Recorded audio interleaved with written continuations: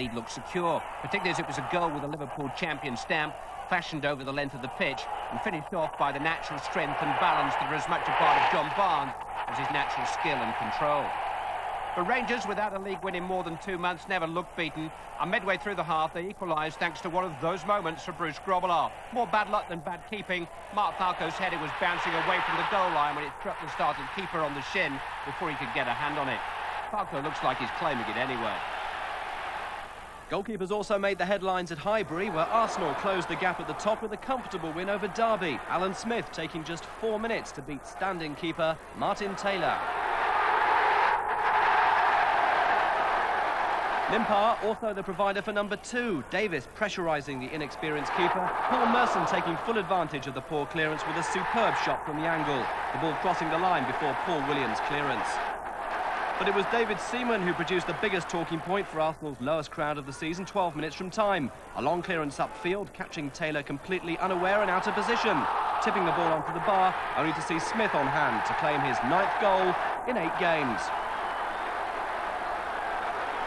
Crystal Palace did everything but score in the first half against Sunderland. 15 minutes into the second half, Sunderland in yellow did score. Teenage substitute David Rush getting his very first off bar and post after some near-post bystanding by Palace. Sadly, Sunderland are still to win a game in which Rush has scored. Ironically, it was a Sunderland head that set up John Salako for a cleanly struck equaliser 12 minutes from time, followed by a red card tackle from behind by teammate Ian Wright. But those celebrations were nothing compared to the ones that greeted Mark Bright's winner. It came with just 5 minutes to go. A cleverly directed header to win the game. A Bright player in more ways than one. Palace still third. Leeds moved up behind Palace with an easy victory over Chelsea. Howard Wilkinson's team going ahead 5 minutes before half-time. Mel Sterland with the shot.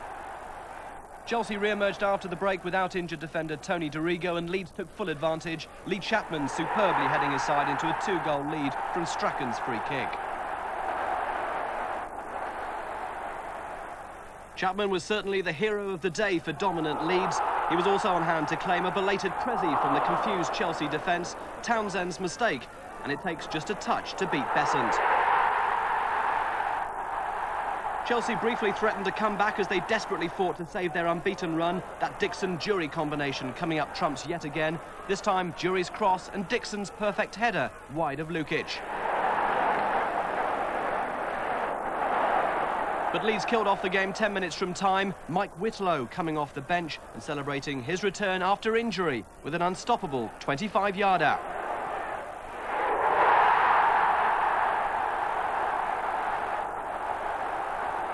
Terry Butcher was a player in the Coventry team that gave him his first win as a manager at the expense of fading Tottenham. David Smith getting the danger side of Paul Allen to tee up the home side's first for Kevin Gallagher, seconds into the second half.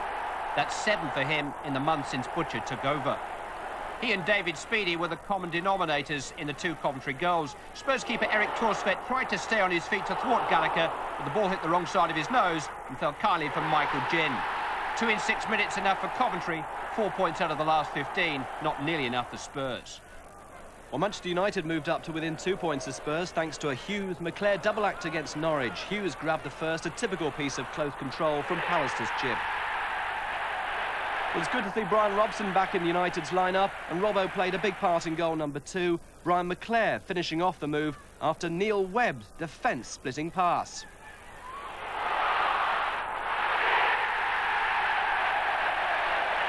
2-0 then to United, and McClare was back a minute from time to round off United's victory.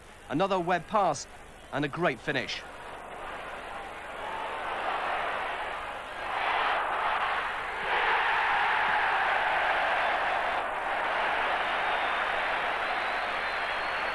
Wimbledon did their partying before Christmas. Their fine winter run ended last week. Nottingham Forest taking the lead with a Clough Pearce creation. And Sagers didn't fancy diving in at Stuart Pearce's feet and paid the most painful price of all. That's 3 in a row for the Forest skipper. 3 in a row for John Fashanu too. And no question that it was his hair that beat Mark Crossley to the punch this time. The Dons dancing back into the game and deserving something from the game overall. Though they got nothing was due to the courage of the young Irishman Roy Keane, who scored the winner on the stroke of half-time with a leap that paid no regard to the imminent arrival of a punching goalkeeper. Brave header, Keane's second of the week, Wimbledon's second defeat of the week. Down at the Dell, Southampton were looking for their first league win in 6 weeks. Manchester City took the lead, though. The build-up, simplicity itself. David White's pinpoint cross, easily converted by Niall Quinn.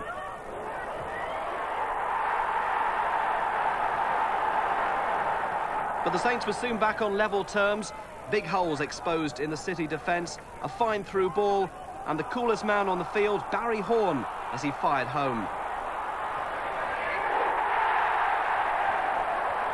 Southampton claimed that elusive win 10 minutes from time, thanks to that man, Matthew Le Tissier. Once again, though, the goal has to go down to some sloppy work from City's lacklustre back four, and Neil Poynton in particular. Despite the defeat, City still 8th in the table. Those who expected Howard Kendall to wheel and deal with Everton as he did with City are still waiting for him to make his first move. Instead, he's given the existing staff their chance. And full debutant Eddie Yowes took his chance by setting up Graham Sharp's winner 12 minutes from the end of the home game with Aston Villa. The celebrations almost cut short by Kent Nielsen in injury time, though, but incredibly his goal-bound header was hooked away by his own player, David Platt. Platt's lithe athleticism enables him to do things that other players can't even contemplate, but this will not go down as one of the high spots of his high-flying year. More of a blank spot. Well, you have to think that the ball was in the net. Yeah, it's incredible, isn't it, really? But, I mean, you've got to say that if play... Never look back after taking a 10th-minute lead against Oldham at Upton Park. Trevor Morley showing uncommon poise to volley the Hammers back to the top of the table. Stuart Slater added a second in the second half. They won with a penalty miss to spare. Oldham is second in the table, 3 points adrift. Third at Middlesbrough, thanks to a crashing header from Ian Baird, which beat Ipswich Town at Portman Road, up and over the keeper and over the line. Sheffield Wednesday were again involved in one of the week's most eventful matches. 2 up in 25 minutes against Wolves at Hillsborough. Steve McCall thrashing in the first with the style that accompanies so much of their attacking play. Wednesday do seem to bear all the hallmarks of a First Division outfit. Approach work that has Ron Atkinson written all over it. Accurate and purposeful. Carlton Palmer waiting his moment to drill a second through the keeper. Everything going to plan for Wednesday. Everything that was until 8 minutes into the second half when right-back John Harkes gave the ball away and played himself into trouble, big trouble. No doubt that Robbie Dennison had the better of him, no doubt that it was a stinging foul, but as football cries out for consistency from its law enforcers, was it really a red card offence? Referee Jim Ashworth thought so, and the game had a turning point. So had the weather. An ill wind proceeded to blow Wednesday clean off course. Cook's cross was the kind that only needed a touch. With the following wind, it maybe didn't even get that. Straight in to get Wolves straight back. And 7 minutes from the end, they got back on terms. Surprise, surprise, Steve Bull seizing the moment to equalise. Wednesday losing momentum after losing a player. Well, I went to that game, Dave, and reached the finals. They've only managed... Had this game won before half-time. Pietro Verkovod heading his first goal in, going on for 10 years on the international scene. Malta, the whipping boys of the group, no match for an injury-hit Italian side, desperately waiting for Schillaci's World Cup goal touch to return. Inter Milan's Aldo Serena is doing his best in the meantime. That was the first of his 2. Then shortly before the break, a breakdown in Cypriot communications allowed Sampdoria's Attilio Lombardo to mark his national debut with a confidently taken goal. The stage was cleared for Italy to pile up their goal difference figure in the second half, but although Serena beat the flag to score again 3 minutes after the interval, Cyprus was spared further punishment. So 4-0 to Italy, and it seems... Much overdue FA Cup success. They had to come from behind at Norwich on Wednesday. Tim Sherwood scoring after just 9 minutes. But once Forest rolled away from the starting grid, they scored goals enough to take them all the way to Wembley. Some of Norwich's defending had a pronounced stammer. Terry Wilson first to capitalise on their hesitancy. And once Franz Carr saw an enemy in retreat, he turned the screw decisively. It was Gary Parker who set up the only goal of the night for another of Norwich's chief tormentors, Nigel Clough. He's banging for. It was in the early stages of the second half, though, that Forest moved into overdrive to race clear, although City defender John Polston helped them on their way. He wasn't the only Norwich casualty on the night. 3-1. Carr left Mark Bowen looking for his tracks to prompt a typically crisp goal. Watch how thoughtfully it's teed up by Crosby and Clough, and then driven home confidently by the developing Roy Keane. He wasn't finished for the night either. 20 minutes from time, Norwich kept their interest flickering with a Robert Fleck goal that made it 4-2. Dale Gordon had a hand in it. Fleck hopeful. Stranger things had already happened in this game. But Forest replied with the goal of the night. Keane, the era under-21 international, has proved indispensable since being thrown in for an Anfield debut back in August. He scored 4 goals over the Christmas period. None better than that one. Gary Crosby made it around half dozen as Norwich caved in. Goalkeeper down, Clough up, Crosby in. Palace may go out if Forest find the same gear again tomorrow. Pointers to the other all First Division ties are difficult to find. Sunderland returned to Highbury, where Arsenal beat them with a needlessly conceded penalty 2 months ago. You may find that fullback John Kay stands off Anders Limpar a little bit more today. His opposite number, Lee Dixon, has the nerve to punish Sunderland again if he doesn't.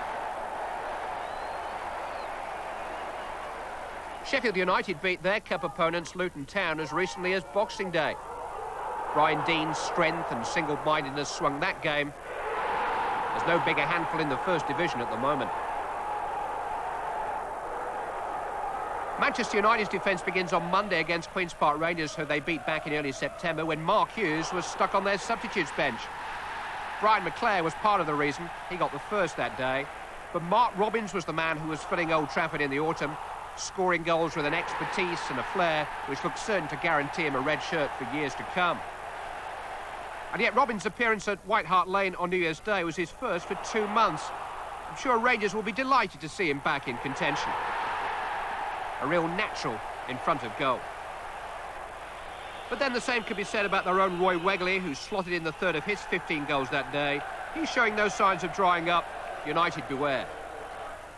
Yes, but the holders are playing well, Jim, very much the form team. When it finishes, it'll still be the quickest goal. I was talking to the chairman yesterday of Southend, and he said how proud he was to be part of that goal. Well, hey, we'll put the clock on it. Yeah. As Tony Thomas knocks it in. Unbelievable, isn't it, eh? 8 seconds before it hits the back of the net. That's got to be the fastest recorded televised goal ever, isn't it? Yeah. Eh? Well, it is, and funny enough, the manager here, Jim, because this lad, Andy Kilner, who got the 2 goals for Stockport, first one coming up here. The story about him is he was playing in Sweden, and he wrote to Danny Begara, the manager of Stockport, saying could he have a trial. He took him on. He was brought on New Year's Day against Gillingham, you know, as a substitute. Played the full game last night and gets you 2 goals. It's a nice little story, isn't it? It is a good story, and funny enough, I watched Stockport last year in the 4th Division, and this is his 2nd goal coming up well here. And I thought they were a good side last year, Ian. I was quite surprised that they didn't come up, to be perfectly honest. Right. So they are. A dramatic 2 minutes for Hull City's Neil Buckley at Boothbury Park this afternoon. After 12 minutes against Notts County, a dreadful own goal. But desperate to make amends, the big defender made his way forward for a corner and ended up heading Hull's equaliser. But the next break came for Notts County, Phil Turner's 20th minute header putting them 2-1 up. They were 3-1 up before half-time, and it got worse for Hull City. The result, Hull 2, Notts County 5. At Bramall Lane, it was Sheffield United against Luton Town. Ian Bryson will be kicking himself for squandering their only early chance. The result of that game, United 1, Luton 3. Go down to Brighton now, where Scunthorpe.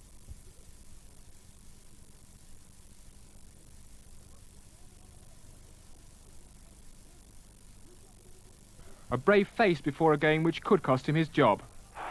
It started badly for Talbot and Albion, as Woking's enthusiasm for the big occasion almost brought them an early goal. Darren Bradley forced to clear off the line. But for all Woking's determination, it was West Brom who scored first. Colin West heading home their first corner of the game after 34 minutes. The league side ahead, but from that point it became a day for the underdogs, and for number 10, Tim Bazaglo in particular. Once a World Cup cricketer for Gibraltar, Bazaglo was on his way to FA Cup folklore with the first of a memorable hat-trick. Within 5 minutes, he'd embarrassed West Brom's one-pace defence again, and the Vauxhall Opal Leaguers were ahead.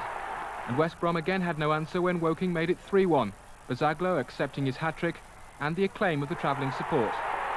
For the home fans, it was all proving to be too much. But Woking hadn't finished. Substitute Terry Worsfold scoring with his first touch of the ball. 4-1, and the fourth round was now a certainty. Albion pulled back a late goal, but the day belonged to Woking, the greatest in their 102-year history. I thought after we got a goal down, I thought they were going to murder us.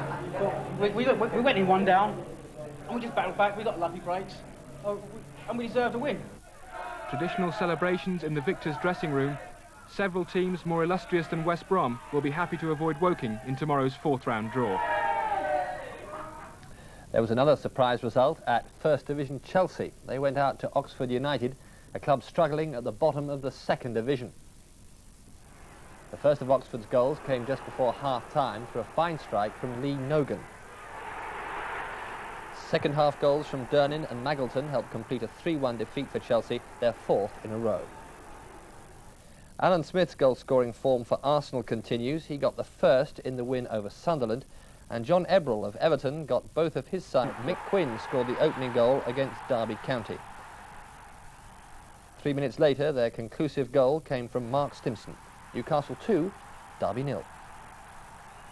And there'll be more news and action in Match of the Day. But you have to go back a long way to find Blackburn's triumphs. 5 of them in the last century, the last one in 1928.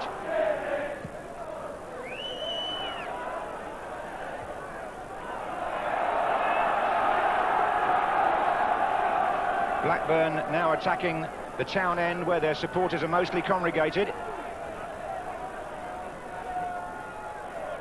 Stapleton.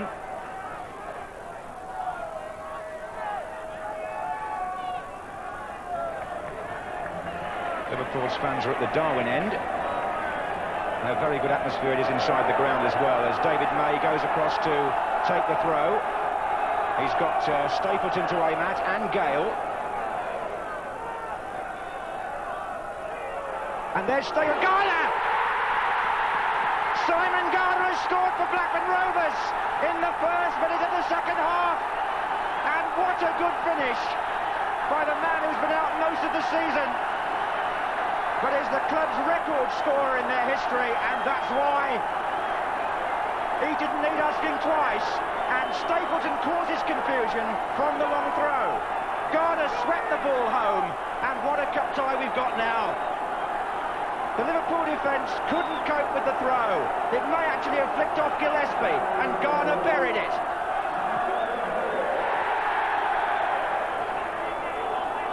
Missed all the pre-season training, Garner, with a pelvic raised for the challenge on Bobby Mims. As the ball ran loose, Barnes put it in, but watch the earlier challenge here. Mims goes for it, elbows up, Ian rushed, foul on the keeper. Brilliant piece of work, and it's offside, is it? Yes. Well, Staunton must be spoken to now. It was a cynical foul, but Michael Peck thought Blackburn had the advantage and let them go. But that has to be punished in hindsight. It was a yellow card offence. Had it been nearer the goal, it might have been more, but Howard Gale was away, and look at that.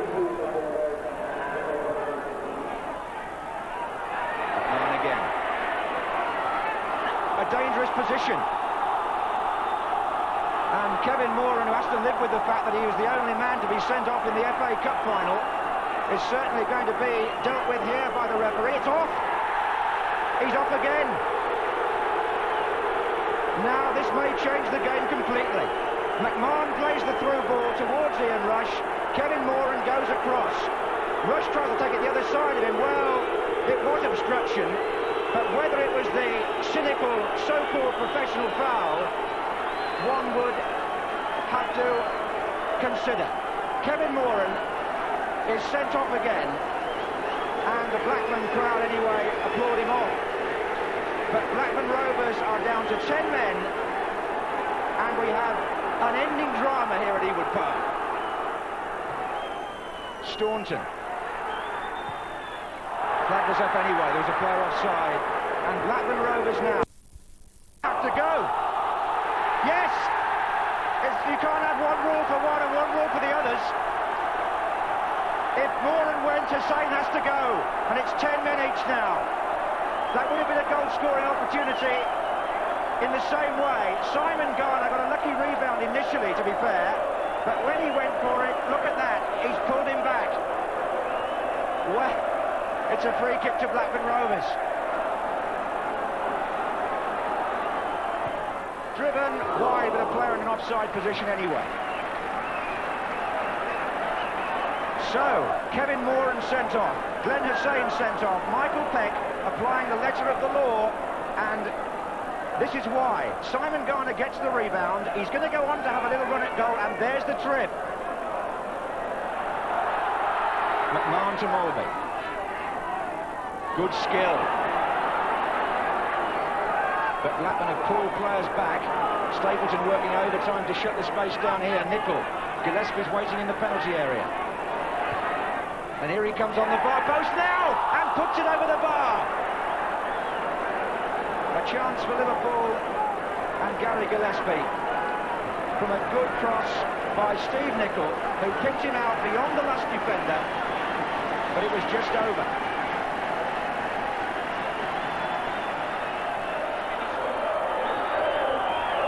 Barnes. Duxbury's played him awfully well.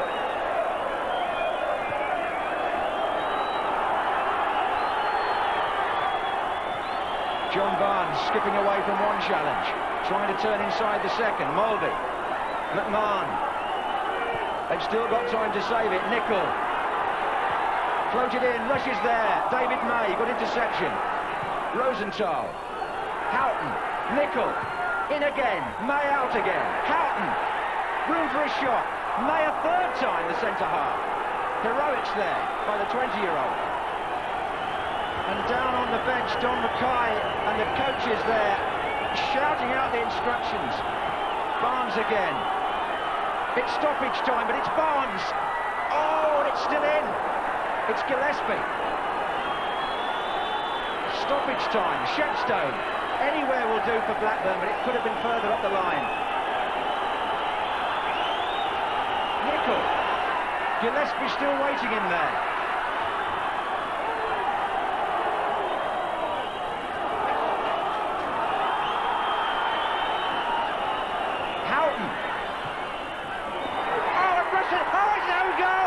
It's an own goal on the far post.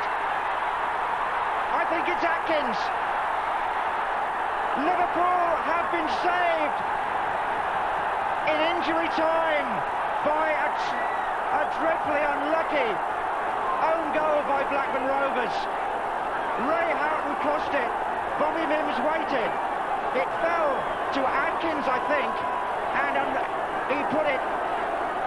Oh, what can you say? He must wish the ground would swallow him up. What an incredible football match. And the Blackburn supporters on the point of celebrating, with literally seconds to go, see this tie end in the most, for them, unfortunate circumstances. And poor Mark Atkins, I just honestly don't know what to say, and neither does he. The facts of the matter are that Simon Garner put Blackburn ahead in the first minute of the second half. Two players were sent off for the foul when the player was through for goal. Moore and went, Hussain went. Blackburn looked as though they were going to put Liverpool out, and in stoppage time, an own goal means a replay at Anfield. Well, Don, the match of the day viewers have seen a quite amazing cup tie there, and you must be the unluckiest man in the game tonight, unless it's Mark Atkins. No, I'll stand by Mark. Mark was very unfortunate the way the ball dropped down the last minute for a flick on. He tried to clear it, and he did what came into his head. He played it, and unfortunately it went to the back of the net. But these are things that happen. The boys have been tremendous today. They've worked hard. It baffles me, as I say, why we can't do this in the first team games against the second division sides. Because if we play like that in the second division, we're bound to get up that league. Do you have any views on the two sendings off today? I think it's unfortunate, really. I think the referees are under a little bit of pressure because they're for directors to punish professional fouls, and sometimes the interpretation of the professional foul isn't always consistent. The players themselves, the defenders themselves, are a wee bit hesitant. They know if they get in and just slightly mistime it, well, they're liable to be sent off as well. I think the two lads today are very unfortunate to be sent off, but that's no criticism of the referee, that's just a fact of life. He's got to make a decision, and I think the pressure that both himself and the defenders are under don't help. As long as the forwards only try to put them under further pressure by feigning free kicks and everything else, well, it's not too bad. I don't think either forward did that today. They've only got just over 3,000 supporters here at Tottenham, which is why that goal is greeted with almost silence. Knocked in by Gascoigne. The defenders missed it. Lineker got a touch. Stewart hit it first time, left-footed. McIlhargey couldn't keep it out. Stewart's 8th goal of the season. And it was Ian Gore who missed the first header. And right in at the corner. You do get the feeling that Blackpool are capable of scoring here. They've certainly... And Philip Wright, easing that ball, is hanging on the wind. Did Garner control it with his arm? The referee blew immediately, certainly before Rodwell had headed it in. Or maybe Rodwell will score at the third time of asking. Clean break in the inside right position, and those who travel up from the south coast have an early cheer.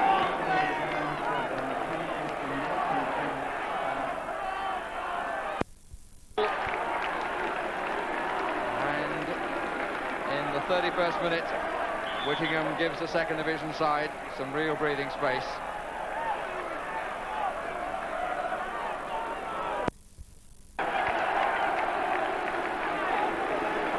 Clark just simply through, and Whittingham, who was just onside according to the linesman, was able to carry on.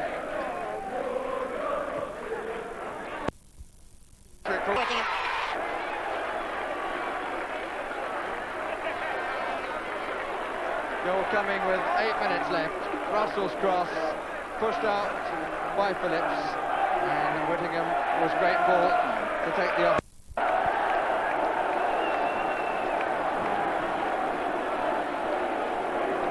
In the 89th minute of the match, Colin Clark gets his name on the score sheet. Again, a certain amount of sympathy. Goalkeeper stayed on his line and then helped the ball over that line when it came back off the post. After 34 minutes, a corner from Shakespeare, and Colin West arrived with a definitive header. 1-0 to Albion, but in the second half, Tim Buzaglo brought Woking back into the game. The through ball from Brown, and Buzaglo outpaces the defence.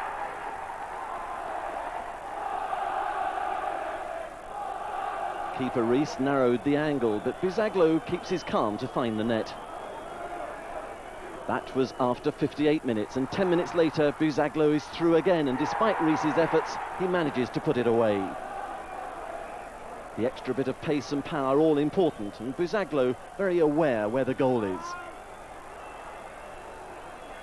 A quarter of an hour from the end, sweeper Cowler unaccountably appeared to help Biggins cross, and he set up Buzaglo for his hat-trick.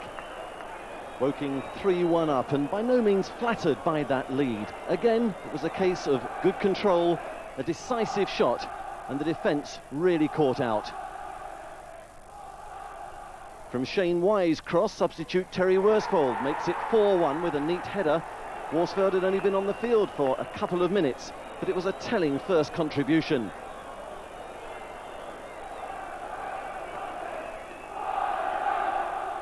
Into injury time, and West Brom reduced the arrears thanks to Darren Bradley, but that was with a suspicion of handball in the build-up, and by then it was all too late for the second division side. Woking conclusive 4-2 victors. As you know, Tim's with us and Fred Callahan.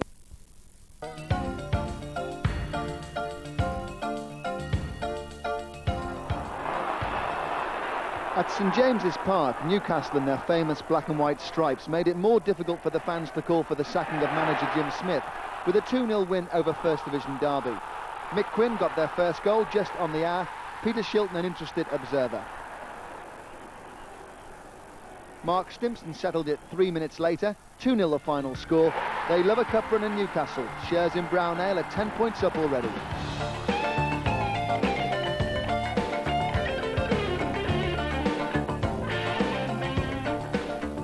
Stripes, First Division Coventry's well-rehearsed free kick routine put them ahead against Third Division Wigan.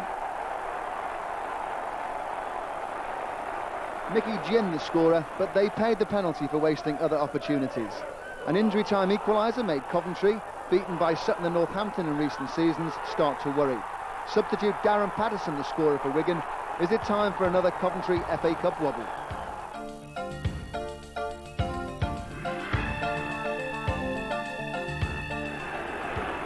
At Stamford Bridge, playing in red, 2nd Division Oxford put out 1st Division Chelsea. Lee Nogan hammered Oxford's first. The final score 3-1, John Dernan and Jim Maggleton, the other Oxford goal scorers.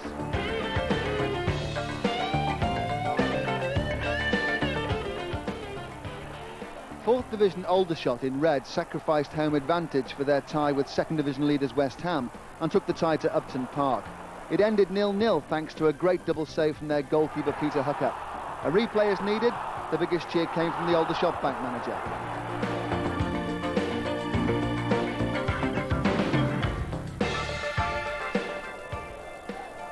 Wolves were in gold and at home against the White Shirts of Cambridge. The last year's quarter-finalists, now a 3rd Division side, are at it again. Only one goal in the game, scored by Cambridge's Chris Ledbetter.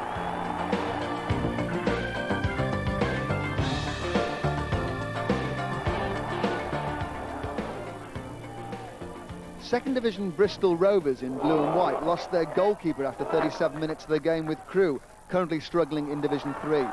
Brian Parkin had to go off injured after a challenge with Andy Sussex. Bristol put Bob Bloomer in goal. He'd only just about got his goalkeeper's gloves fastened when Darren Carr headed Crewe into the lead. The news on Parkin is that he's been released from hospital and is recovering at home. Craig Hignett wrapped it up for Crewe after 78 minutes. Bloomer managed the dive this time, but had no chance. 2-0 to Crewe, the first time the Cheshire club have been in round 4 for 25 years.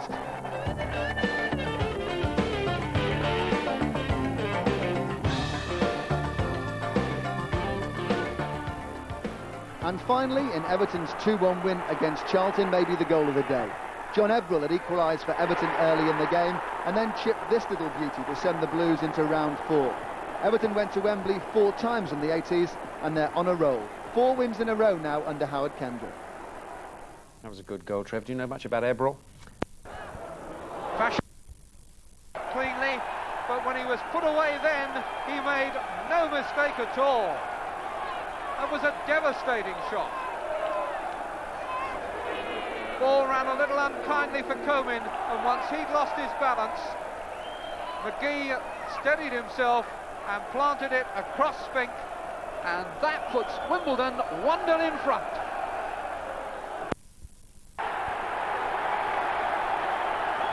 That will make Cascarino feel better, and it certainly will make Villa feel better. Their first ever goal at Villa Park against Wimbledon, scored by their skipper, Stuart Gray. Blackwell has jumped well with Cascarino, but that time he was beaten in the air, and the shot from Gray in off the post.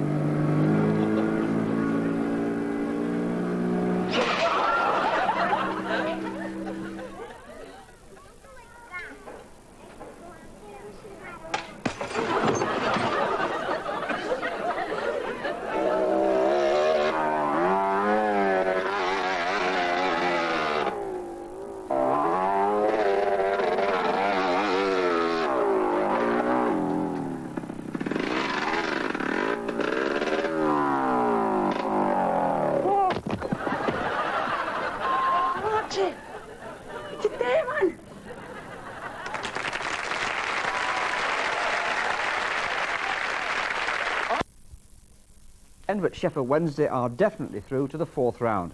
Here's the action, 20 goals coming up.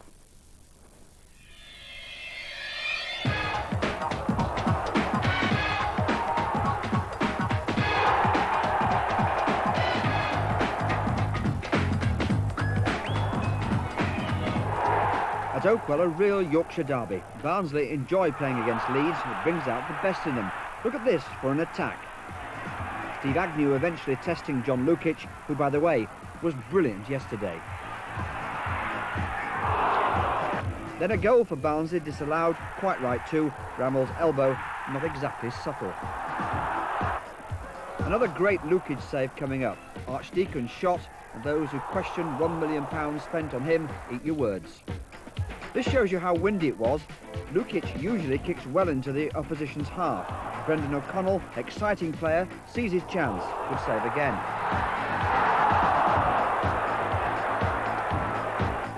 Second half now, and Leeds United's turn.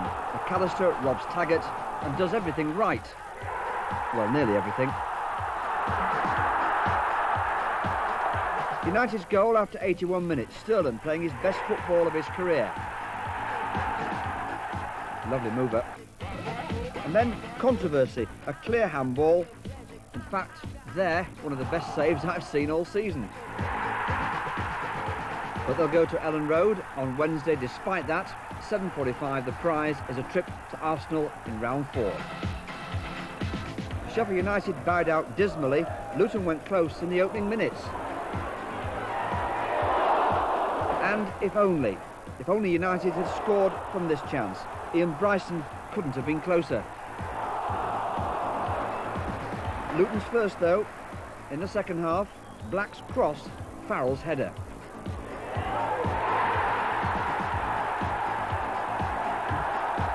Their second, Lars Elstrup, the Danish international, streaks clear. Tracy is beaten. Then the third, Priest crosses this time. Elstrup decides to head. A late United revival, Vincent Jones bringing a fine save. And then at last a Sheffield United goal. Carl Bradshaw the scorer, but only the league now for United, but that, after all, is more important. Sheffield Wednesday wasted no time at Mansfield, a corner, and Peter Shirtlif's header does the rest.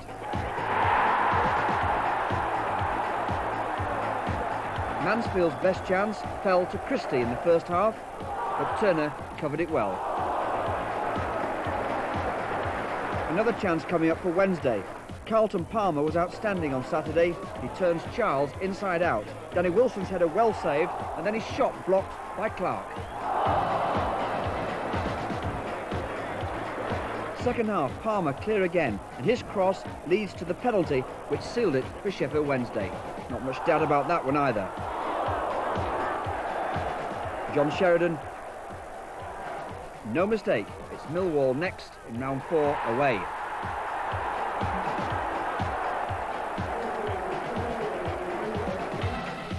Hull City was swamped by Notts County. It started badly.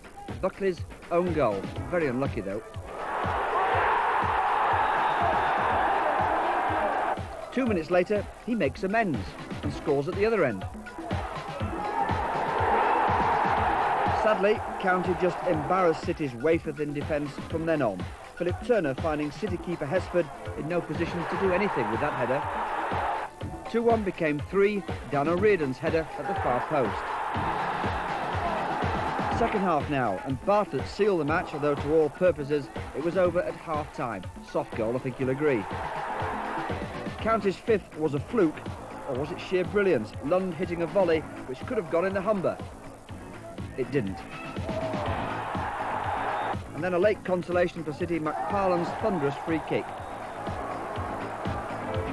At Swansea, Rotherham put up a gritty display, thanks to the brilliance of Kellum O'Hanlon in the Rotherham goal. United were beaten 5-0 here last week, and despite being without their manager, were in a determined mood not to lose under any circumstances. They really battled well throughout the whole 90 minutes and deserved the draw.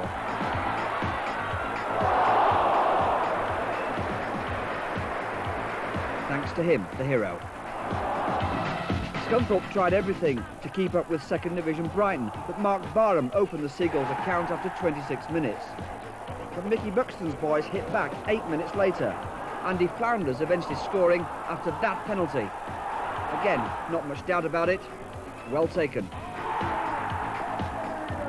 Brighton's second goal. Wilkins crosses this time. Barham is there again with the header. We're into the second half and Scunthorpe equalise again. Bit of a scramble coming up, but John Bramall is the scorer from close range. And then a cruel late winner from, of all people, the Russian Igor Gorunovich, with a goal sending Perestroika a little too close to home. And by the way, there are... And Paul Williams,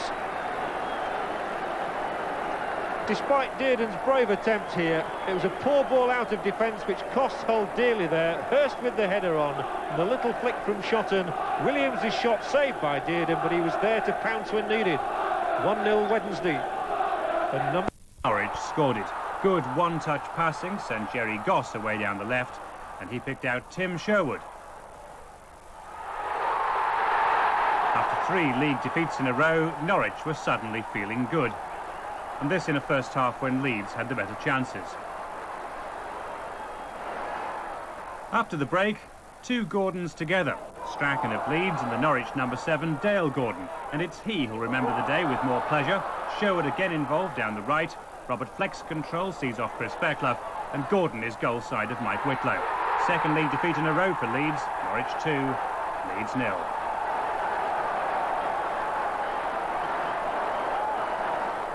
no joy for Yorkshire at Bramall Lane either. After winning 3 of their last 4 in the league, Sheffield United were looking to clip the wings of high-flying Crystal Palace.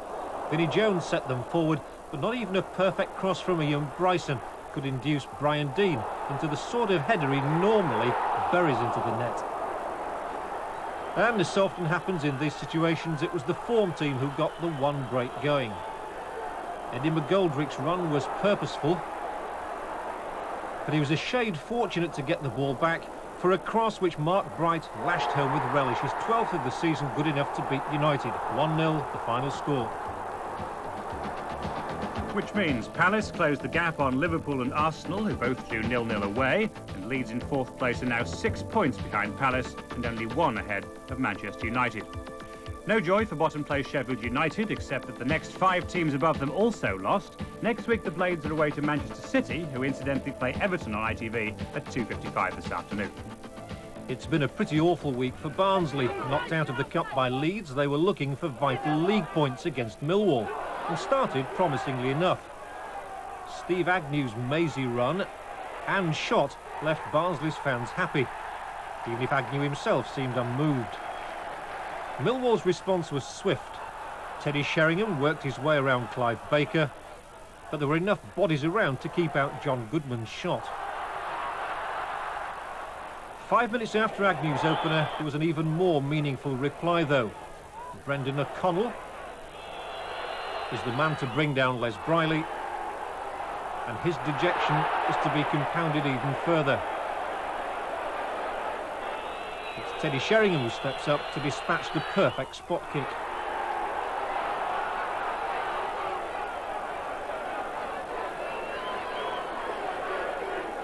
And worse was to come. O'Connell again involved as Barnsley got in a bit of a defensive dither. When the ball eventually broke to Millwall, away went Alex Ray to drive in his shot off the far post. That's 6 minutes before half-time, which saw Millwall leading 2-1. And it could have been even worse when Ray next tricked Carl Tyler on the byline and seemed certain to set up someone. But this time, Connolly was there, Barnsley's saviour on the line. But this just wasn't Barnsley's day, a fact emphasised by this incident in the last minute. Andy Rammell's shot, well parried by Horn. Agnew denied his second of the match by the crossbar, and Barnsley consigned to defeat, meaning Sheffield Wednesday were the region's sole winners in the division. And it's the breakthrough that Rovers have been seeking, and which has threatened to come so often. And Eddie Gormley, the former Tottenham Hotspur player, gets his 4th of the season and gives Doncaster a precious lead. Jack Ashurst with the free kick, and Gormley, virtually unchallenged, steers it inside Siddle's right upright. Doncaster 1, Carlisle 0, and it's just what the game and Doncaster needed. Hit forward by Jones, and Walwyn gets there. So does Ormsby. It really was a goal that's going to lift the confidence of this young striker. Grant Morrow there, turning it around the defender Jones and swerving it past Siddle. What a great strike for him. 3 in the space of a few matches. What a good strike it was. Played in there by his pal Mark Rankin and whacked into the inside of that upright by Brevitt. He shot them this season and ironically just lost the ball. He won it back and rounded it off in style. That's great classics, but there was plenty of incident for a crowd of 27,000. This wasn't one of the great clearances either. Mel Sterland slicing the ball nicely into the path of Lars Elstrup, and with a tiny bit of luck, Luton would have been a goal up. Gordon Strachan, who's been below his own exceptional standards in some games recently, was everywhere, including in an offside position here, quite clearly as Sterland plays it forward. The referee presumably decides he's not interfering with play, and Chapman's allowed to go on. If that had gone in, we'd have been hearing the Luton protests next Christmas. As it was, they were furious anyway when Leeds got a penalty. Strachan again the creator, and that's the infringement there. Julian James adjudged to have pulled McAllister's arm, spotted by the linesman. Strachan stays cool, and all this, by the way, in the first 13 minutes. It really doesn't pay to be late at Ellen Road these days. A missed punch by Alec Chamberlain brought Leeds second. Chapman's back heel for Chris Fairclough. 59 minutes gone. But Luton weren't finished, and they struck back 8 minutes later to set up a tense final quarter. Fairclough in action at the other end of Kingsley Black floats in a perfect cross for Elstrup, but Leeds held on for their 10th home win in a row. Leeds 2, Luton 1. Now, stopwatch is ready. We make it 5 seconds before Sheffield United's Vinnie Jones got booked for this challenge on Manchester City's Peter Reid. Surely the fastest caution of the season.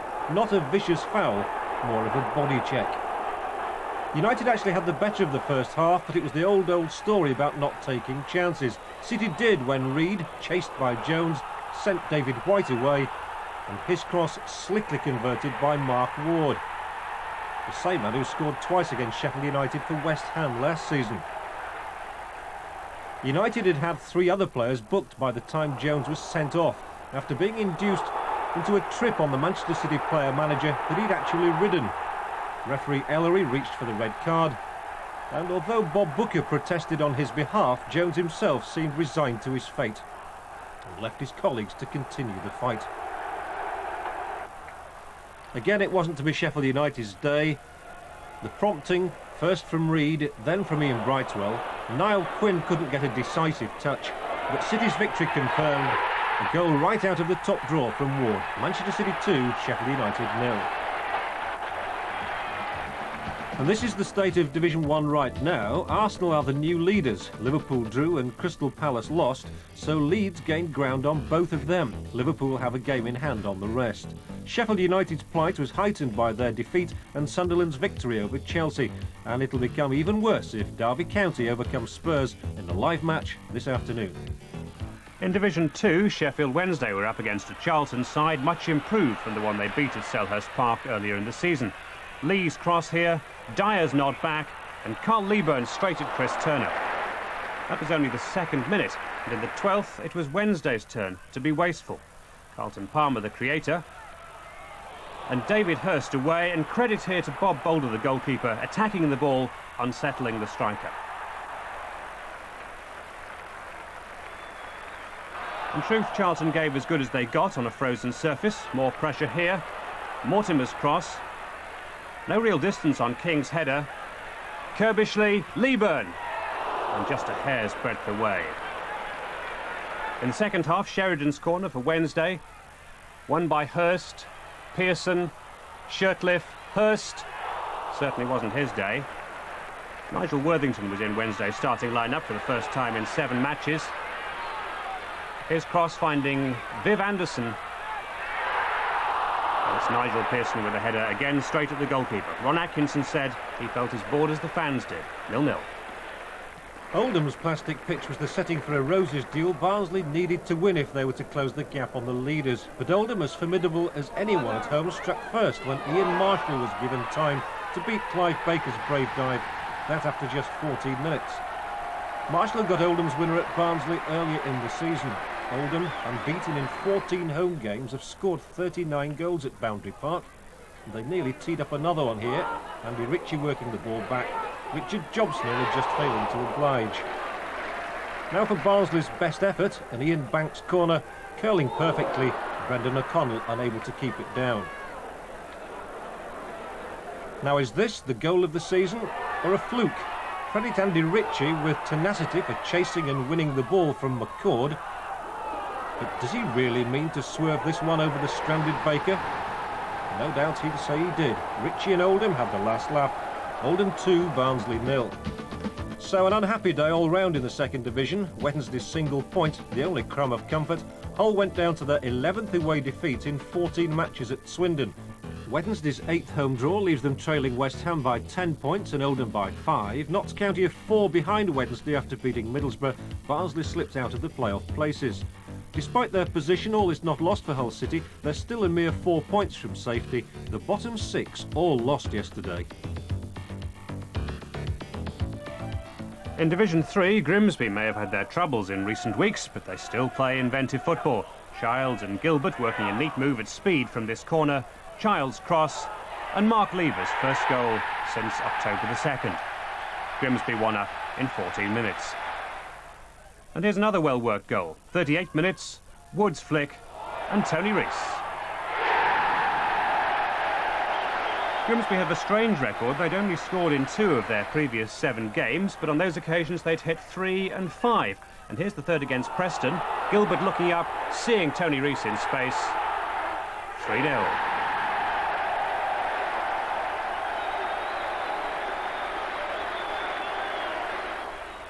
Well, this finally sparked Preston into a little life. Shaw doing well here to get to the byline. And a sharp turn and shot by Mooney. But Grimsby had the final word with 7 minutes left. Every striker tries 20 or 30 times a season to intercept a back pass. The success rate isn't high, of course, but people like Mick Rathbone make it all worthwhile. And Gary Childs enjoyed the moment. Grimsby 4, Preston 1. On paper, Huddersfield Town had the most unenviable task of the day at Southend, but the third division leaders were given a clear warning when Simon Trevitt's cross was headed against the bar by Robert Wilson. At 8 minutes before half-time, Phil Stant, the striker on loan, skipped away down the right, and his cross created enough confusion for Mark Smith to plunder his first goal in 15 matches. Southend were unbeaten at home, and they couldn't believe it when Huddersfield all but made it 2-0.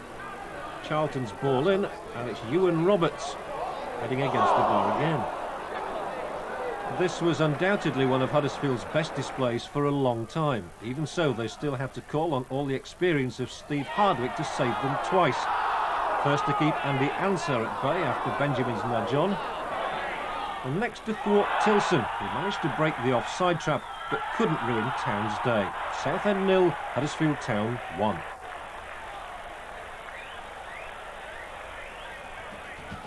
And apart from those 2 wins, Rotherham's goalless draw with Stoke with a fair start to Phil Henson's period in charge. Only Mansfield may be disappointed. Trevor Christie's first half goal equalised by Wigan. So Grimsby closed the gap on Southend to 3 points and, just as importantly, stay 3 points clear of third-placed Cambridge. Grimsby could return to the top next Saturday if they beat Bradford, who've now been caught again by Huddersfield. Both, though, are still within range of the playoff positions. Mansfield's point takes them up 2 places near the bottom. Rotherham, with some good draws behind them, now need some victories. Fun and games in the 4th division for new Maidstone manager Graham Carr and 1,800 fans. York City played their part in it too, despite going 2 down in 17 minutes. Steve Butler notched the first, that after only 4 minutes. The second was a fine individual effort from Ken Charlery. Watch this superb turn around the defender and the shot across goalkeeper Marples. Within a minute of that, though, the referee spotted a push in the penalty area and awarded York City the penalty. Nigel Pepper stepped forward, 2-1. And by the 25th minute, it was back to square one. Ian Blackstone evading a lunging tackle to score a really excellent equaliser. But this was a truly amazing first half, and Maidstone restored their 2-goal advantage. Butler, who got the winner at Bootham Crescent back in August, got the 3rd goal this time from Halliwell's back header. And he seemed set to complete his hat-trick just before the break. He gets around Marples, and the next defender, but ends up serving a goal on a plate for Paul Wimbledon. Surely there was to be no way back for York his second time, especially when that man Butler did go on to a well-deserved hat-trick and his 20th goal of the season soon after the interval. One of the easiest for him, and watch out here for a rather unusual celebration. Maidstone 5, York 2, but York weren't finished. With 20 minutes to go, Helliwell made amends for his earlier lapse. 5-3. And with just 8 minutes remaining, Helliwell it is again who lays the ball back, this time for Tony Barrett to shoot the day's most spectacular goal. 5-4. The perfect result would have been 5 apiece, but with the seconds ticking away, Tony Canham thrashed this extraordinary game's last chance against the bar, and York had lost. Maidstone 5, York 4. So our only other 4th Division winners were Lincoln, Matt Carmichael's late header beating promotion-chasing Burnley, Chesterfield went down at Hartlepool, and Scunthorpe were beaten at Blackpool, for whom Dave Bamber, once of Hull, scored twice. Doncaster stay within a point of the leaders, and they overtake Darlington, whose match was postponed. So with Scarborough's, a frozen pitch at the McCain Stadium, but they remain 10th. Scunthorpe would have overtaken them if they'd won. Only goal difference stops the region having the league's bottom 4 clubs once again, but Lincoln's win means Chesterfield and Halifax are now 7 points adrift.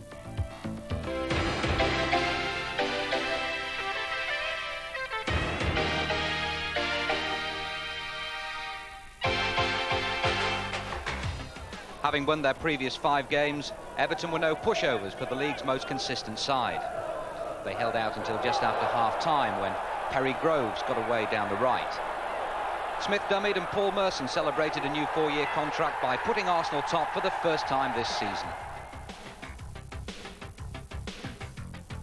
There were no signs of the significant change ahead when Steve Staunton's long pass fell delightfully for John Barnes.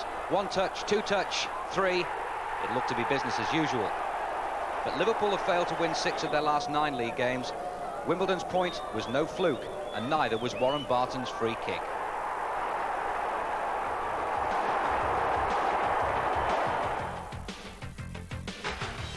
A setback for Palace and further evidence that there are few better teams around than Norwich on their day, and in with a real chance of winning our Goal of the Day competition for the 2nd week running.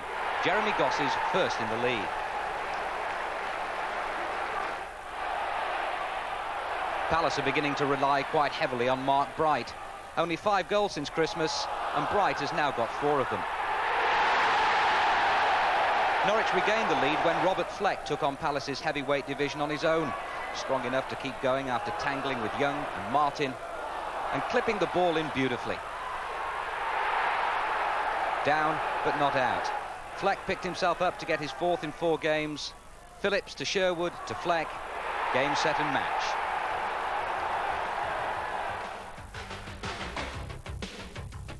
Gordon Strachan was in one of his impish moods, scooping the ball up and over for Gary McAllister, who was pulled back by Julian James. Strachan's 5th penalty of the season, sending Leeds on their way to their 10th successive home win. Number 2 followed David Batty's long throw. Goalkeeper Chamberlain accepted the ultimate responsibility. The subtlety was provided by Chapman, the final touch by Chris Fairclough. Luton's goal came from the most likely source, really, a Kingsley Black cross which was volleyed just too hard and precisely for Lukic by Lars Elstrup, his 15th of the season.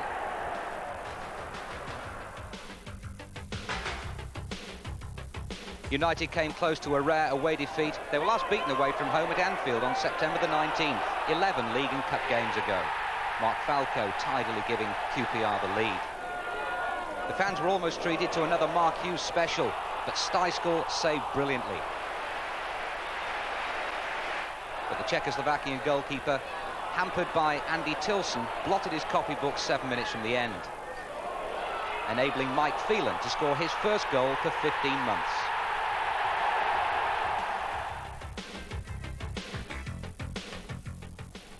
One, 2, 3, 4 seconds.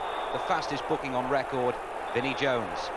Now, fast is not a word you'd normally associate with Vinnie, nor Peter Reid for that matter, but Reid held the lead long enough to supply David White, who in turn supplied Mark Ward. Now, coming up, the incident that led to Jones being sent off. It must have been for intent as much as anything, because Reed, having been too quick for him again, kept on going. City's clincher is a goal of the day contender. Mark Ward's second of the match, a minute from the end.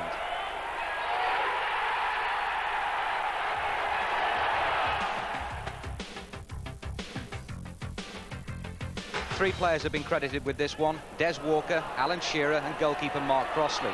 You can forget Shearer, we've seen it a few times. Technically, it's Mark Crossley who could have punched or palmed, but carried the ball over the line.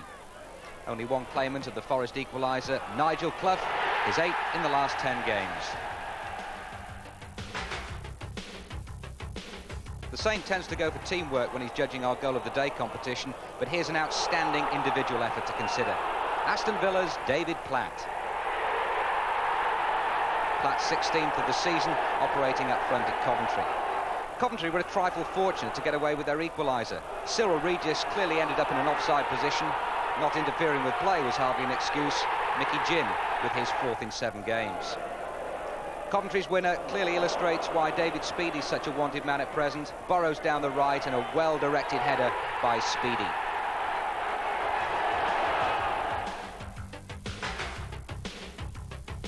A much-needed win for Sunderland, who'd lost 6 of the previous 7. Marco Gabbiadini's diagonal run made it possible. Chelsea's defence drifted the same way. Gary Ower's cross found Colin Pascoe unmarked. Some great goals there. We'll find out which Brian thinks was the best shortly. There's the number for you to phone. Swansea beat Rotherham 5-0. That's cleared off the line by Forest, by the way. This was a marvellous performance by the home side. First goal coming up, Mark Dempsey's free kick, 1-0. All the goals came in the second half. 2 of them were scored by Mendonca. Here's his first coming up. It's a lovely Rotherham United build-up. Gota gives the pass, and here is Mendonca, and that's a beautiful finish, isn't it? So after so many games being unable to score, this was Rotherham's night. The third goal coming up. Mendonca again. I think you'll agree this was a gem. Look at that.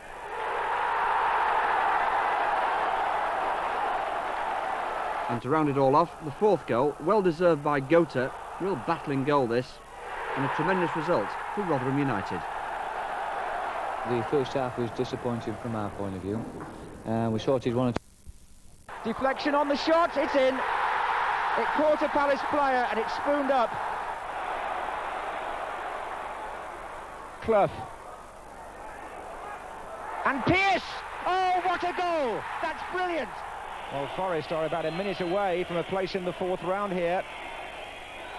But this is where teams do the most ridiculous things. That was a bad back pass. It's put the goalkeeper in trouble, and the long one has been chipped by Salako, and it's in. It's 2-2, and you just couldn't believe what Forest did there. The vision and accuracy of John Salako, one of the most astonishing goals of the competition. A big inquest for Forest, a second chance for Palace, but this was virtually the last mighty kick of the match. And tomorrow's replay in our extra match of the day, 11:15 tomorrow night, ahead of the skating, which is... The ball eventually finding its way out to the right.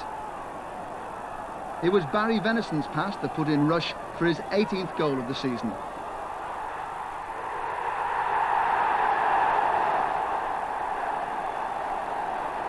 The camera suggests that when Venison actually played the ball, there could be a debate over offside. But as it turned out, Brighton weren't finished. 73 minutes played, the ball went into the Liverpool penalty area. It fell to the feet of Paul McCarthy. Steve Staunton was the Liverpool player who made contact, and referee Brian Hill made the decision that it was a penalty. But as with any foul in the penalty area, in the current climate of the professional foul, he also had to be right on the spot to decide how serious the offence was. On this occasion, no cards of any colour were needed, but Mike Small blasted home the penalty, and Brighton were back in contention.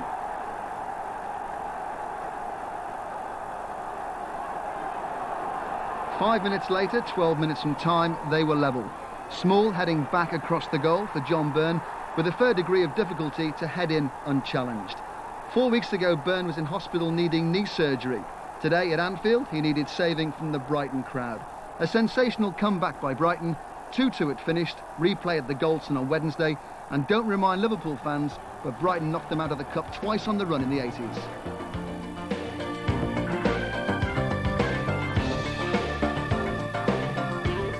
There were 40,000 at Old Trafford, but 3rd Division Bolton in the white made sure the Stretford end were rather subdued in the first half. Bolton could easily have gone ahead. The cup holders rode their luck. Tony Philliskirt bringing a startling save from Les Seeley. But 11 minutes from time, the game went United's way. Another Mark Hughes goal. 11 goals in 11 games now. Lee Sharp's cross, and anything Hughes can volley nowadays has a good chance of going in. United get the result. Bolton get some credit. The cup holders into the last 16, and hoping Mark Hughes doesn't run out of gas. He's had his critics over the seasons, but he's going through a great spell at the moment. Earl had the shot, it was blocked by Brightwell, and what a finish by Beckford. His face bring Clive Allen's 4th goal of the season, and that's, well, it didn't come off Niall Quinn, it came off the Port Vale defender. Robbie Earl, I think it was, who'll be disappointed that his touch has set up Clive Allen, who's put City ahead 2-1. Well, it's a nail-biting finish. Most enduring characters arrived at Gay Meadow at lunchtime. Frankly, the early omens, and John Bond was to enjoy his afternoon hugely. As Wimbledon's offside trap failed to impress the linesman, Dean Spink had a succession of chances. But it wasn't his day. Like Gary Shaw, Dean Spink too was once an Aston Villa player. Today, he might have had a hat-trick.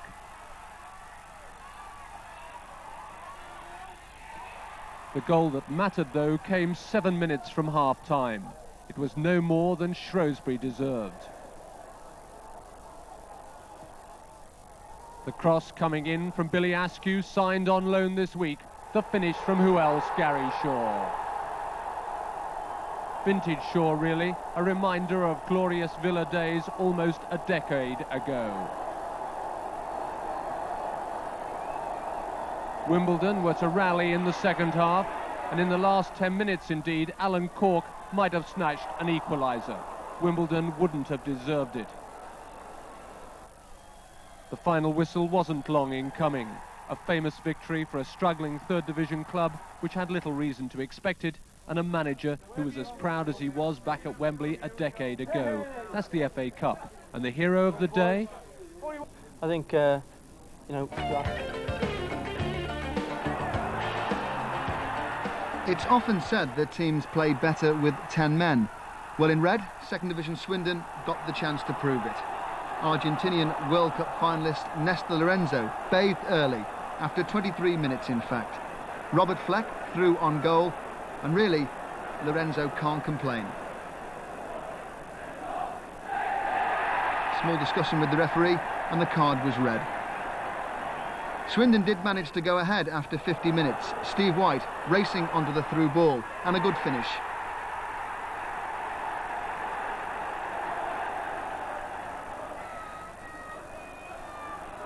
Playing well with 10 men is one thing, but with 9, well, that's a bit much. Just on the hour, Fleck and Gittins going for the same ball, and Gittins lashing out.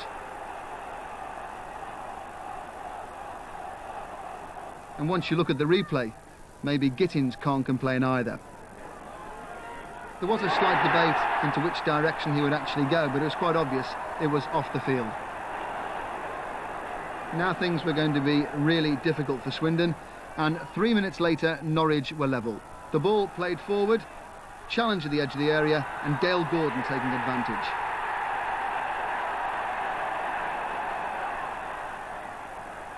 Five minutes from time, Danish international Henrik Mortensen on the list. He came off the bench and was on the mark. 2-1 to Norwich.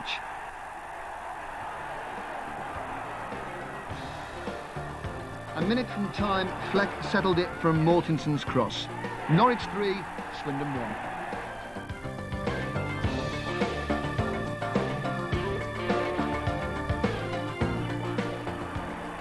At Kenilworth Road, 2nd Division leaders West Ham in their traditional claret and blue were the first to score. Vive La Hammers, George Parris the scorer. Luton levelled 20 minutes from time. Kingsley Black the scorer. Luton 1, West Ham 1.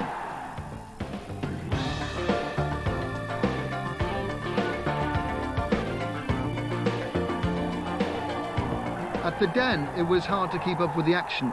Millwall in blue went ahead after 50 seconds. A comedy of errors. Paul Stevenson smiling at the end of it, though. Good advantage played from the referee. Sheffield Wednesday quickly level. David Hurst, 21st goal of the season. Nice drag back when the ball came into the area, but both teams had hardly warmed up yet. After half an hour, creeping in to put Sheffield Wednesday back in front, Trevor Francis, Nigel Pearson's shot, palmed upwards. 2-2 after 40 minutes. Teddy Sheringham with the acrobatic overhead kick. Alex Ray with the perfect 10 on his back, scoring for Millwall. Sheffield Wednesday went back in front 10 minutes into the second half. Nigel Pearson stabbing it in. That was the 5th goal of the game. 4 minutes later, the 6th, the ball worked in from the left. Sheringham made it look easy, 3-3. Now both teams had a rest until 5 minutes from time. Then Viv Anderson proved there's still a lot of football left in him, heading Sheffield Wednesday back in front again, 4-3. But right on the whistle, Alex Ray's 2nd of the game. It finished 4-4, the crowd more exhausted than the players.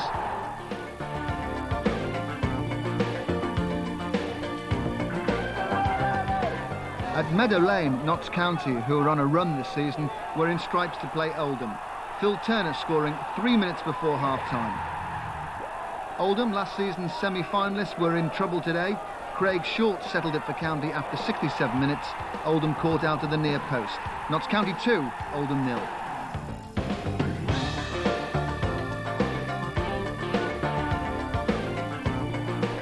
In yellow, 3rd Division Cambridge well and truly dumped 2nd Division Middlesbrough out of the competition. Their first goal from John Taylor.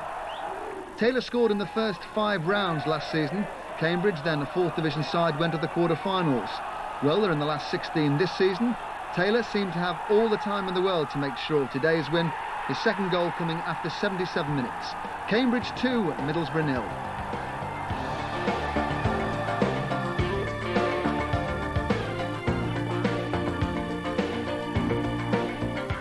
Portsmouth in blue had a good day at Fratton Park. Bournemouth didn't. They lost defender Kevin Bond early on, so it wasn't that great a day for the Bond family. Colin Clark put Portsmouth ahead right on half-time. The second half belonged to Army reservist Guy Whittingham. A shot on the turn after 56 minutes put Portsmouth 2 up. Whittingham soon scored his 2nd, 20 minutes from time. Close range this time, but they all count. Substitute Wayne Faraday gave Bournemouth a flicker of hope, scoring minutes later to make it 3-1.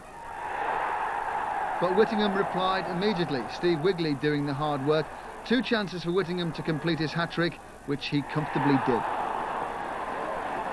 Whittingham scored a hat-trick against Barnet in round 3, one better today, his 4th 5 minutes from time, no help needed, all on his own. Portsmouth 5, Bournemouth 1.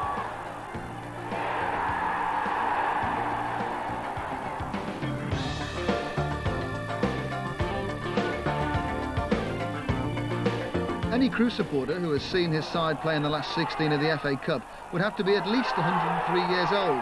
But the club have made it this year. Craig Hignett scoring the only goal of the game. Crewe 1, Rotherham 0. Good old Crewe. Well, now the match at 1 minute from half-time. Free kick from Borrows. Header from Drinkle was good. And the barest of touches, after Flowers had failed to clear, will give Kevin Drinkle the goal. Good header. Well, I'm not even sure that Drinkle did get a touch, but I'm sure he'll be happy to claim it. Away, forced to Grizovic to come, and that created the penalty. Nice ball from Gutsmanov. Shearer now going for goal, and Grizovic brings him down. One of Alan Shearer's 10 goals this season was a penalty. Now it's 2 in 11.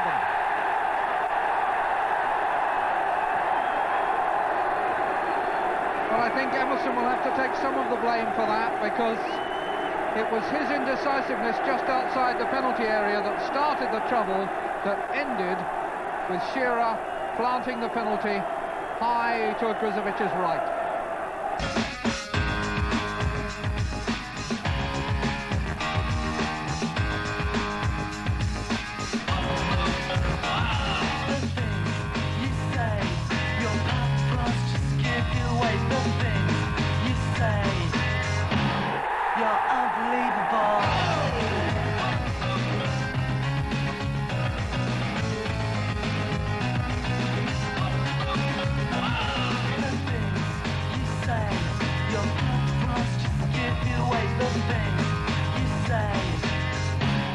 You're unbelievable.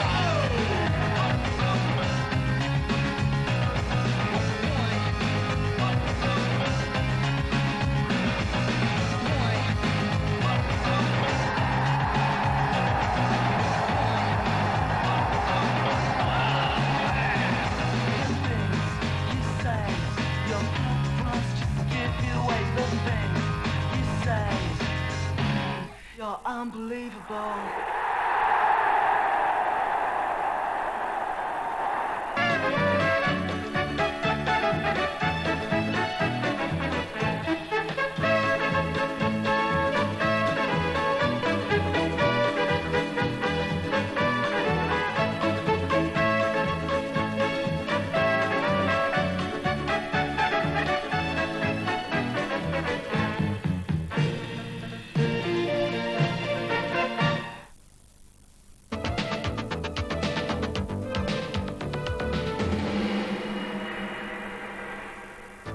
Not even Shilton at his best can deny the Blades at Bramall Lane.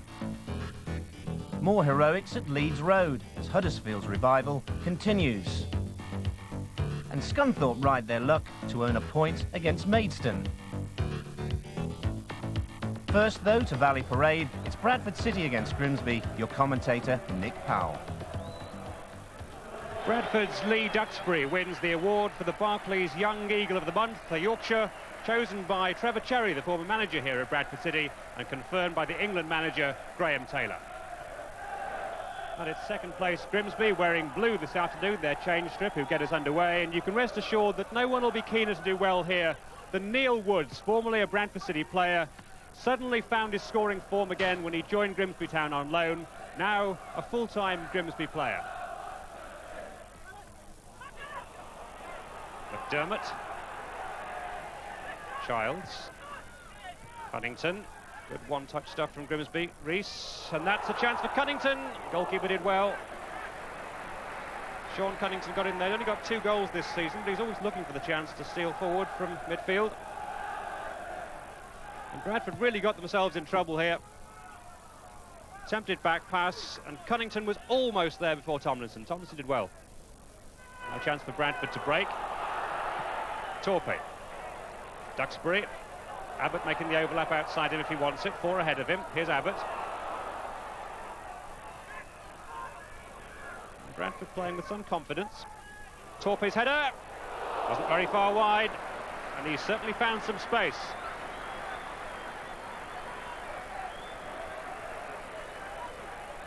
Useful cross in, and Torpey, watch how he gets away from the markers here. Not very far wide. Sinnott. Grimsby a little unsure whether to push out for offside or not. Butcher got it away, not very far. Watson likewise. Childs looking for the goalkeeper, it's a bad ball, Torpey! And a good important tackle from Mark Lever. Saved his side there as Torpey's foot swung in. And he found the interception from Lever, which saved, I think, probably a certain goal. Gary Childs just didn't look, played the ball straight into the path of Torpey, and it's a perfectly timed challenge from Mark Lever. Watson for Rees. McDermott supporting. Watson again, Childs, who's come inside.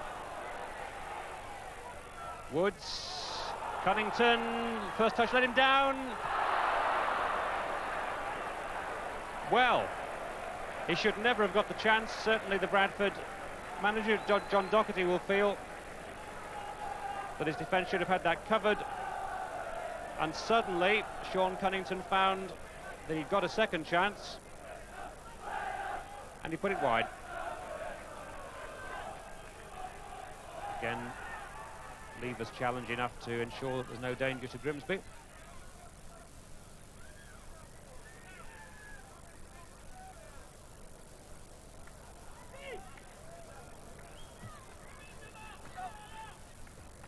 Won by James, and Tracy, without looking, gave it straight to Childs, and Bradford could be in trouble here. Useful interception by Oliver. Still Grimsby threatening. Rees. McDermott in support on the touchline if he wants him. Goes inside for Woods. Watson couldn't get it through to Gilbert. Cunnington. Oh, and the ball was spinning viciously from the right foot shot from Sean Cunnington. Did it very well, but straight at the goalkeeper. Abbott. Torpy. Duxbury. 3 ahead of him. Good run by Tracy. Lever stretches out one of those long legs.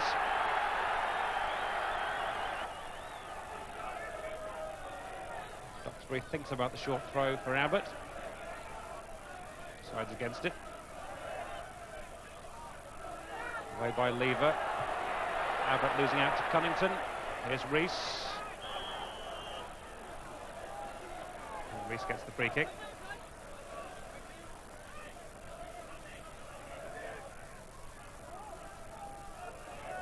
Jobling. Voted the most improved Grimsby Town player last season, and he played partly in midfield. Rees, can he turn his man? Almost. Cunnington! Well, he's had more efforts on goal than anybody else so far, Sean Cunnington. Let's see this one again. Jobling's long free kick. Rees and Sinnott tussling for it, and a first-time right foot effort from Cunnington, in the end well wide.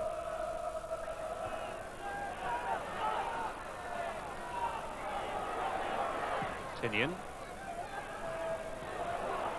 McCarthy in there with Butcher. Butcher saves the ball going for the corner. Bradford still have it. Tracy, Tinian.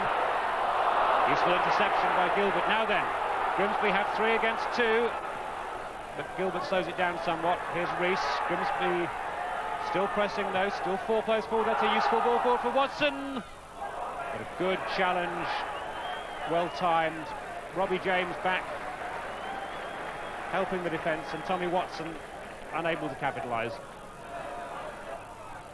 Rees held the ball up very well this afternoon, Tony Rees, for his supporting players. Here's Cunnington. Sinnott's interception. Gilbert's cross.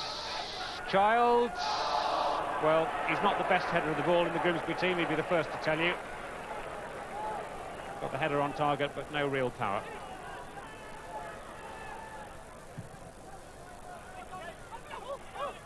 Duxbury missed it altogether. Away by Jobling. Rees with Oliver. Oliver won it. Cunnington beat James. McDermott again taking the safer option. And Grimsby's caution in a way understandable in a team who've lost their last 4 games away from home in the league. Forward by Cunnington. It's not to say Grimsby haven't been threatening going forward occasionally. Here's Gilbert, chance of a shot. Always looked as though he was going to screw it just wide of that post, in fact. But it was certainly as good a shooting chance as it's been in the second half. He did everything right, except the final shot.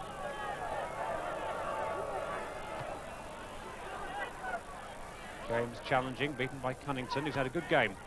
Childs asking Watson to run, and McDermott is making an overlap down the right. Here's Childs. McDermott still down the touchline. This is Rees. McDermott fighting for it. Watson, can he turn? Chance for Watson! Tommy Watson!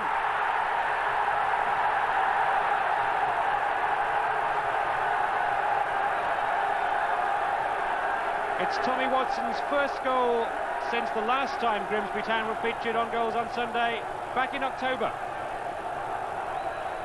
On that occasion it was a close-range effort. On this one it was a goal worthy of winning a match.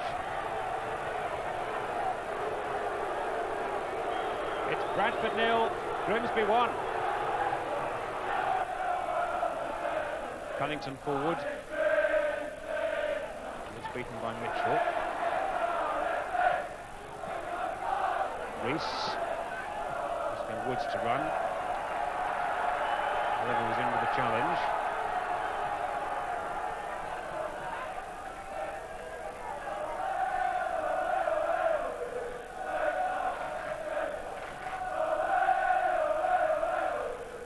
McDermott. Woods beaten by Oliver.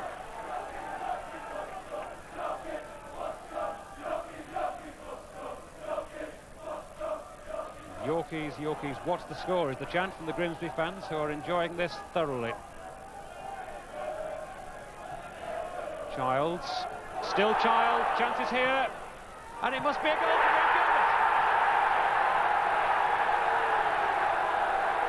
for Dave Gilbert. 9th goal of the season, and how they're enjoying it. It always looked on from the moment Gary Childs got free in the penalty area. He's got that extra yard of pace, looked up, saw what the options were, and that's the best option. Away by James. The afternoon has got very cold, and it will feel colder for Bradford. As Grimsby have another free kick.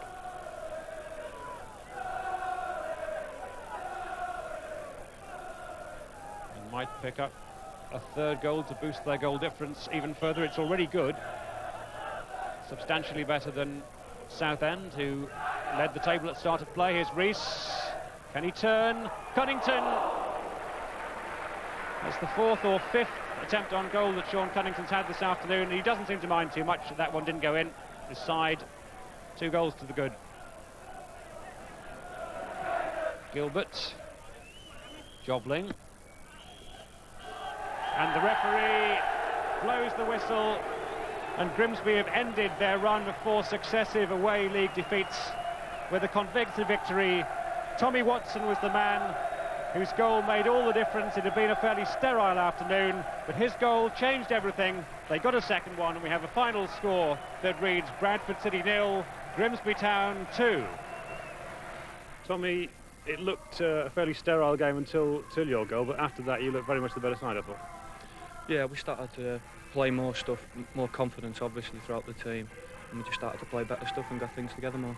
Now you hit the goal with your own foot. Yeah, well, I just cut inside and it was on my left foot, so I had to go with my left foot and I flew in the net.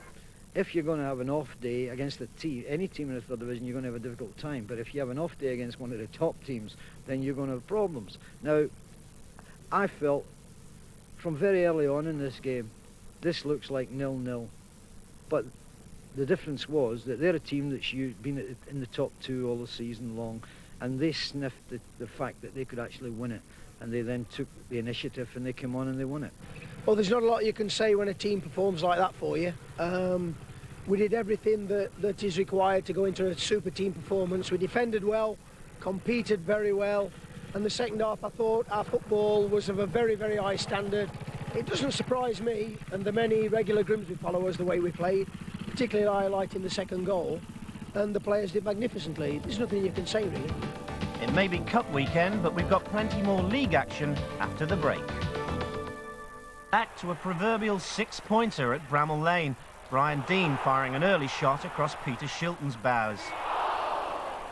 There's no doubt Dean Saunders is Derby's trump card in their fight for survival. You'd have put money on him putting this one away.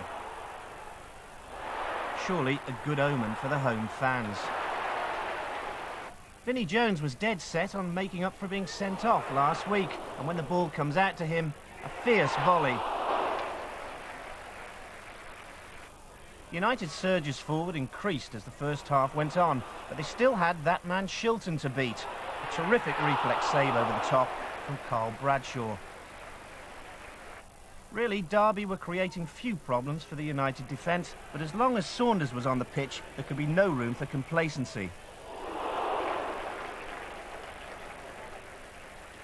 Into the second half now, and again Shilton had to be on his mettle, down in a flash to smother Jones's close-range drive. 2 minutes to go and one last desperate throw from United. Booker's missed kick, as sweet as the finishes from Glyn Hodges. What a way to cap his first home appearance. Sheffield United 1, Derby 0. And a look at the bottom of the table shows just how crucial that victory is. The Blades very much in touch now with both Derby and QPR. In Division 3, Huddersfield, not surprisingly, kept faith with the team which became the first to win at Southend a week ago, and with only 13 minutes gone, they were a goal up on Fulham. Chris Marsden sweeping home Simon Charlton's long ball for his second goal of the season. The closest Fulham came in the first half was just after the half hour. Gordon Davis unmarked, 8 yards out, full marks to Steve Hardwick, and again under challenge from Thomas. Unfair one, says the referee, and Huddersfield escape. Plenty of sand on the pitch, as you see, still pretty hard in places, but it didn't stop Huddersfield looking much the more incisive team. Robert Wilson playing against his old club, a well-timed ball for Mark Smith, the goalscorer at Southend, very nearly adding to his tally here too. Less than 4,500 at Leeds Road. Last week's triumph might have led Huddersfield to expect a few more, but in truth this wasn't a classic, although the home team could have made the game safe. Smith found Phil Stant, maybe had a little more time than that. One more chance for Huddersfield. Robert Wilson beaten in the tackle, but O'Regan gives him a second bite. One goal, though, was enough for 3 points. Huddersfield Town 1, Fulham 0. So Huddersfield and Grimsby each secure a second successive win, but Bradford are joined in the losers column by Mansfield, who went down 2-0 at Exeter. A sight to make Grimsby fans happy. The Mariners back on top on goal difference. Southend lost at Preston. Huddersfield with a reminder of what 2 wins can do for you, up to 10th. Bradford slip of a couple of places. Mansfield's position is unchanged because the bottom 3 were all playing FA Cup matches. Rotherham lost 1-0 at Crewe. Both of them have work to do in the league. At Bellevue on Friday night, Doncaster took their chance to go top of Division 4 for 24 hours at least. Watch out for a great defence-splitting pass from Eddie Gormley. Kevin Noteman picks his spot, and a very cool finish indeed. Doncaster have been impressing a lot of people with the quality of their football, and there could have been more in the second half. Brevitt's free kick, Lee Turnbull up, and here's why Brendan Ormsby's a centre-half, not a centre-forward. Rochdale, whose manager, Terry Dolan, is interesting hole, by the way, were never in it, really. Gormley on the rampage down the right. David Hall screaming for it in the middle. But when the ball does drop for him, just wide of the upright. 6 home wins on the trot now. Doncaster 1, Rochdale 0. One of Doncaster's chief rivals for promotion, Torquay, brought their impressive away record to Chesterfield. They only lost twice on their travels, but they went behind to a collector's item of a goal a minute from half-time from Rogers' cross. The scorer, Chris Benjamin, starting a match for the first time this season, and it's Chesterfield's first goal in 1991. And Benjamin, in fact, was very much to the fore again with 20 minutes left, bearing down on goal, brought down by Wes Saunders, who'd been booked already in the first half. The referee is Alan Dawson from Jarrow, and the crowd certainly think that he should go, and the decision is a red card for Wes Saunders. And with Torquay down to 10 men, the match looked safe for Chesterfield, and in fact Benjamin had the chance to seal it. Carroll's got down well on a hard surface with Plummer waiting to pounce. He had a good game too. The miss didn't seem to matter, but with 6 minutes left, Torquay grabbed an equaliser. The substitute, Dean Edwards, with a final touch in a scramble. Chesterfield still without a league win in 3 months. Chesterfield 1, Torquay 1. York City have been enjoying the best of times recently, and Hartlepool, nicely placed for a promotion push, weren't about to do them any favours. Dean Keeley down well here to deny Steve Toupling. York's best effort came in the second half. Howlett's free kick, Ian Helliwell making room for himself. A good save by Brian Cox. Hartlepool sub Paul Dalton produced the high spot of the game. Some dazzling footwork, and he really deserved better luck than that. York City 0, Hartlepool 0. There was more entertainment, a lot more in fact, at Glanford Park, where Scunthorpe had won 9 and drawn 1 of their last 10 games. Tony Dawes here, bringing the first of many fine saves from Nicky Johns and Andy Flounders off the target. But Maidstone are no mugs in the entertainment game these days. They showed with their 5-4 win over York last week. Steve Butler got a hat-trick then, stretching Musselwhite now.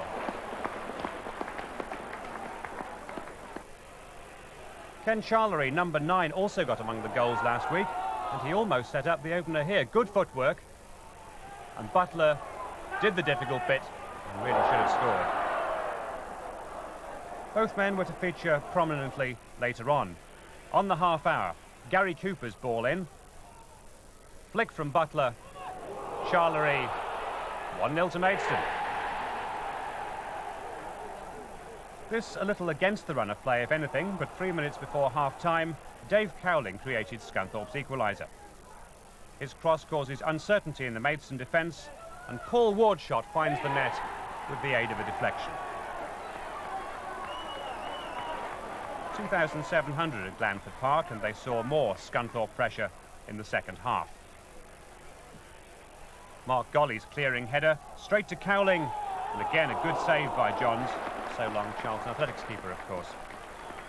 It was cruel luck on him that another deflection brought Scunthorpe's second goal. Cox's free kick, and Tony Dawes the first to react. And that seemed to be that. Not so. 8 minutes left, it's that pair again. Charlery's flick, Butler, 2-2. 21 goals this season for Butler. He's level with David Hurst as the country's top scorer. Scunthorpe 2, Maidstone 2. So of the region's 5 teams in action in Division 4 yesterday, only Lincoln won, and it's not often we've been able to say that. Keith Alexander's 15th minute goal claiming all the points at Cardiff. Halifax held Darlington 0-0 at home. Doncaster's return to the top only lasted 20 hours, Northampton crawling back above them with a 2-1 win over struggling Aldershot. Scarborough's point at Gillingham on Friday leaves them where they were, 10th.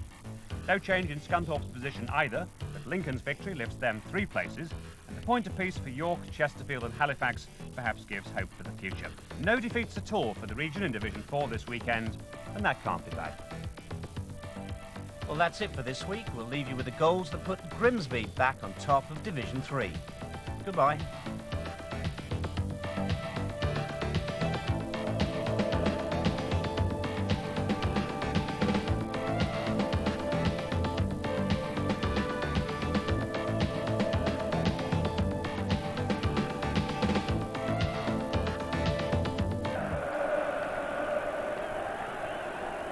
Keith Hackett in charge as Everton, 12th in Division 1, face the team who play their football 2 leagues below the 4th division. It really is a David and Goliath encounter, and the important thing for Woking will be how they cope in these opening few minutes. Bazaglo, the number 10, a hat-trick against West Brom. Why? First test for them at the back, and that's Pratt who got the header. He's 6'5". Ratcliffe for Everton, and again they funneled it back to their keeper Tim Reed, and Woking were told by Fred Callahan, their part-time coach, before the match that they would really have to absorb a lot of pressure in the opening 50. Kevin Sheedy has rescued Everton. Parker showing you don't have to blast the ball, try and break the net, pick your spot, make sure you get it on target, and really no chance for Nigel Martin. And we've got our goal in early in the second half this time at the other end. A nicely worked attack in which the younger Clough played a crucial part, and in which Hodges' run made the space. Parker coming inside his man Humphrey, and this time a right foot curler. 2 very different goals, both very good. Great driven ball by Nigel Clough. It gets to Gary Parker quickly, so he's got 5 yards then to go at the defender. Really, John Humphreys has to channel him down the line if possible, because Gary Parker, naturally right footer, you don't want to let him come inside and hit a shot like that. You've got to try and put him to the touchline. But great strike, and I think he's got in need of getting back into this quickly.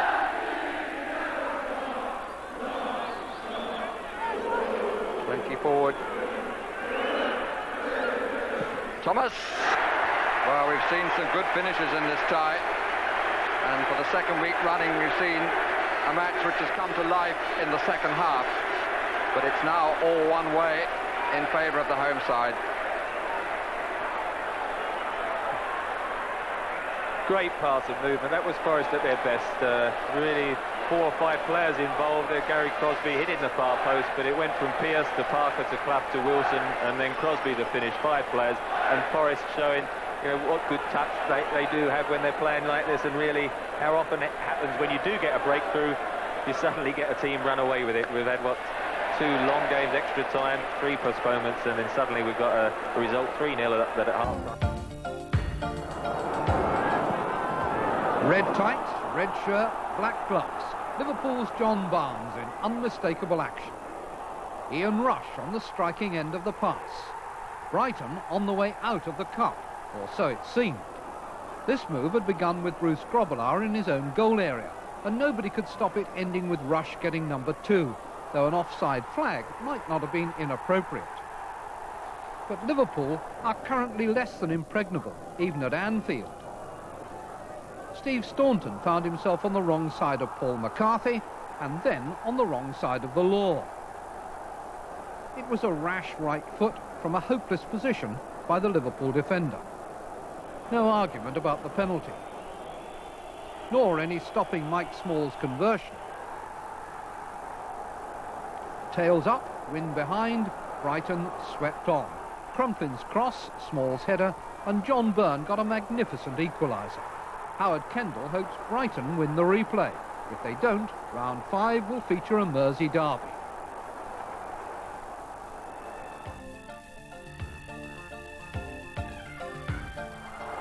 Manchester's Reds were not at their best against Bolton at Old Trafford. But while United may be good, bad or average these days, the volleying of Mark Hughes is consistently true and trustworthy. 1-0, exit Bolton Wanderers, United move on to Norwich.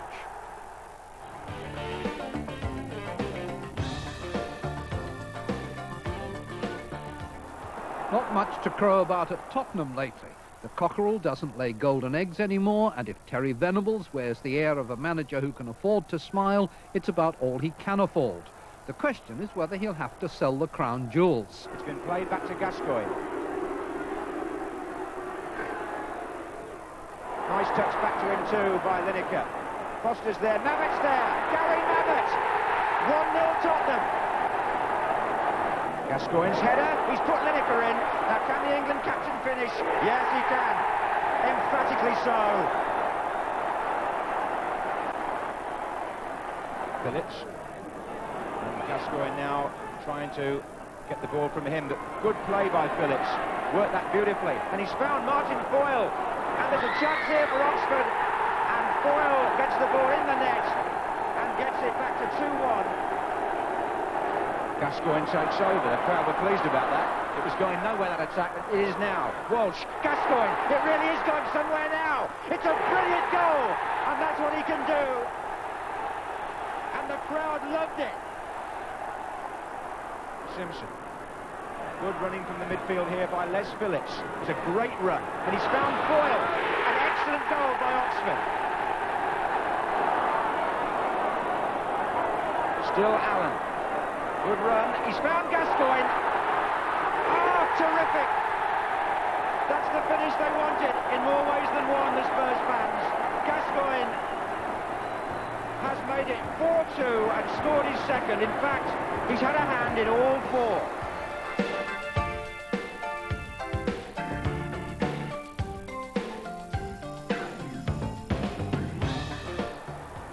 If it was a virtuoso performance that took Tottenham through, their next opponents, Portsmouth, here in the blue shirts, had a solo star of their own. Guy Whittingham, bought out of the army for £450, did a one-man demolition job on Bournemouth. In the previous round, Whittingham had scored a hat-trick against Barnet. Now, against third division opponents, he went one better. 4 goals, all in the second half, contributing to a 5-1 victory and a guaranteed full house at Fratton Park in round 5.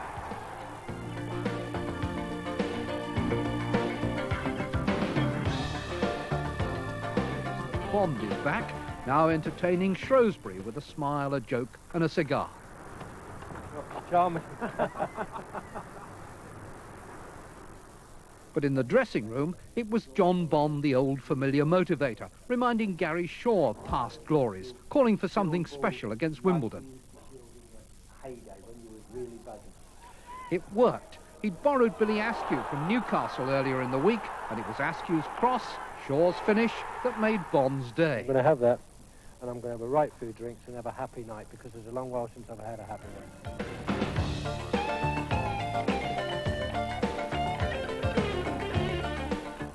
The new drainage system has left its scars on Cambridge United's Abbey Stadium, but it doesn't impose too many problems on Cambridge's style. They're in yellow. Getting the ball in the box early gave John Taylor 2 goals. That was the second of them, and out went Middlesbrough, beaten 2-0. Route 1 pays off again.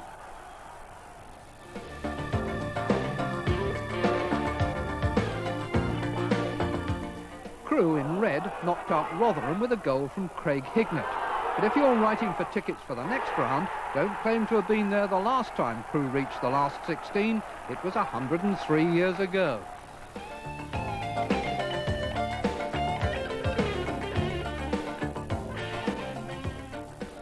This week's tactical substitution prize goes to Manchester City. They sent on Clive Allen against Port Vale with the score at 1-1, and City in maroon waiting to take a corner. Looks for the flick on, and it's there. Well, as a substitute, ever had more impact? It's his first touch of the ball. He's just come on, and Peter Reid got it dead right.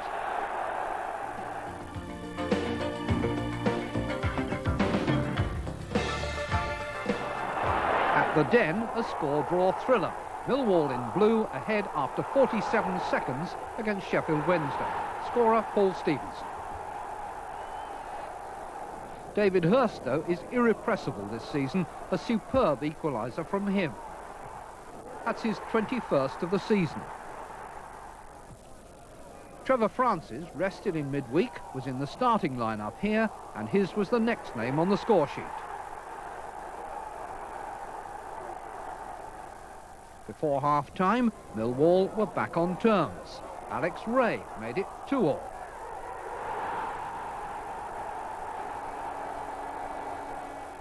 Afterwards came Nigel Pearson's habitual contribution, the central defender's 9th goal of the season. Back came Millwall, their spirit epitomised by John Goodman, setting up Teddy Sheringham's 20th goal of the season. 5 minutes left, and Viv Anderson, recently signed from Manchester United, opened his account for Wednesday, 4-3. But just as Millwall had scored in the first minute, so they did in the last, through Alex Ray. The replay winners go to Cambridge.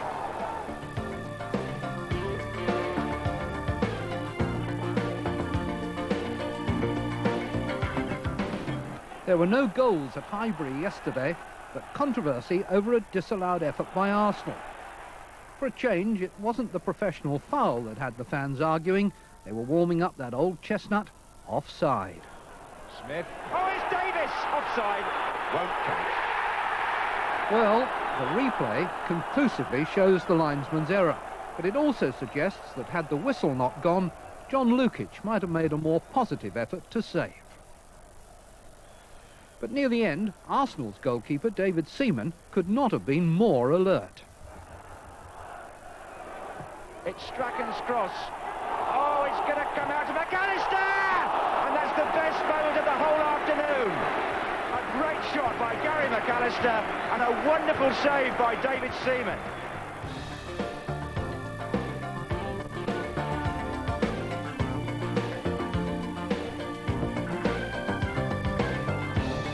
Meanwhile, Woking took their dreams to Goodison Park and preserved them for a glorious hour against Everton, who are in blue. Cotty. Beautiful ball in. Sharp. Sheedy!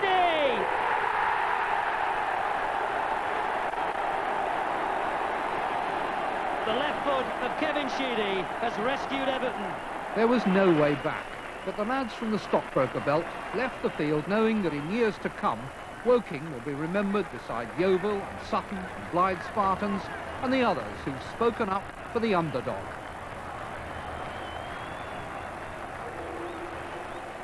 Well, super action over 3 days. Which goal did you like the best, Bob? Oh, Paul Gascoigne's. Paul Gascoigne. I mean, we want to be lifted out of our seats, as we were in the World Cup. That's a wonderful individual goal, and how he squeezed it in at the end, I don't know. And the save? Totally unbiased. But David Seaman's, I think it actually got 2 little deflections off Lee Dixon and David Hillier, which made it even more so. Great strike from Gary McAllister, but super save. Coached by yours truly. Now, on Wednesday...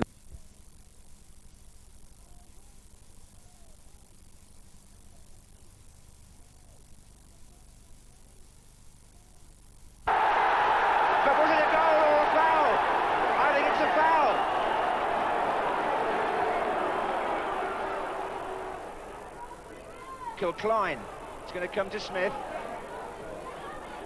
Kilcline! Oh, that's a good header, but it's a foul. Another goal that might have been, does not stand.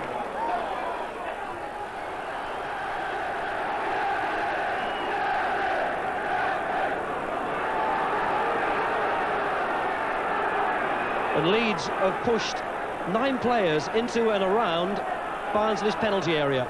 Real pressure at the start. Oh, and he missed it. Oh, and it's an own goal. Mark Smith.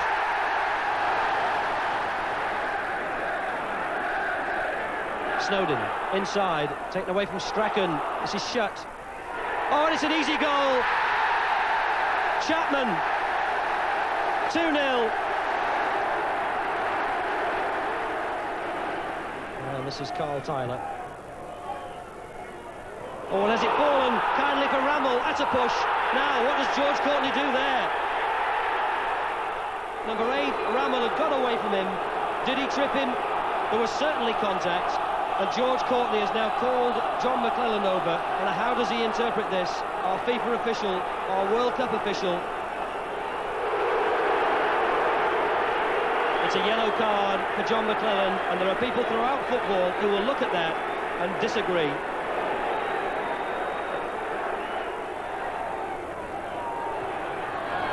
Snowden just overran it. No, it's still in play. Laid back. McAllister. 3-0. And that's it. Strachan has it. They're queuing up for it. Lays it back to Snowden. Off the line by Taggart. And a great save, Baker. Oh, what a rousing finish. Batty battles his way through. Was he held? The linesman's flagging. Yes, it's a penalty according to the linesman. Batty was held. Leeds can get goal number 4. 3 of Strachan's 7 goals this season have come from the penalty spot. Can he beat Baker? Real nonchalant penalty from Strachan. 4-0 Leeds and a comprehensive victory.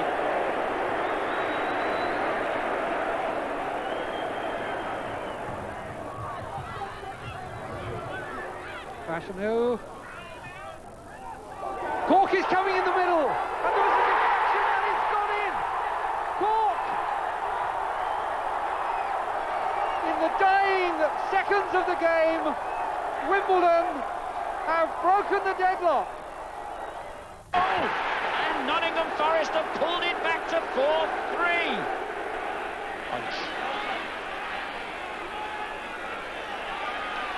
Good ball. Parker into space, and he's lost his marker well, and hit it. Oh, it's gone in! Unbelievably, Nottingham Forest are now level.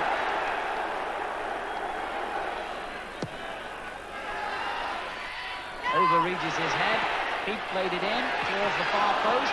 Regis again. Another cross coming over towards Roberts, and the punch by Sherwood, good enough to relieve the lines for Grimsby for the moment. And O'Regan now feeds Simon Trevitt. The first time ball in, it looks long, back post Roberts. Here's a great chance, and spooned over the top by Robert Wilson. But the first opening really created by either side of a shooting chance. Simon Trevitt hoisted it long. Roberts has won a lot of things in the air this afternoon, and he gets up well here, directs the ball down, but the whistle had gone, as you see, before Wilson took the shot.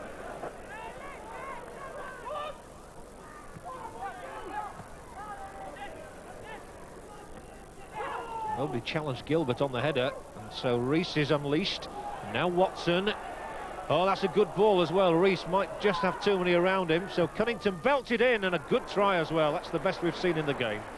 So Sean Cunnington getting the first shot on the mark for Grimsby. It all started with little Gilbert's header, then Rees teed him up. Cunnington whipped it in low, and that could have taken a nasty bounce for Steve Hardwick. Well, it's a very tight game. Few chances so far. Grimsby coming forward now in numbers, but it's well won by Charlton, and he finds Roberts. Stant. Charlton's done well again. He's had an impressive first half. Now it's Smith. 2 defenders up against him, so he lays it back for Charlton. Huddersfield have 3, 4, 5 men now in the area. Come to Marsden and to Smith. Driven up towards Roberts, who's good in the air again. Here's a chance. Stant can't turn it. Marsden can!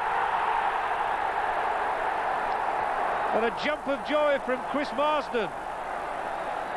He got the winner last week against Fulham, and he's taken the Terriers ahead now against Grimsby. They enjoyed it, and it was beautifully struck by Chris Marsden. It's only his 3rd of the season. Smith, the important thing was how Roberts won it there, and then when the ball was headed, Stant just managed to touch it on, but Marsden curled it around into that top corner. Chris Marsden strikes for Huddersfield Town 10 minutes before the break. A very important breakthrough.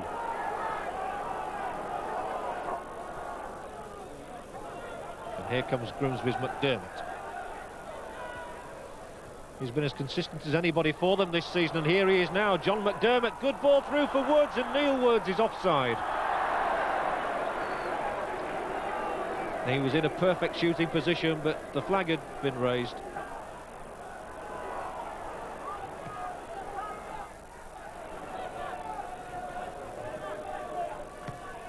Charlton's made another good foray down the left. He really is a very confident player. Huddersfield, of course, have a tradition of producing good fullbacks, and he's here once more. When you think back to Ray Wilson and Bob McNabb, and here he is, Charlton, and he whistles it across there. Sherwood going down. What an impressive young fullback this is, Simon Charlton. He whipped that one over, and it was a difficult ball for Sherwood. And still a goal up. 10 minutes into the second half, but Gilbert for Grimsby. That's a good ball through for Gary Childs. Childs goes on and evades, and that must be a penalty, is it? Oh, the referee says not.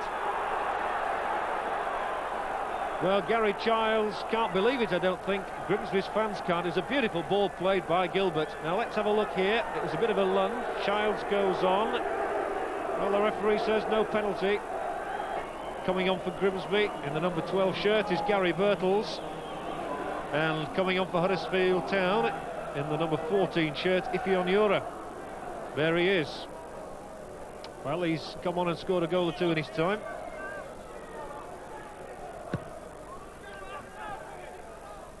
The ball was up there for Birtles to win, and the back header. Birtles, here's Lever, and here's the chance, and it's going to be there, is it? Oh my word, it could not be closer from Gary Birtles. Literally with his second touch on the first minute he was on, he could have equalised. Lever posed a few problems, rebounded away from Watson. Birtles, and it's agonisingly wide. She's got all the time in the world to play it wide here to McDermott. For Rees and for Childs. There's the cross. I think it's going to be too close to Hardwick. Oh, he's flapped it in the bit and driven in and up the underside of the bar by Watson. Well, everybody was looking to see if Hardwick had been fouled. The referee said not, and Grimsby surely can't come closer than that without scoring. Charlton does the sensible thing and puts the ball out of play.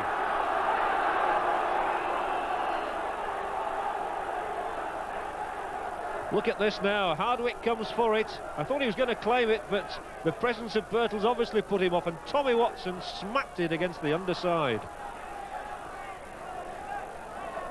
Well, he scored last week, he scored in the 4-0 win against Huddersfield, but a shake of the head tells you that he didn't score on this occasion.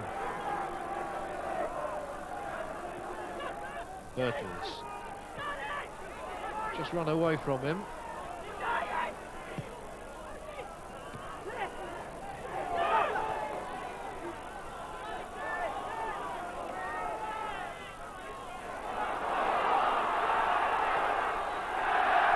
Charlton was put under pressure by Gary Birtles, the former England man, who had such a distinguished career with Nottingham Forest. A less happy time with Manchester United, of course. And O'Regan comes away with it. Stant's going down the left, on Yora's up the right if he can find him. He does. Trevitt's making an extra man up there too. Taken on again by O'Regan. Trevitt tries to get past Jobling and does so. Trevitt, good run. Here's the second for Stant, maybe. No, Onyora's got the chance, and it's going out of the ground.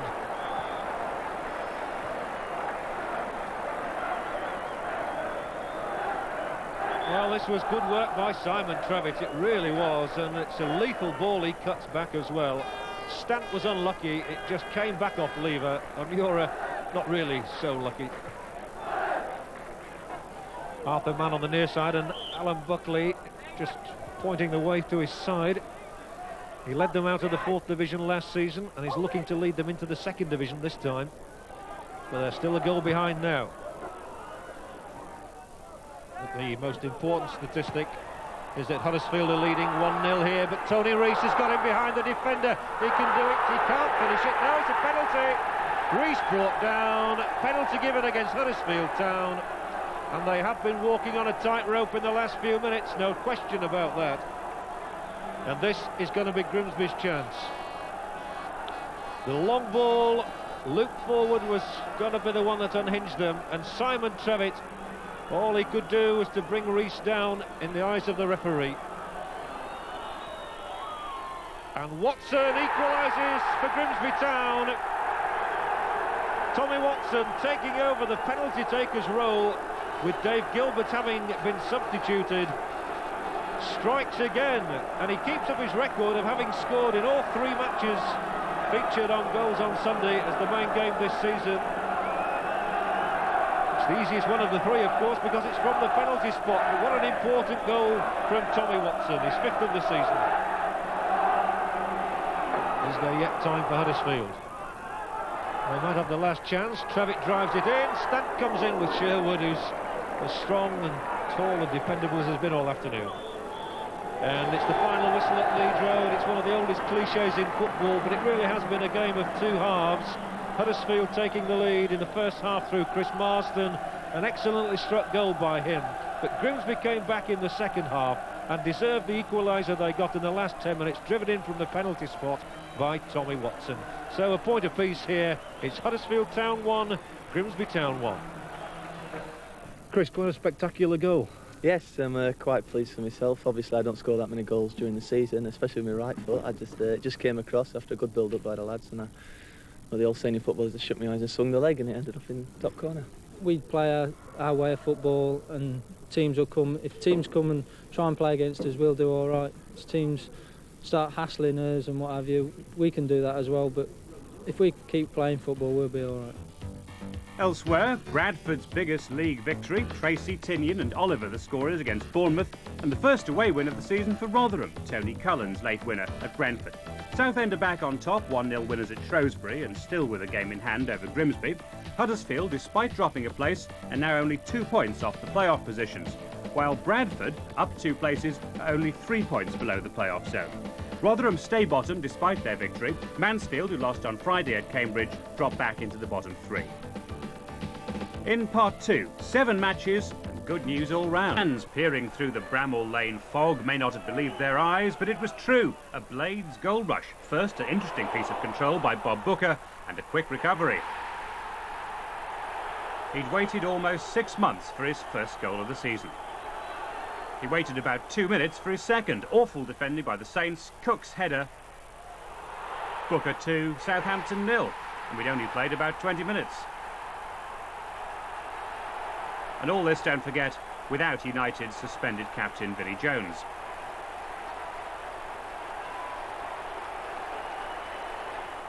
Goal number 3 owed most to Brian Dean. His pace and control were far too much for Russell Osman. Again, Cook's header falls straight to United boot. Glyn Hodges this time, back from a midweek bout of flu to play what's due to be his last game on loan from Crystal Palace. And before the half-hour mark, it was 4.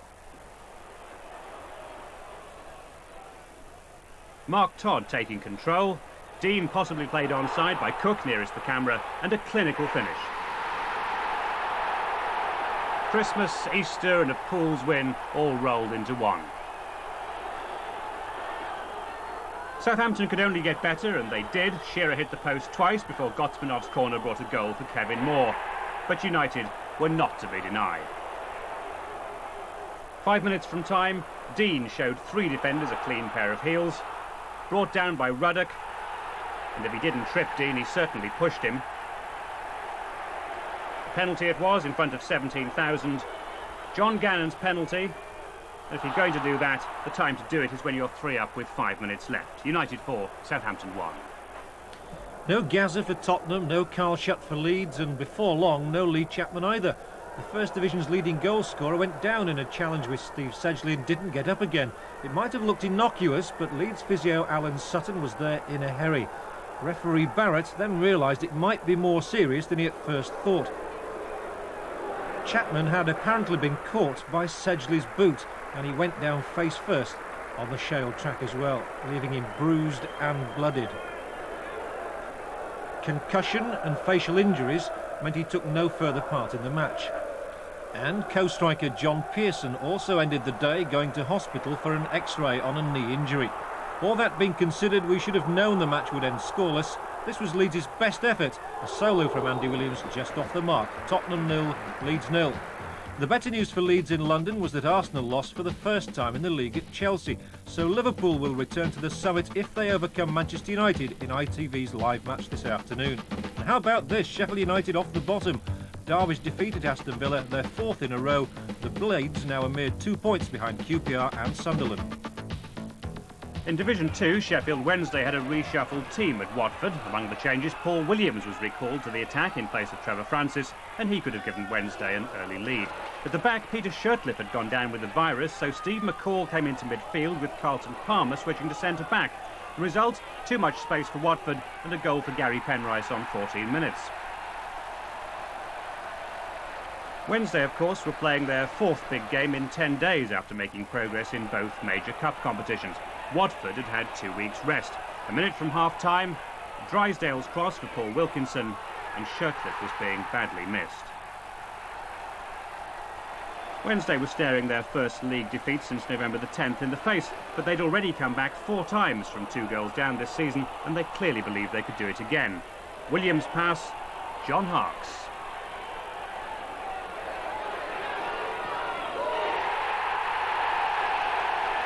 The first league goal for the United States World Cup player. Corner to Wednesday, 10 minutes left, taken by McCall. Now, is that a foul by the goalkeeper on Anderson? The referee says no. Wednesday play on. McCall again. Pearson, Williams, his 10th goal of the season. Watford 2, Wednesday 2.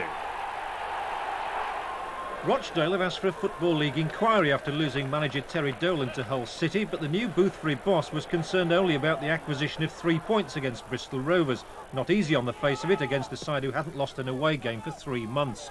But just before the half-hour, David Norton's well-flighted ball and Graham Atkinson's cross found the diving Swan ready to collect his 12th goal of the season.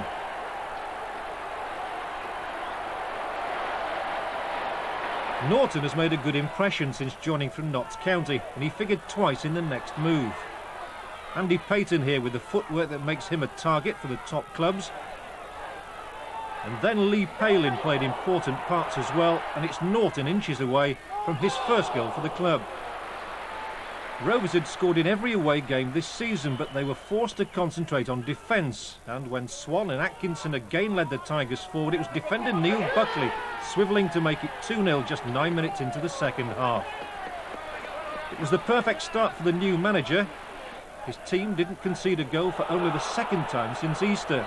And after Palin, who once played for Dolan at Bradford, again did well, Payton was a whisker away from a third, but Hull City happy enough to settle for a 2-0 victory.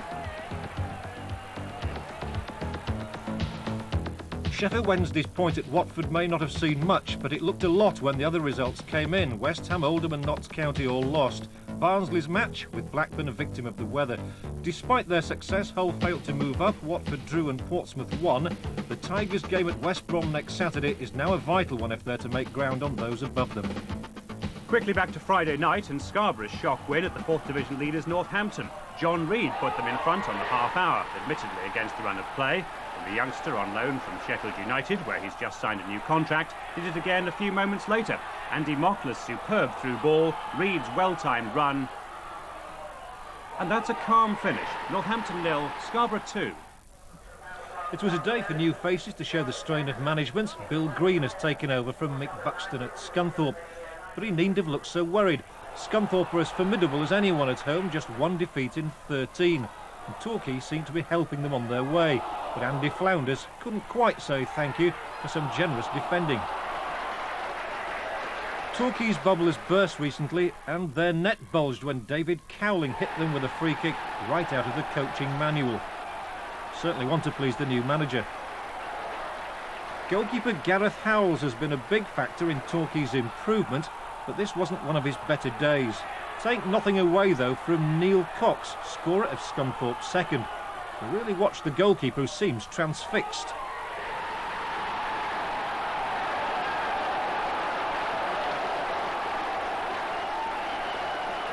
Nor was he entirely blameless when Scunthorpe wrapped it all up with their third goal in the space of 10 minutes. Typical Andy Flounders this, his 15th of the season. Scunthorpe United 3, Torquay United 0. Stand by for the most dramatic 30 seconds of action I can remember this season. It's Lincoln City in the red and white stripes on the attack. The ball comes to Shane Nicholson. Fingertips by Mick Leonard. Wonderful save, but Chesterfield haven't got the ball clear. Charged down by Casey. Bressington in there fighting for it. Bressington's shot. It's away again by Leonard. Back in by Tony Lormer. Bressington still in there. Good defending by Ryan. Dobson's shot. And finally Paul Casey forcing the ball home after 18 minutes. And there's relief there as well as joy. Relief that the succession of chances hasn't gone to waste. I think it's safe to say without any fear of complaints from the local tourist office that Chesterfield wasn't a very nice place to be. But the home team had their chances.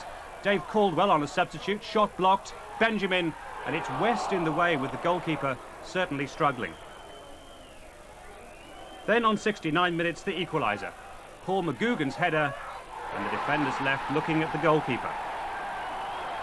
Chesterfield sensing perhaps their... To Davis for Arsenal. They're still packed in there. Good cross. Oh, was he pulled back? No, I don't think so. It's Limpar anyway. It was Bolden and he got it. Limpar. Batty, Winterburn. Chapman again and Strachan. Almost in support as well, it should be said. Oh, is the player in possession. It came off his knee. It ran on a bit. Starting a second year here now, Roy Aitken.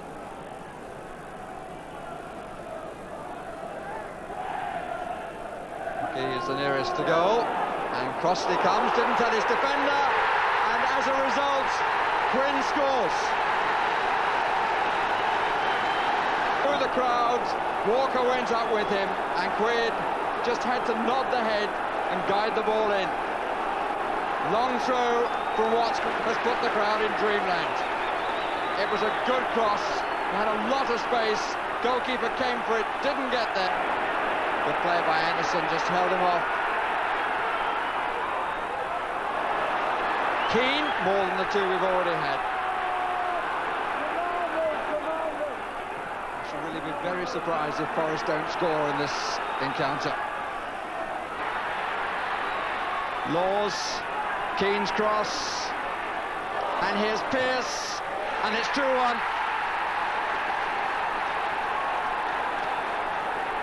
Anderson exchanging very strong words with Burridge. Stuart Pearce puts Forest back in the match. It wasn't properly cleared.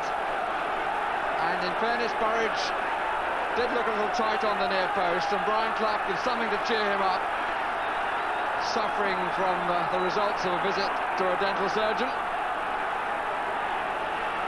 Interesting to look at Burridge's position here. He certainly was a bit far across. Looking for the offside flag, it didn't come. Nice play between Keane and Wilson in the centre circle. Wilson, who played the ball through. Clough continued on the run and found the corner, and it's 2-2. And 2-2 is Ham.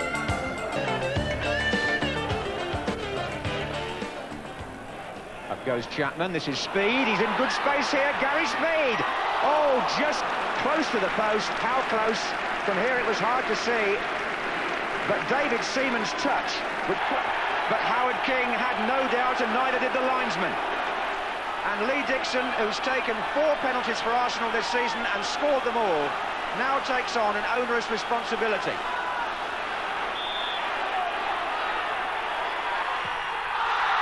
Well, I did say that.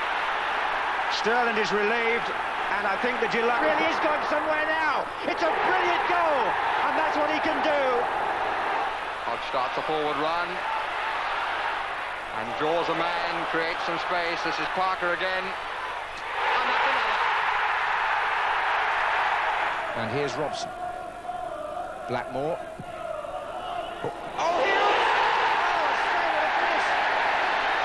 Morley.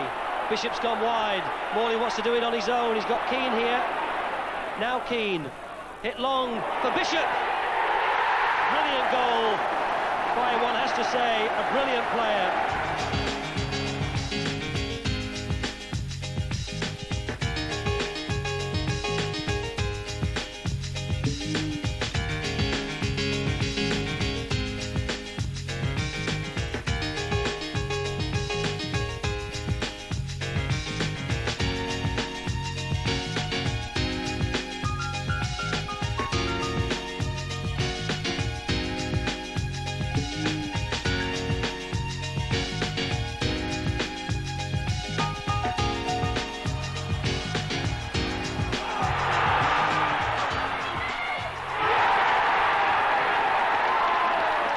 Old friend Balint, the Romanian. Not a bad header. Nice looping header. Now the 3 Brits are there, Richardson, Aldridge and Atkinson. Yeah. I gather are not too happy. They haven't had a very good season. John Aldridge there with a header. That's right. John's 9th goal of the season. That's 1-1 Real. But big Damien Atkinson knocking one in there. Nice little goal. It was a good goal, but he's had a really tough time there, hasn't he? I know John Toshak's gone back there, hasn't he? Well, he's gone back, but he's not quite taken over yet. I think he's just sort of in the background, as it were. There's big Damien going through again, getting a bit of a break. Yeah. But I think we can see maybe a bit of movement back for the... Bristol's spell has been prolonged. Their pressure sustained. And when the ball's knocked back here, Andy May hits it. It just took a deflection off Jacobs. Burnden Park. And Bolton in white should have taken the lead midway through the first half. David Reeves, best chance of the match. Grimsby almost exacted the ultimate price for it 8 minutes later with a classic Mariners move. Woods, Watson, Rees, 1 touch each. Woods in the clear. And he still hasn't scored since his early season goal glut ended in October 17 games ago. Second half, Futcher's free kick. Huge gap in the Bolton defence. Tony Rees, and Bolton's unbeaten run survives. 20 matches now, equalling the club record. Victory would have taken Grimsby to the top of Division 3, but a draw was a fairer result. Final effort from Bolton. Steve Thompson in the last minute. Bolton 0, Grimsby 0. Huddersfield Town were looking to add momentum to their recent move up the 3rd Division table at Preston's expense, and they had a lucky break in the very first minute. Steve Senior's back pass intercepted by Gary Haylock, making his home debut. He whips over the cross, Chris Marsden and Farnworth tangle, and the ball goes in off Marsden's nose. It's not often you see a bloody nose and a broad grin at the same time, is it? Preston were their own worst enemies, and the next charitable offering from Wrightson sent Simon Trevitt herring away down the right. The fullback involved twice in the move, and Ewan Roberts really should have done better than that. A crowd of 5,500 at Leeds Road, and they almost had another goal to cheer when Simon Charlton's cross caused panic and confusion. Kieran O'Regan in the thick of it, but as the ball seemed destined for the net, Senior partially made up for his earlier lapse. Huddersfield's biggest problem is they don't score many goals. They haven't often got more than one in a game this season, and they didn't yesterday. The last chance falling to Graham Mitchell, he missed it, but Marsden's first-minute effort enough to nose them to victory. Huddersfield Town 1, Preston North End 0. Not a lot changed in the third division table, with half the games that were played ending in draws. Grimsby's point at Bolton made its status quo at the top. Huddersfield and Bradford are still nicely in touch with the playoff positions. None of the bottom four were playing for league points. Mansfield and Rotherham still have ground to make up. Comforting then for them to know the only teams to win yesterday were in the top half. Into Division 4 and our first ever visit on Goals on Sunday to Bloomfield Road, where Doncaster had 5 men out injured and 1 suspended. Groves here going close for Blackpool. Victory would have returned Doncaster to the top of Division 4, but Blackpool always looked the more likely side in the second half. They took the lead through Taylor from Garner's cross. It's a ground where Doncaster have never won, in fact, and Blackpool, who are on the fringe of the playoff zone, wrapped up the points with 3 minutes left. Taylor the provider this time for Phil Horner. Blackpool 2, Doncaster 0.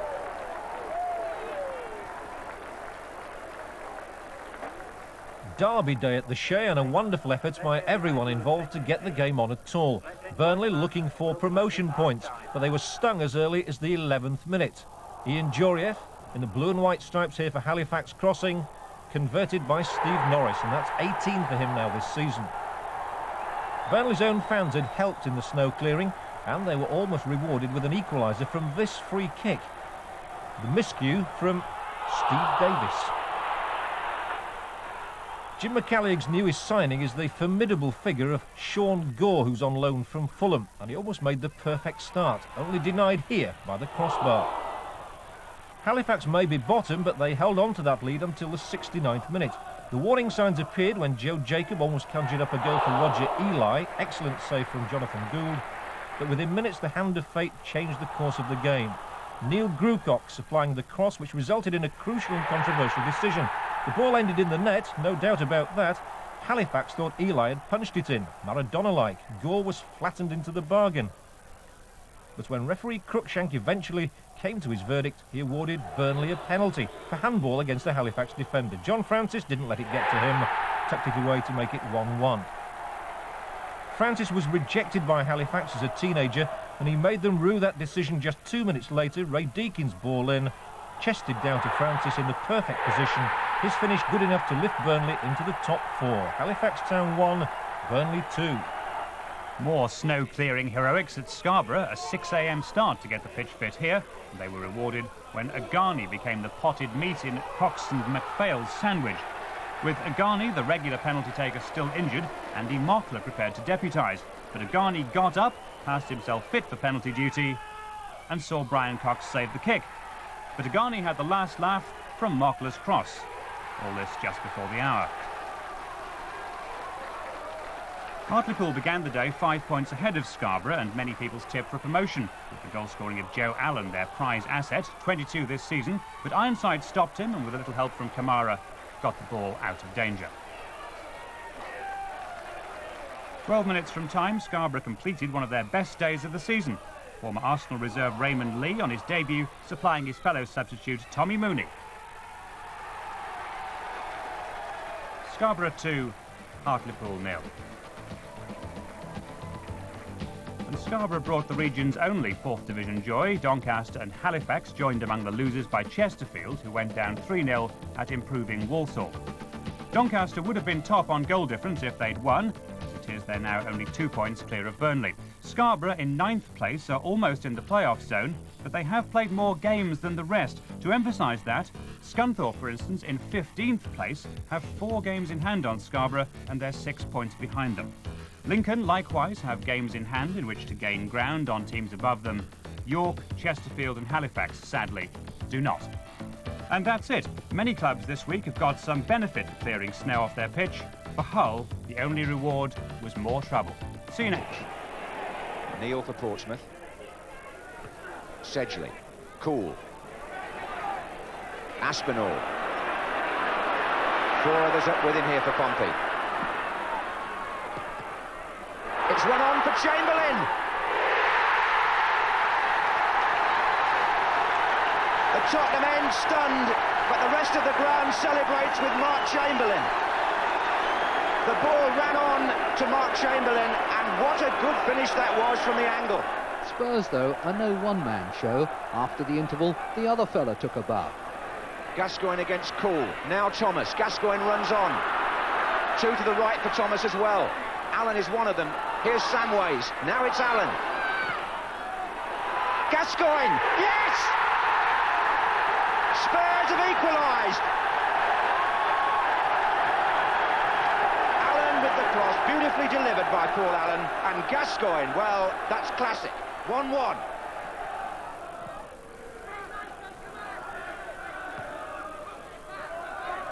Forward by Vandenhouwe. Gascoigne.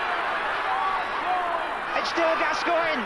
It's brilliant. It's absolutely brilliant.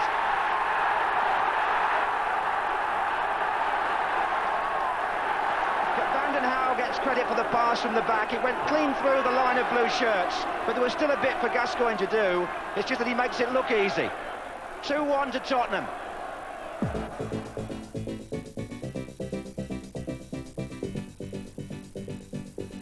Goalkeeper Steve Cherry was the man in the spotlight in Nottingham. With Forest otherwise engaged, County had the stage to themselves. Supporting acts came from Manchester City, who are in blue shirts. White's away for the first time, and Paris is behind him. It's the first time the City number 7 has got forward. Fabulous save by Cherry from Mark Ward. Brilliant. How did he keep that out?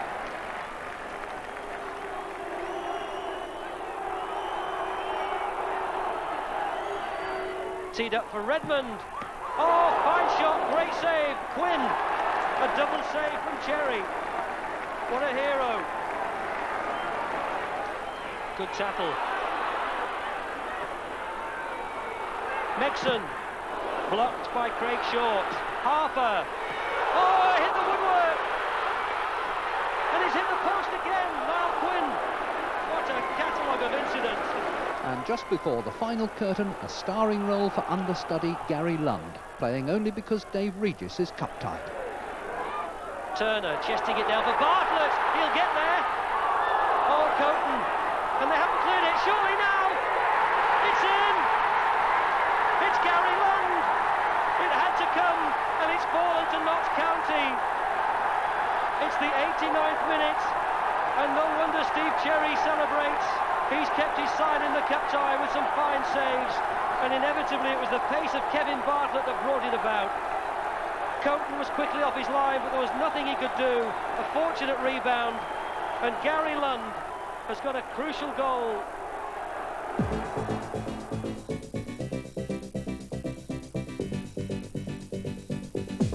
Meanwhile, the longest-running fourth-round tie was still on tour. Takings past the £1 million mark as Leeds United and Arsenal embarked on their third replay. Arsenal in yellow shirts.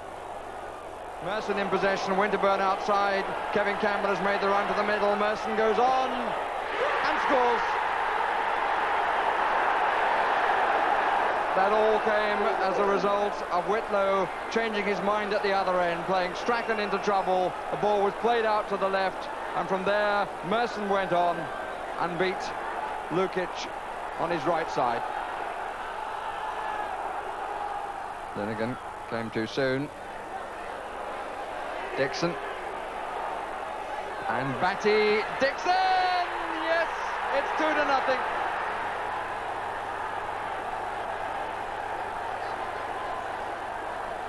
Good return ball by Linnigan. Batty went with him, couldn't get there. And the goalkeeper, whose weight seemed to be not quite where he might have wished it to be, seemed to be leaning back a little bit.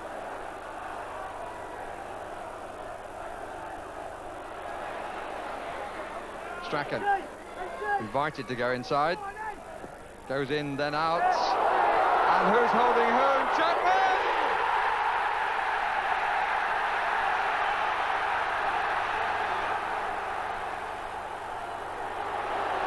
Real wrestling match with Linnigan, and as Seaman came out, Chapman turning the ball wide off him.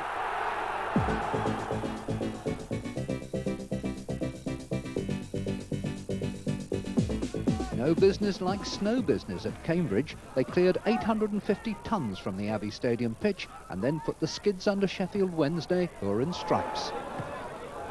Benson. And the back pass for Dublin, and King has made the mistake that's opened the way for Cambridge. Now Taylor. Little stab from Wilkins, put him in. Philpott, 2-0!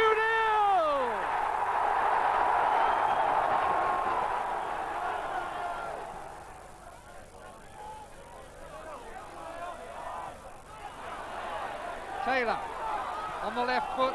Oh! Well, they won't come back from that. The countdown now puts this beyond the reach of Sheffield Wednesday. And now, here they are, 4-0 in front as Dublin takes another gift from a terrible back pass, this time by Danny Wilson. And Norwich City have taken the lead. Les Seeley left exposed, really. Sherwood is the player who wins the header here for Norwich, and Robert Fleck on the 6-yard line after 28 minutes.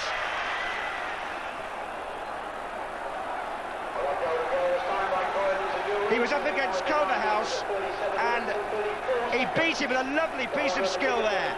In low, miskick by Polston, McClare finishing it, and it's 1-1. Sharp the provider, bit of good forward in 68 minutes.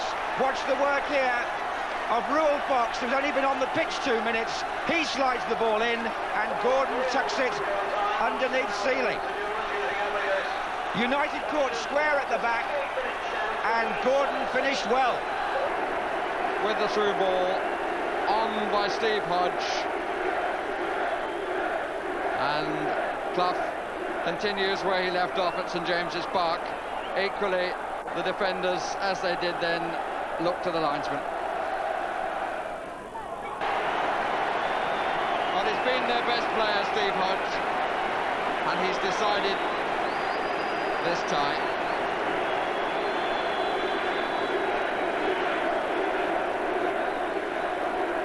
Only half away, collected by Keane. Look at the run by Hodge into the space. Cracking finish. Not a chance for Burridge. But the goal really the result of Newcastle pushing everybody forward. It was well played out. Clapped to Crosby. Knew where the run was by Parker. And the finish was precise again. Absolutely brilliant.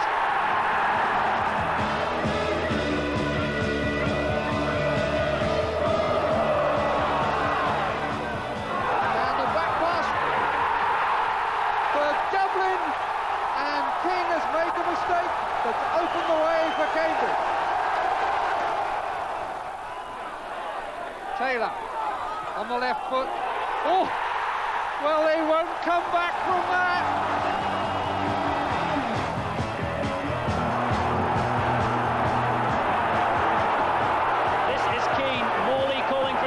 Post. Quinn.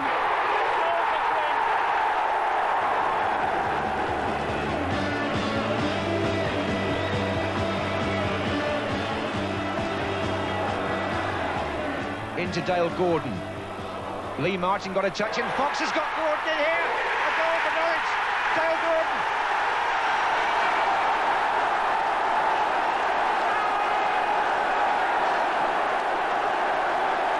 Bruce is there, and Robson's there. How did that stay out? And Manchester United are out of the cup competition that they won last season.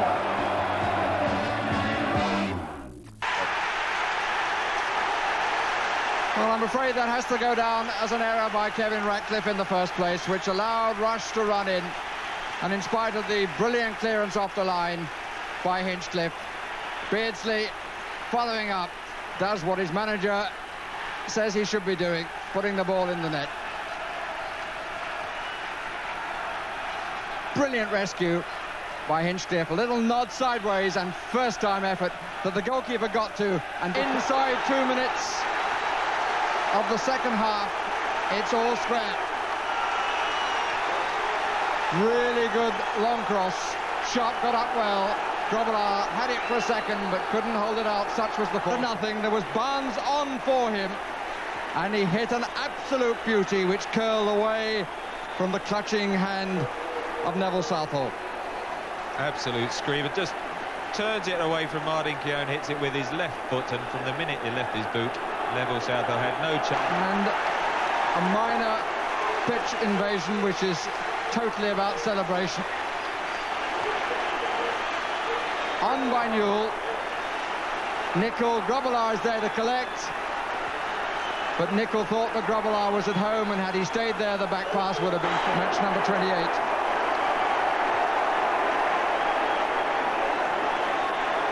Back to Mulvey. Up for Rush, who got there first. And the ball between Hinchcliffe and Southall, who showed quite clearly what he thought about it. Not again, surely. But it is. And Pat Nevin is to do.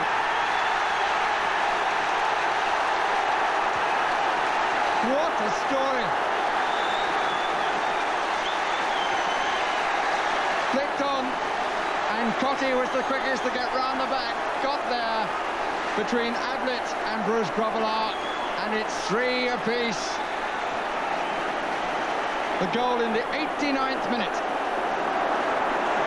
What an amazing game. That is the sort of opportunity he loves. He feeds off, anticipated it superbly. Stuart McCall it was who clipped the ball through, kept his head well, picked his spot, and who would have believed? There we are, 3-3. A penny for your thoughts.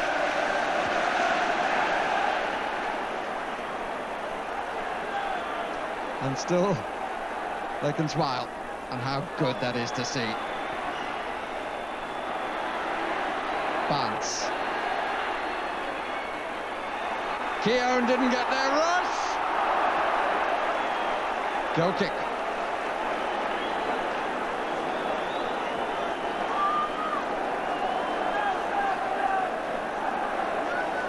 Now we played 2.5 minutes of stoppage time.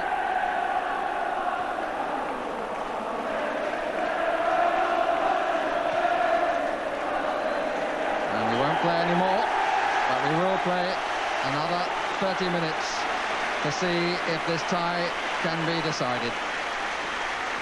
Sharp, and Cotty.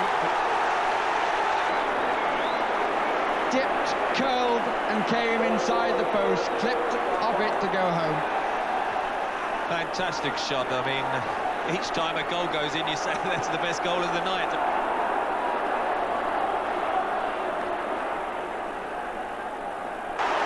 Cotty becomes the third man on the night to score twice. With 6 minutes left, Mulvey's back pass. Hussein let it go, it seemed to me. And Cotty ran on. And Grobbelaar was left with nothing to do to save the day. You're quite right, Barry. Glenn Hussein thought that Mulvey's knockback was going to reach Bruce Grobbelaar, but again, Tony Cotty showing a goal poacher's anticipation. Beardsley up alongside. The reaction from Rees, more in frustration than anything else, but the goal stood, and Middlesbrough's 3-2 victory had given them 3 more vital promotion points as the battle for those places in the First Division hots up. At the Goldstone ground, Brighton kept pace with the leaders as they extended their winning sequence. Mike Small's 19th goal of the season opened the scoring against the latest victims, Leicester City. It took Brighton another 59 minutes to score again, this time in unusual circumstances. Codner obstructed just 10 yards out, leaving the Leicester team to form their wall on the line. Dean Wilkins' powerful shot beat them all. Super sub Brian Wade, on for Small, rounded off the scoring when Burns' shot rebounded off Muggleton.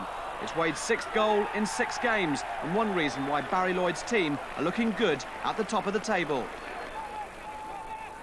When Ian Benjamin shot 3rd Division leaders Southend into a 26th-minute lead at Roots Hall, it seemed as if Reading's steady climb towards the end-of-season playoffs would come to a temporary halt. But the second half was packed full of excitement and surprises. Nifty footwork on the left and a first-time cross allowed Steve Moran to put Reading back on level terms 9 minutes after the break with a close-range shot. 10 minutes from time, the home supporters were stunned into complete silence as the visitors snatched an unexpected winner. It came from the boot of talented Ruud Gullit lookalike Danny Bailey. The Dutchman himself couldn't have finished any better and helped to repay part of Bailey's recent Wimbledon, their first in the league since November. Fitzroy Simpson's run and superb chip to open the scoring highlighted once again the defensive problem so apparent in last week's FA Cup tie and which Chelsea could exploit tomorrow. David Hurst's 23rd goal of the season gave Wednesday some hope of extending their long unbeaten league run, but not even his presence alongside Trevor Francis could stop Swindon having the final say.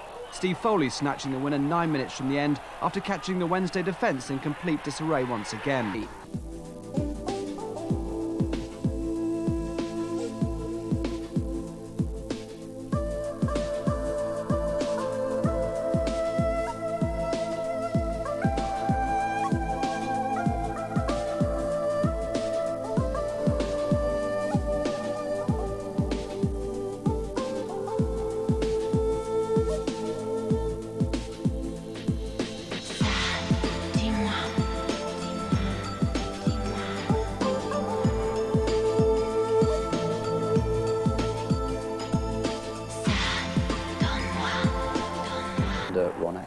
And since Trevor Francis has been here. I think John Clark, the free kick coming in from the left, the header from Clark, great save by Walker. Now it was Clark who had got in the initial header, forcing the ball over the line. Harrison to Robertson, good play by Harps, John Robertson! John Robertson gets his 11th goal of the season.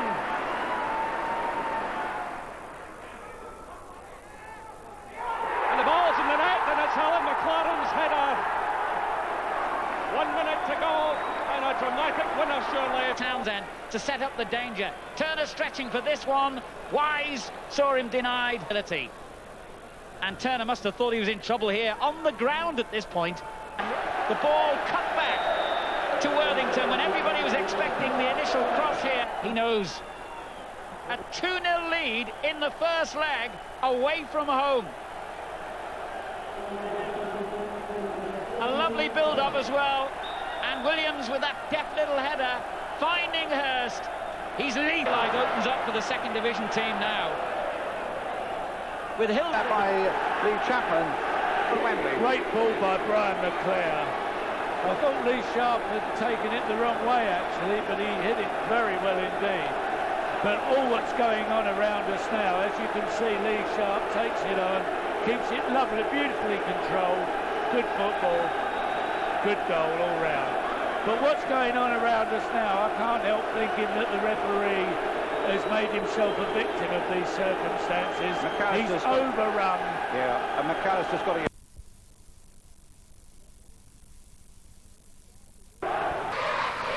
Now he was certainly behind his man as the ball is played in. And he steers it into the corner. 81st minute. 35 yards at least. A good touch by Flowers. Roy Keane then hitting a good shot in there. Benali plays Hodge onside as he turns it in with his right foot. And Stuart Pearce, what a valuable throw. And instant. But it came down. They were appealing for a goal from behind. The air here trying to get to the ball. And it came out to Watson. Got a little bit, I think, off Hussein, but found the corner. Everton in front in this fifth round tie for the first time.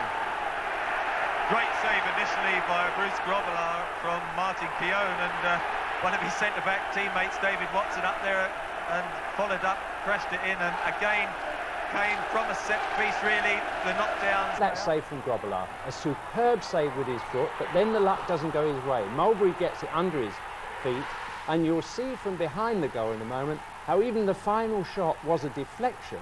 It comes off Hussein's feet. As it comes back there, save number one. No better passer in the business, really, and when he gets the opportunity, he's a long while putting it through, carries it through the mud, and then with that favourite left foot of his, just picks up Michael Thomas. So much stamina. From corners and free kicks has paid off again. Sheridan delivering the perfect ball. As the ball came in from the left, he just got the little touch down into the path of Wilson, who hit it without thought. A tremendous second goal for Sheffield Wednesday on the night. Danny Wilson, who's been to Wembley twice in this competition with Luton Town. Minute streaker behind them, and Tony Agana back from injury as substitute. All they needed was a gift like this from Kevin Gage. Thank you very much. Ian Bryson, United 1, Aston Villa 0, 4 minutes after half-time. The crowds are getting bigger too. 27,000 last Tuesday, 22,000 here. But Villa fought back. Derek Mountfield. 1-1 with half an hour to play. The stage set for somebody. Who would your money have been on? Brian Deane? Absolutely. 14th goal of the season. Sheffield United 2, Aston Villa 1. That cup marathon with Arsenal seems to have taken something out of Leeds. They looked jaded as early as the 10th minute when Barry Horn's free kick was met beyond the far post by Paul Rideout. 1-0 to Southampton. Howard Wilkinson described this as the worst performance in his 3 years with the club. Certainly the usual sharpness was lacking when McAllister's persistence, and then this shot from Andy Williams, created the opening with Lee Chapman screaming for the pass. Carl Shutt took another route, which turned into a blind alley. Southampton had left Matthew Le Tissier on the bench and probably wished they hadn't, when from this free kick, Chapman handled, a fact not unnoticed by the referee. Never mind the Lukic save, it was a penalty. In the absence of the usual penalty taker, Alan Shearer was given the job. He couldn't beat Lukic though. And that was all Leeds had to cheer on the day. With quarter of an hour to go, a move started down the right, switched to the left. Rodney Wallace teased Sterland, and the instinctive finish by Glenn Cockrell gave him his first goal of the season. Southampton 2, Leeds United 0. So Leeds missed a golden opportunity of cementing their position. Liverpool and Arsenal meet this afternoon. Not one of the 8 clubs beneath them won yesterday. Indeed, 4 of them lost. It would have been unthinkable at Christmas, but Sheffield United are out of the relegation positions.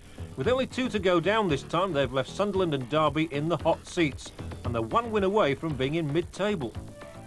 Good news for Ron Atkinson. His raincoat had dried out from midweek and he was named Barclays Manager of the Month for Division 2. He paired Trevor Francis with Paul Williams up front successfully. Francis back heel, Williams 12th goal of the season. Wednesday in front in 3 minutes, and the best possible reply to those who believe they might still be a little drunk on success after reaching the Rumbelows Cup final. Notts County had plenty of possession in a scrappy game, but not many clear chances. Harding's header, one of the few, Chris Turner, down well. Wednesday made their victory safe with 12 minutes left. Sheridan's free kick off the head of Thomas, and County hadn't time to recover from 2 down as they'd done at Hillsborough. Notts County 0, Sheffield Wednesday 2. Not a bad day overall then. 2 second division wins and a point for Hull in a goalless draw at home to 4th place Middlesbrough. And the news gets better for Sheffield Wednesday and Barnsley. Apart from Oldham, they were the only winners in the top 10, and they've played fewer games than the rest. Wednesday are now 2 points further ahead of Middlesbrough, and Barnsley just 1 win off the playoff zone. Hull, though, have got to start winning soon. They did draw level on points with Watford, but the 2 of them are 7 points adrift. They can take encouragement from Barnsley, though. A year ago, they were next to bottom. Into Division 3, and on paper this was the away banker of the day. Mansfield with 8 home defeats against Grimsby with 6 away wins, and Mansfield keeper Beasley certainly looked all at sea as the Mariners swarmed around his goal. No surprise then when Grimsby scored first. Moved down the left, David Gilbert's ball in, beautifully converted by Tony Rees.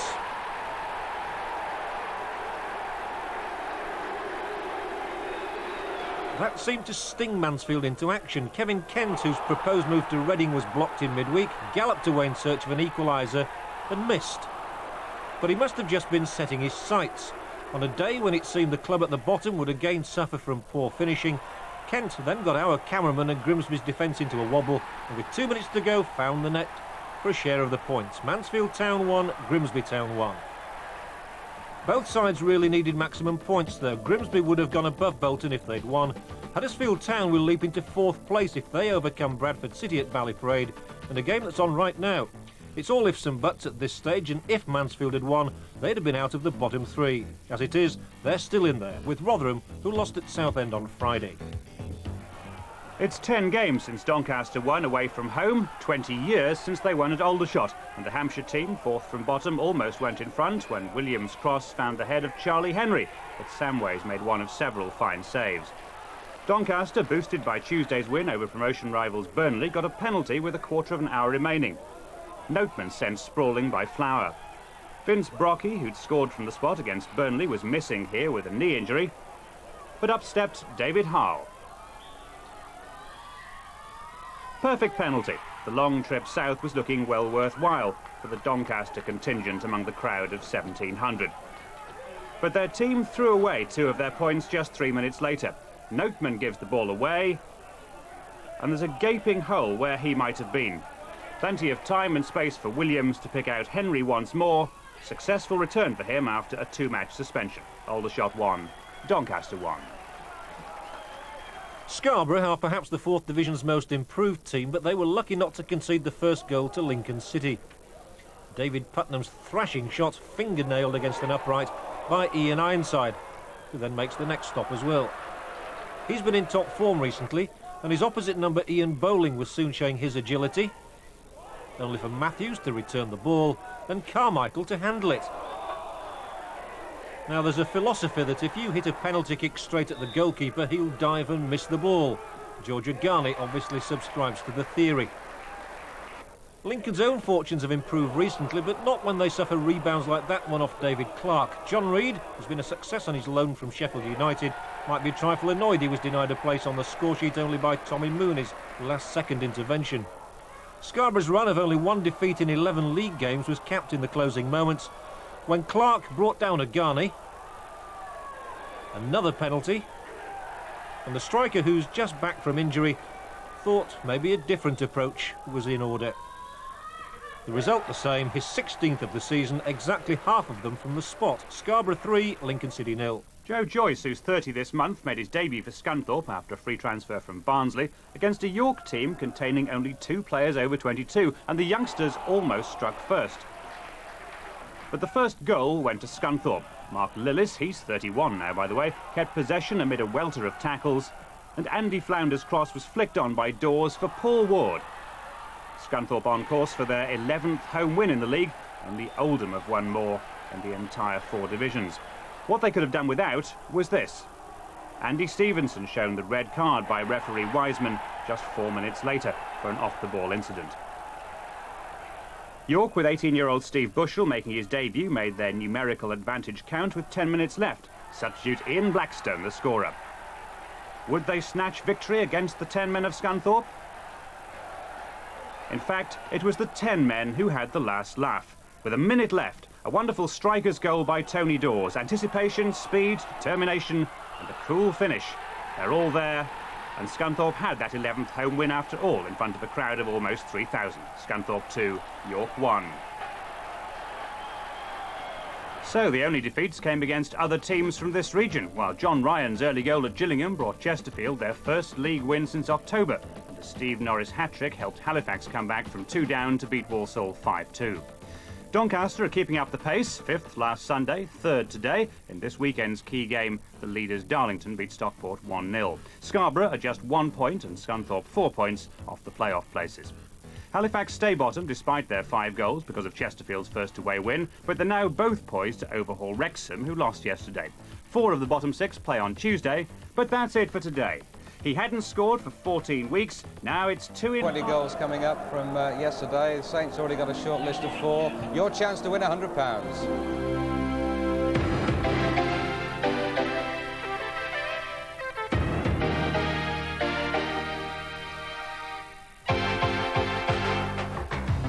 This was a 5-star relegation match that produced a 5-star entertainment rating, although the result really was a poor one for both sides under the circumstances. Sunderland getting off to a flyer through Gordon Armstrong. Now, having taken only 3 points out of the previous 30 that were available, you can imagine the mood at the baseball ground when Sunderland went 2 up. Marco Gabbiadini with an Andy Gray type of header.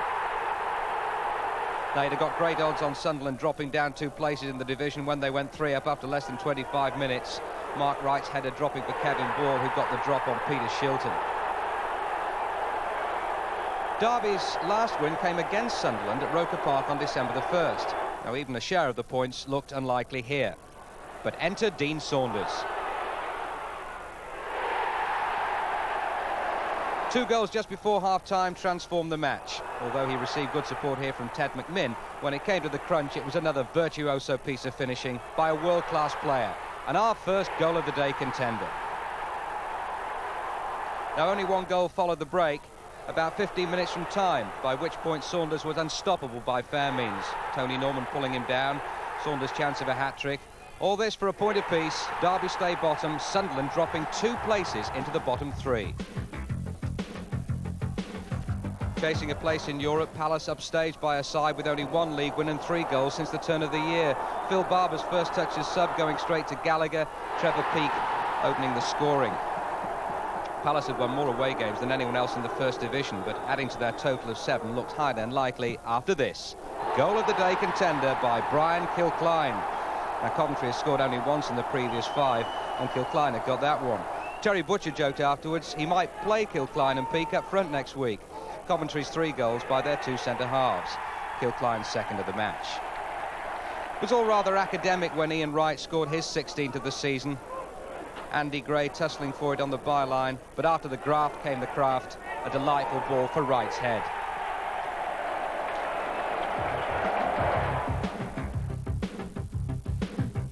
You might have fancied Leeds for this in view of their recent cup disappointments, coupled with Southampton's return date with Forest on Monday, but Paul Rideout put the Saints in front after 10 minutes. The Saints minus Matt Letitia, dropped or rested, we don't quite know. Penalty there for handball. It all happened so quickly, but what a good save by Lukic nonetheless.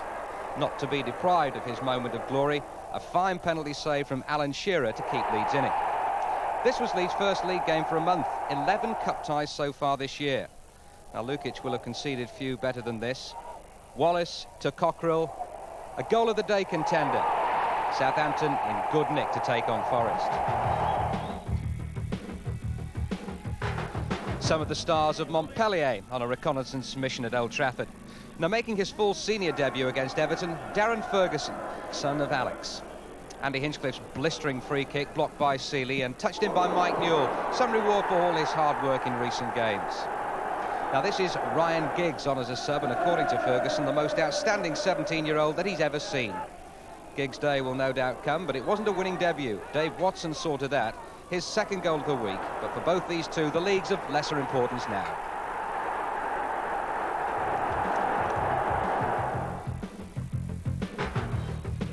Chelsea's hopes for the season have crumbled since they beat Spurs and Arsenal not that long ago. A sharp turn by Gordon Durie put them in front. Familiar situation for Spurs, who've won only 2 of their previous 11 in the league. They managed to get a point through Gary Lineker, who was probably more surprised than anyone to be greeted by Besson quite so far out from goal. Lineker's 15th of the season, and Chelsea have now gone 6 games without a win.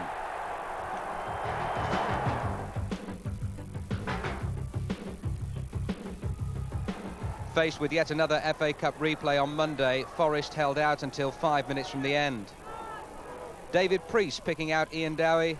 3 goals of such importance for him over the past 2 games.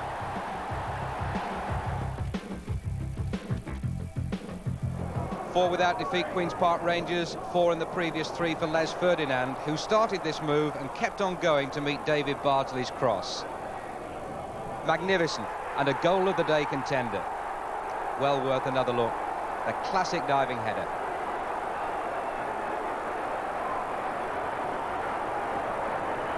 Now, City finished the match, their 3rd without a goal with 10 men. Neil Poynton sent off for that challenge on Ferdinand.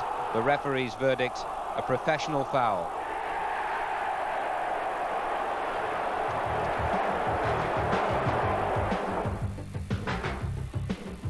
Of the bottom 8 clubs, only Aston Villa lost, so even Sheffield United's 5th successive win failed to lift them out of the bottom 3. Kevin Gage's miss-hit back pass enabling Ian Bryson to get the first. Villa equalised 7 minutes later. Derek Manfield again, but their First Division survival is by no means a foregone conclusion. They're only 3 places ahead of United now, but level on points. United winning the match with Brian Dean's 14th of the season from Glyn Hodges' corner.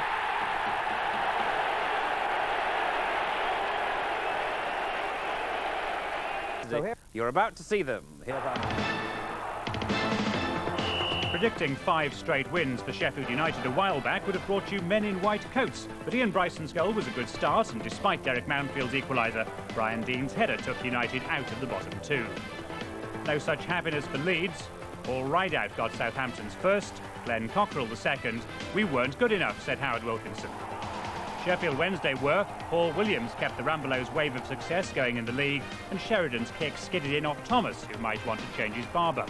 Good team, shame about the pitch was the verdict at Barnsley, but Andy Saville put the home team ahead on the quagmire, and Andy Rammell made it too. So Barnsley only 2 points off the playoff zone, despite Watford's late goal from Penrice.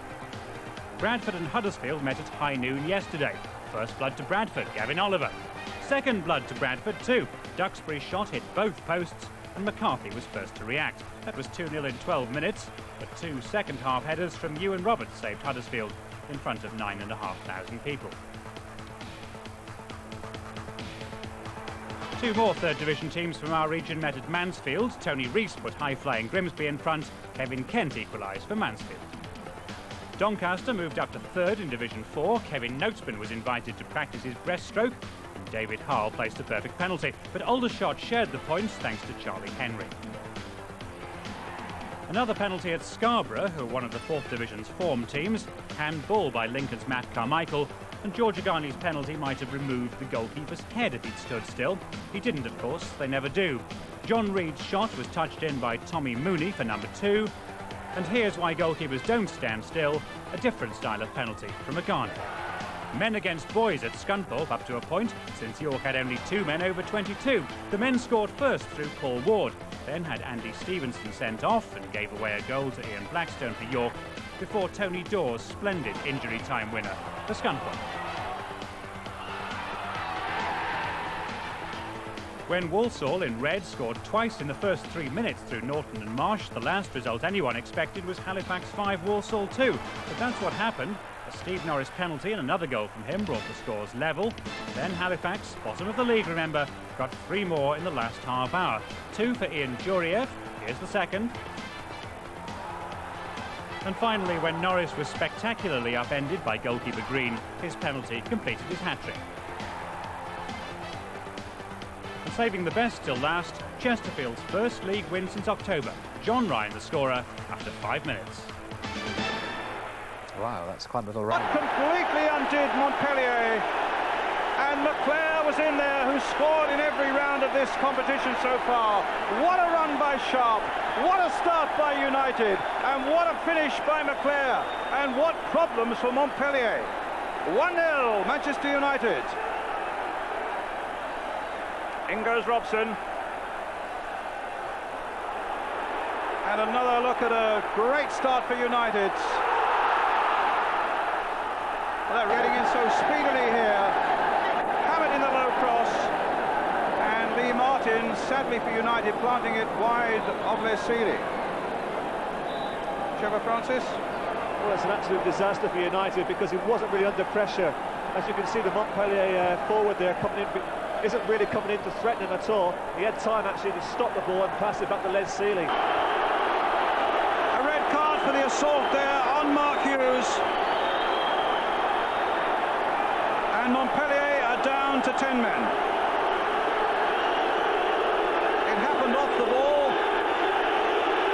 The boos are ringing around Old Trafford. And that was it.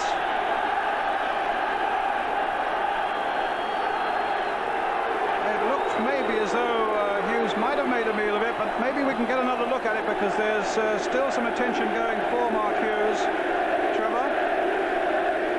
Quite clearly the referee saw it, and he made a mistake actually because he got his yellow card out. Yes.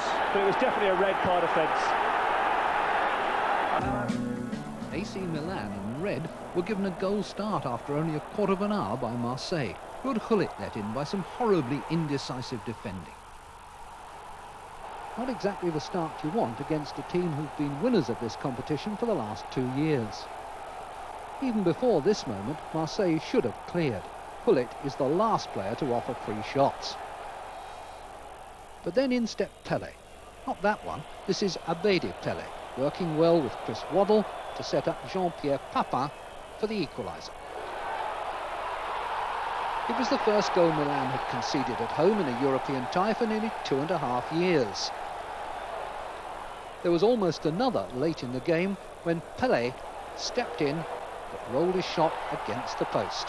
1-1 and everything at stake when they go to Marseille. Bayern Munich in red lost skipper Klaus Augenthaler after a quarter of an hour against Porto. He couldn't wait to swap shirts with Emil Kostadinov, and with all the nonsense that's been written about professional fouls this season, there'll surely be no arguing with this red card. Even so, Bayern took the lead.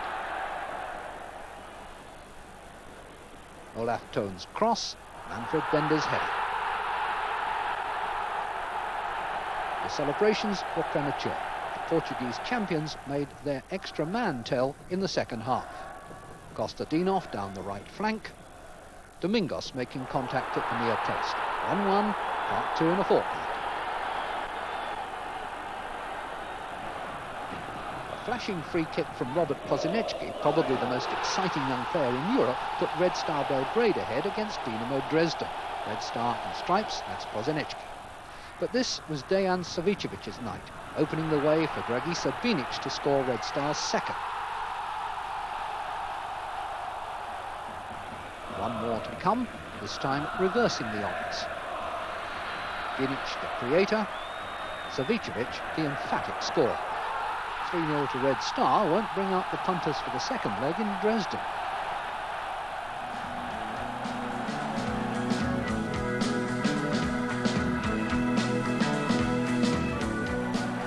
Barcelona gave manager Johan Cruyff a boost after his heart operation, Jose Baquero putting them ahead against Dynamo Kiev. Sergei Zaitz equalised for the Soviet side after 33 minutes, but right on half-time, Urbano Ortega restored Barcelona's lead. In the second half, there were 2 goals from the penalty spot. Hristo Stoichkov making it 3-1 for Barcelona, before Sergei Smatolvenko gave his side some hope for the second leg with a final score of Kiev 2, Barcelona 3, in a game watched by 96,000 spectators. Juventus were appealing for handball and a penalty when midfielder Giancarlo Marocchi put them ahead against FC Liège of Belgium.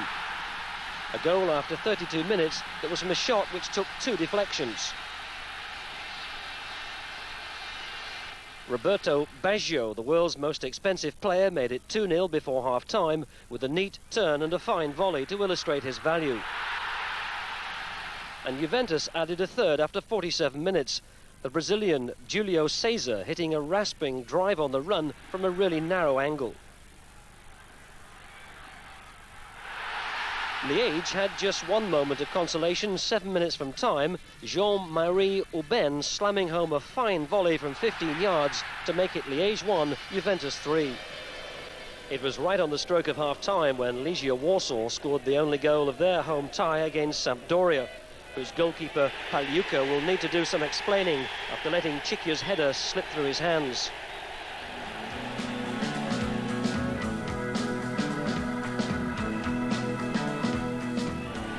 Roma in the red strip made the best of home advantage against Anderlecht in the UEFA Cup. Stefano Desideri's free kick, seconds before half-time. In the second half, another free kick goal. Scorer this time, Rudi Völler.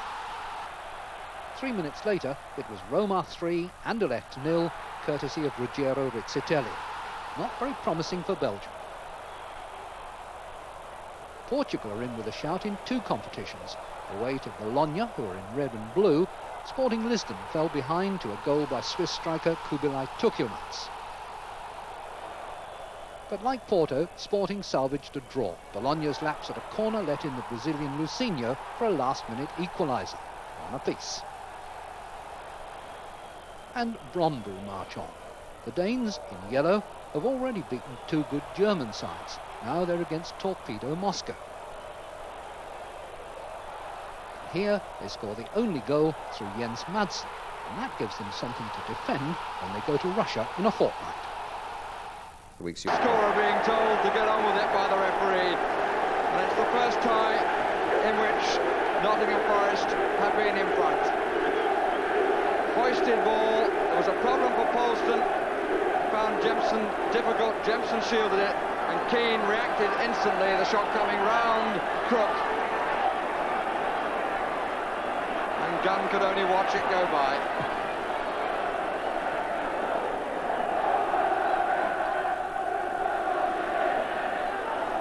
10 matches for you today, and first we join John Helm among a crowd of almost 10,000 at Blundell Park.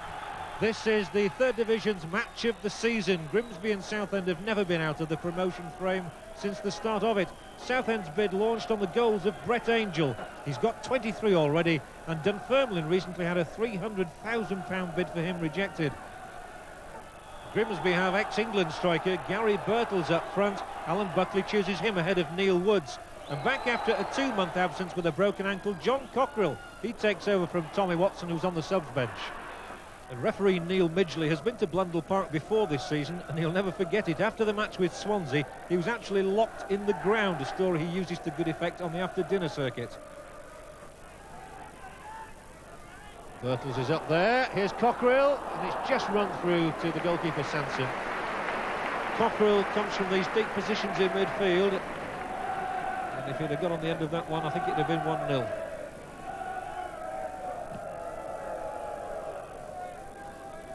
Kick upfield, and Benjamin just unable to get there before the keeper Sherwood.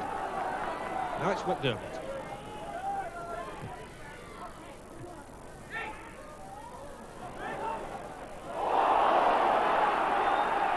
It's a free kick against Powell for the challenge on Rees.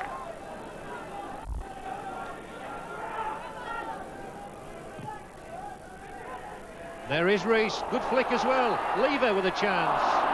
It's a shame in a way, it was a centre-back who had that opportunity. A striker might have done rather better with it. But straight from McDermott's free kick, it's a lovely little flick from Tony Rees. He is so deft in those situations. And Lever rather snatched at the opportunity.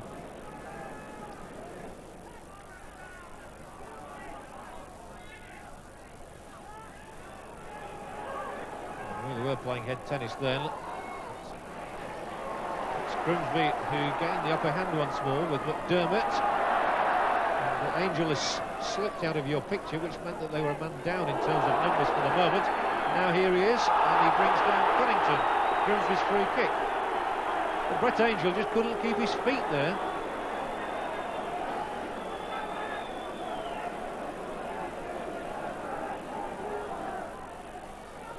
So Dave Gilbert flying it in. Lever was there, but it's out by Austin. Futcher. Birtles underneath this one. Here's Tony Rees. Off the crossbar, and even the referee jumped in the air. Tony Rees very unlucky. It's the closest either side has come. Futcher's header back in. A lot of players mingling for it. Birtles with a touch there. Rees turning on it. And that's just how unlucky he was.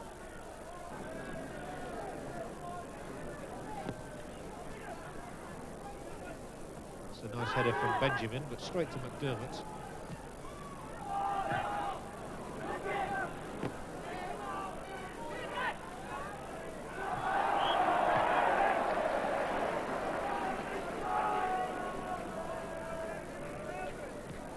Paul Clark, the Southend skipper, has played over 300 games for the club in 2 spells. This is Rees, though. He's had his share of clubs too. He's fought well here on Grimsby's behalf, and Childs gets the crossover. The keeper's in trouble. Over the top from Lever.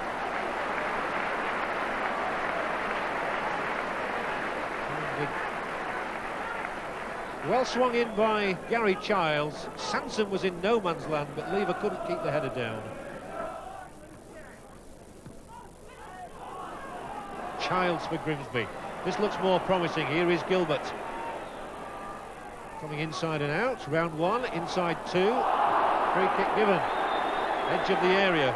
Pity from Grimsby's point of view that Gilbert hadn't got inside, because he's a damn hand at taking penalties.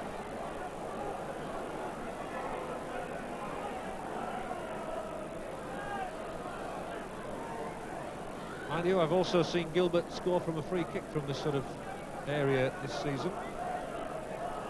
That was against Bournemouth. This is another day. Grimsby have 5 men inside Southend's penalty area. Looks like Cunnington or Gilbert, and it will be Gilbert, and he flashes it in and scores. Well, I did warn you, he can hit them. And Dave Gilbert goes into double figures for the season, his 10th goal. Sweetly struck indeed. Cunnington ran over it, and Gilbert knew exactly where he wanted to put it, and he followed his own instructions. And a great time to score, 3 minutes before the interval, and it's Grimsby 1, Southend 0.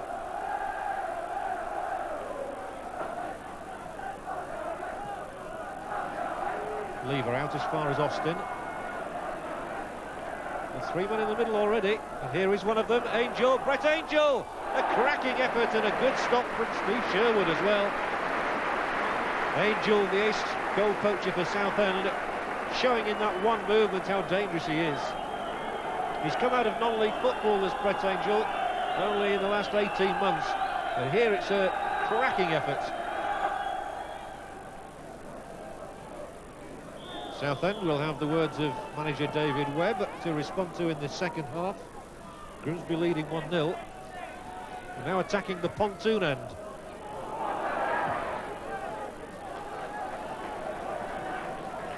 And Grimsby's supporters are behind this goal, so they'll be hoping to suck 1 or 2 goals into that net. Long throw is aimed for Rees, inside to Gilbert. And Rees with a really weird effort. Well, that would have been a quite extraordinary goal.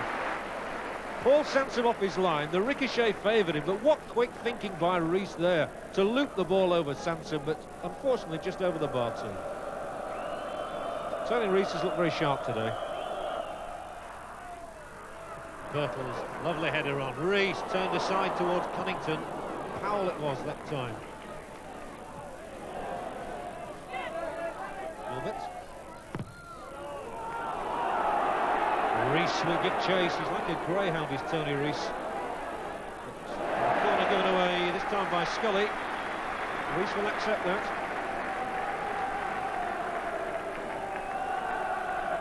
Still they defend against another Grimsby corner. Gary Birtles in for it. Well, it nearly crept in. Birtles hasn't scored this season. In fact, his last goals for Grimsby were in a hat-trick at the end of last season against Wrexham, but he's close enough here.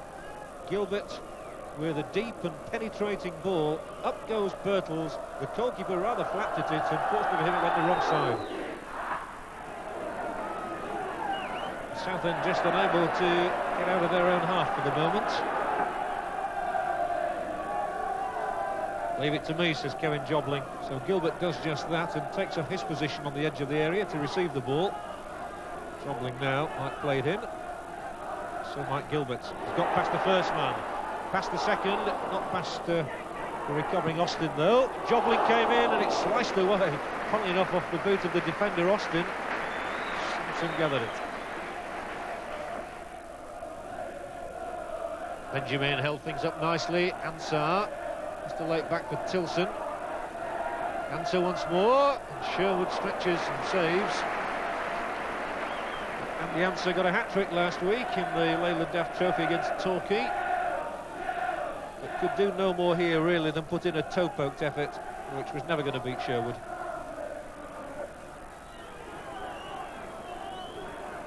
And again they'll stay over in that corner and just waste up the seconds. And Mr. Midgley points to the dressing rooms. 3 valuable points won here by Grimsby Town in their promotion chase. They've inflicted defeat on Southend, their arch-rivals, by 1-0. The only goal scored by Dave Gilbert in the first half, but Grimsby have really merited their success. Grimsby Town 1, Southend United 0. We're now into the critical part of the season, so far as promotion's concerned. How do you rate your chances now? I think the critical part is about the middle of May when everything's been decided, John. But the only thing I would guarantee is we try and play the game in an entertaining fashion. And all I will say is that nobody and no club wants to be successful more than this football club here. And everybody will do all in their power to make that the case. And there's a tale of success coming up, home and away, in a couple of minutes. There was no doubting the happiest man at Elland Road yesterday. The game was lousy, Coventry were worse, but when McAllister's shot came back off Grizovic, Bobby Davison pounced after half an hour of the first game he started all season after a long-term knee injury. Leeds could still qualify for Europe if Liverpool win the league and Arsenal the cup, and the crowd of nearly 29,000 settled back to watch Lee Chapman settle this game. Not this time. Leeds, in fact, hadn't won in the league for 7 weeks, partly because they'd hardly played in the league, but with Gordon Strachan back from injury, they made the 3 points safe with 3 minutes left. Chris White's first league goal since October the 20th. Leeds 2, Coventry 0. A change of colours, but no change in fortune for Sheffield United. In white, Chris Wilder had the first blast at Sunderland. While United had been on the way up, Sunderland had been going in the opposite direction. Gary Bennett was wayward there.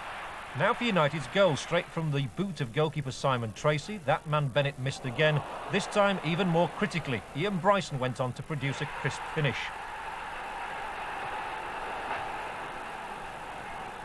Sunderland did have their chances though. The talented substitute Kieran Brady actually found the net. The linesman found him offside. Then when Marco Gabbiadini's cross was deflected, the crossbar came to United's aid. The tide of fortune really has turned. And to sum up that it wasn't Sunderland's day, Brady threaded the perfect pass through to Colin Pascoe. He missed and the points came back to Bramwell Lane. Sunderland 0, Sheffield United 1. Liverpool closed on Arsenal at the top of the table, and Leeds' 13th win of the season kept them tugging at Crystal Palace's tails and well clear of the rest of the pack. Sheffield United's bid for the Championship may have come a little late, but 6 straight wins make them the First Division form team of the year. They're now 11 points clear of Derby County. In Division 2, Sheffield Wednesday were rubbish for the first half hour. Not my words, Ron Atkinson's. And if Tony Ford's shot hadn't been blocked on the line by Phil King, back from injury, West Brom would have been a goal up. Wednesday had 2 chances just before the break. First, Paul Williams, leading the Wednesday attack with David Hurst's injured knee, still keeping him out. And then Hark setting up Francis, Anderson, and Palmer's header just wide of the near post. The crowd of 26,000, as well as the manager, demanded more after the break, and they got it. First, John Hark set off down the right.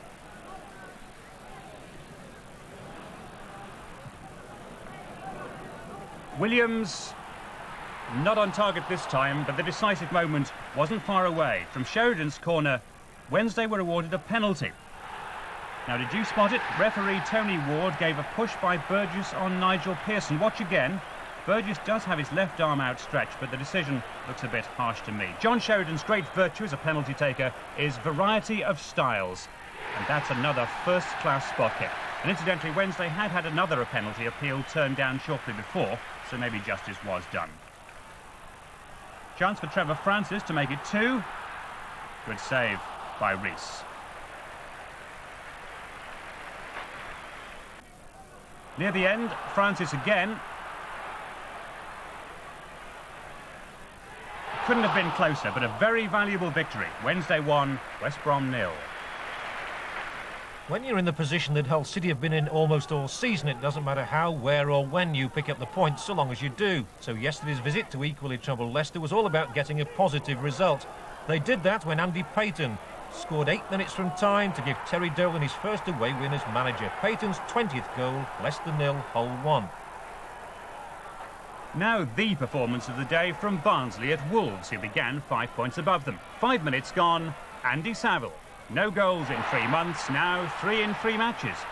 19 minutes, great work by O'Connell, and McCourt, whose cross produced Saville's goal, picked out Andy Rammell all on his own.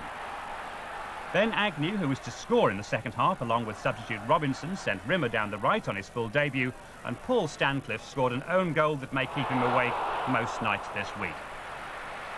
Our apologies, by the way, that we can only show you 3 goals. We've only received the first half action from our colleagues at Central Television. Poor Stancliffe will wish the cameras hadn't gone to Molineux at all.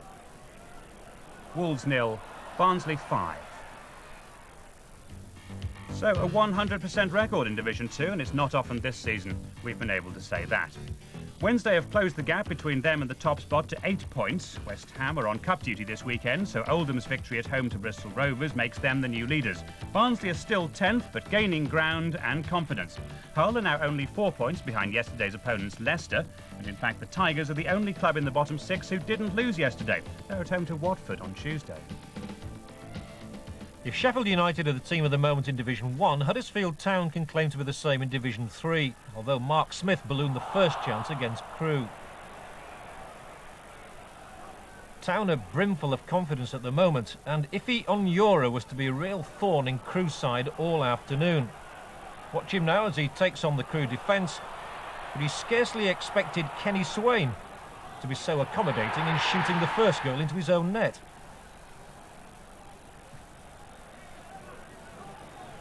Huddersfield swarm forward again 4 minutes later. Ewan Roberts and Simon Charlton combining this time. Onyora headed the ball back into the danger area. When it seemed another Crewe defender might oblige, Roberts intervened to make sure.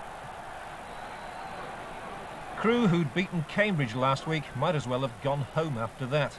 Ife Onyora tormented the life out of them yet again.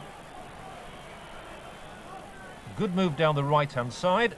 When the cross comes in, although O'Regan couldn't beat Beresford, Town's Nigerian striker followed in to get a richly deserved reward for his afternoon's efforts.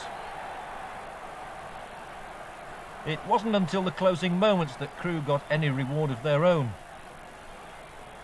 Substitute McKerney making the running, Hignet's header. It might well have been 4 by the end of the day, O'Regan hitting the bar, but Huddersfield were happy enough to stretch their immunity from defeat to 10 matches. Huddersfield 3, Crewe 1. Rotherham were up against a Birmingham team whose form has improved considerably since Lou Macari took over as manager, but the sharpest of turns from Clive Mendonca made it an enjoyable half-time cup of tea for the home fans at Millwall. The game was much livelier after the interval, and Rotherham produced one of their best moves of the season from their own goalmouth. Jerry Forrest began it all. Then it's Peter Duffield making his debut on loan from Sheffield United.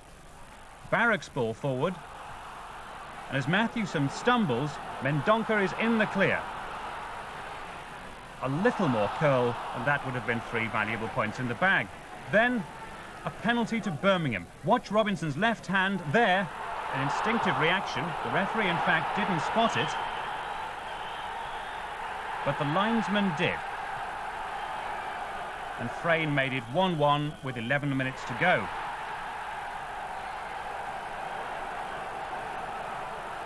Within a minute, Rotherham too had a penalty. Overson struck on the arm from Mendonca's back heel. And a golden chance for the Millers. 3-0 losers, don't forget, to Bury in midweek. It's Clive Mendonca. And how costly might that prove to be? Rotherham 1, Birmingham 1. So just a point for Rotherham, 3 each for Grimsby and Huddersfield in their promotion chase, but Mansfield lost to a 4th-minute goal at Chester. Grimsby have closed the gap on Southend to 3 points, while Bolton won comfortably at home to stay 2nd, and Huddersfield are up to 5th. But they won't be reaching for the champagne just yet. It's so tight there that Bradford in 14th place are only 5 points off the playoff zone, and they've played 3 games fewer than Huddersfield. Mansfield and Rotherham, incidentally, face tough home games on Tuesday against Bolton and Grimsby, respectively. Lincoln City's problem has been scoring goals, only 15 in 14 home league games before yesterday. When Hartlepool got themselves in a muddle, Tony Lormer scored as good a goal as you could wish to see. Perhaps the midweek win at Torquay had given Lincoln new heart. Certainly David Putnam, who got the winner in that one, was full of it when he beat Brian Cox on his near post to make it 2-0. Hartlepool did rally briefly, and with 20 minutes to go, Steve Tupling showed some good close control, got Lincoln in a tizzy. And when the ball came over, Joe Allen was there to slide in his 24th goal of the season. But Lincoln had the last laugh, another beauty too, making you wonder why it was the first time they'd scored more than once in a game for 10 matches. Tony Lormer rounding off a perfect day for himself and the team. Lincoln 3, Hartlepool 1. Halifax, fresh from their 5-2 win at home to Walsall a week ago, went to Chesterfield with renewed confidence, and Steve Norris put them ahead midway through the first half. His 23rd goal of the season, one behind Joe Allen, and an inspired by Jim McCalliog from Carlisle. But Halifax were reduced to 10 men on 34 minutes. In the circle, Juria, the judge to have elbowed Bryan, and he didn't appear to be in much doubt about the verdict of referee Wilkie. A red card, and Halifax suffered for it. Lancaster's height causes trouble for the visitors' defence, and Williams hooks in the equaliser just after the hour. The 10 men of Halifax hung on until Lee Turnbull's dramatic header in injury time. Chesterfield, with no wins between October and February, had 3 out of 3 in March. It could have been 3-1, Lemon clear through, but it finished Chesterfield 2, Halifax 1. So, 2 winners and 2 losers on the day. York City collapsed dramatically against promotion-chasing Peterborough 4-0 at home. Scunthorpe won at Doncaster. Scarborough drew at Stockport on Friday night. Doncaster's recent sale of Brevet and Turnbull seems to be rebounding. They've slipped to 4th, but Scunthorpe have surged to 8th with 4 wins in a row. Scarborough are on the fringe of the playoff zone. Lincoln's win took them above York. Chesterfield were the only team in the bottom 5 to win, but Halifax are marooned after their 19th defeat of the season, 13 away from home. On Tuesday, Halifax go to Wrexham, York entertain Chesterfield. And that's it. With all those midweek matches, much could change by next Sunday, but Grimsby will enjoy today, and rightly so. Goodbye.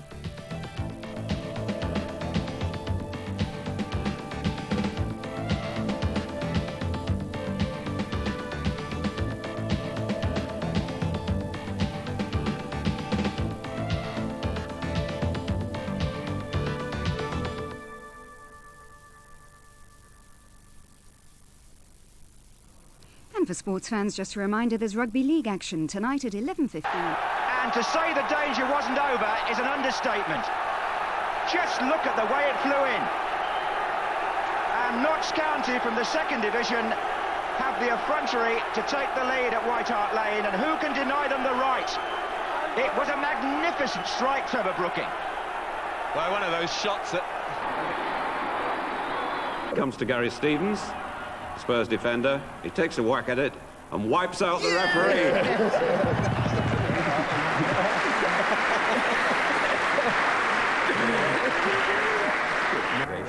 As Nick Powell now reports in goal.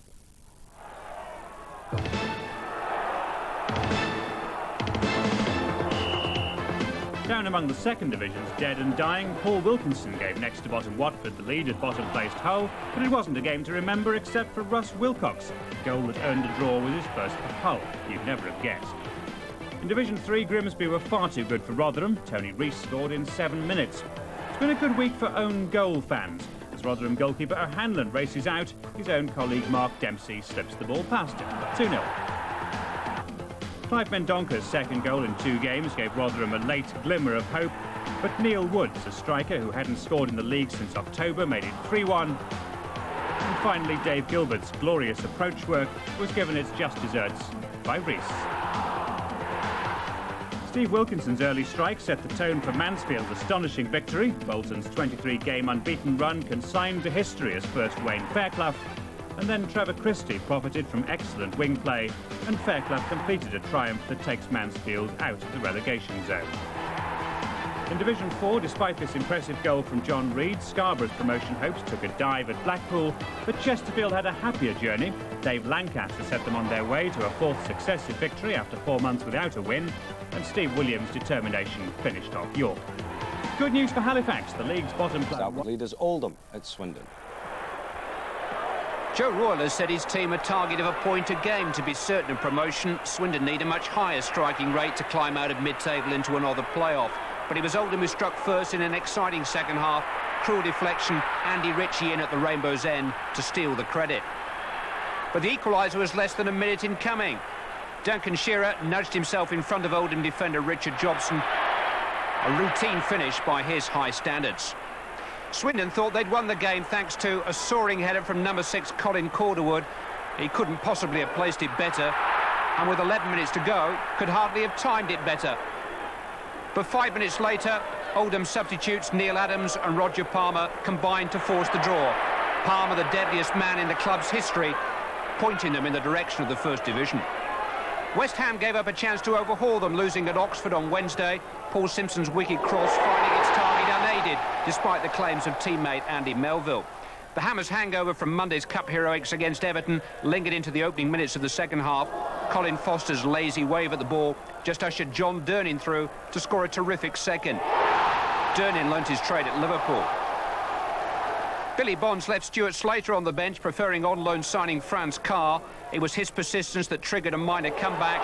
Jimmy Quinn succeeding where Frank McAvenny couldn't. West Ham couldn't rescue anything in the remaining 35 minutes, though. But third-place Sheffield Wednesday were held at home by Brighton, that despite making themselves at home with another goal from Viv Anderson after just 5 minutes. Gimme 5.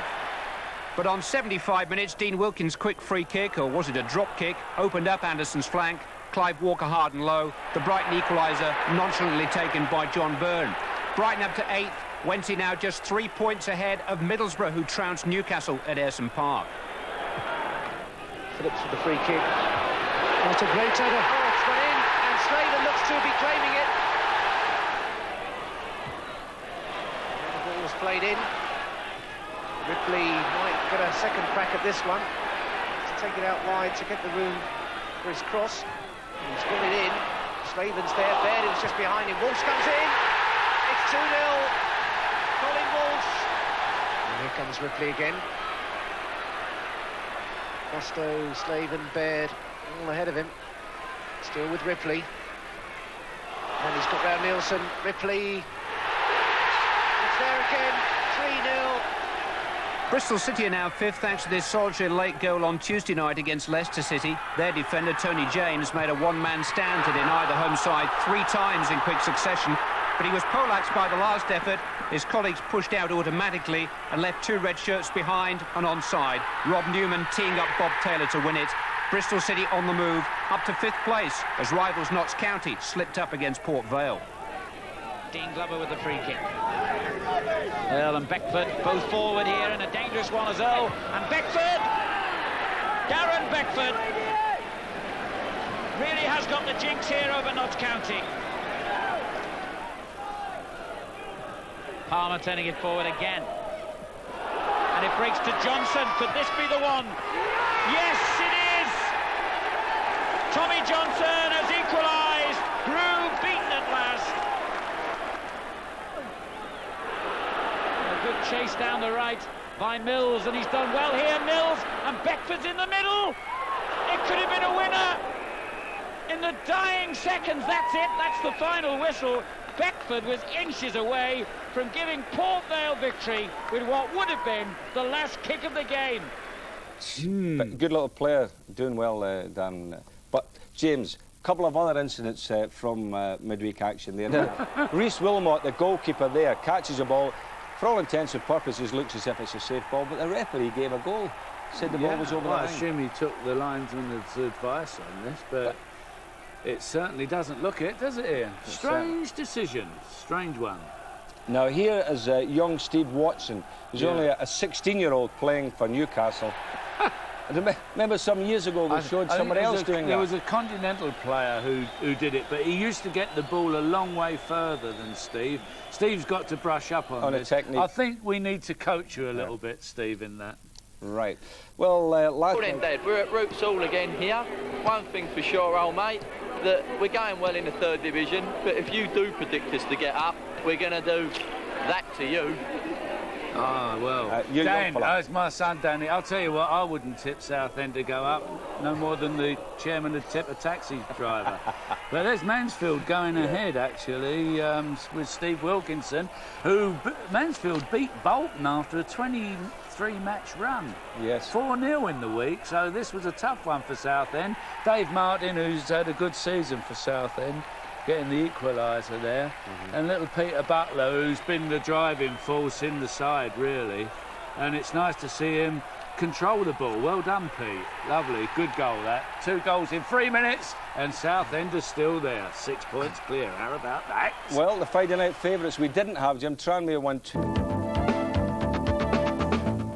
Ron Atkinson had never come away from Upton Park with a win. Billy Bonds had never lost there as West Ham's manager. Result?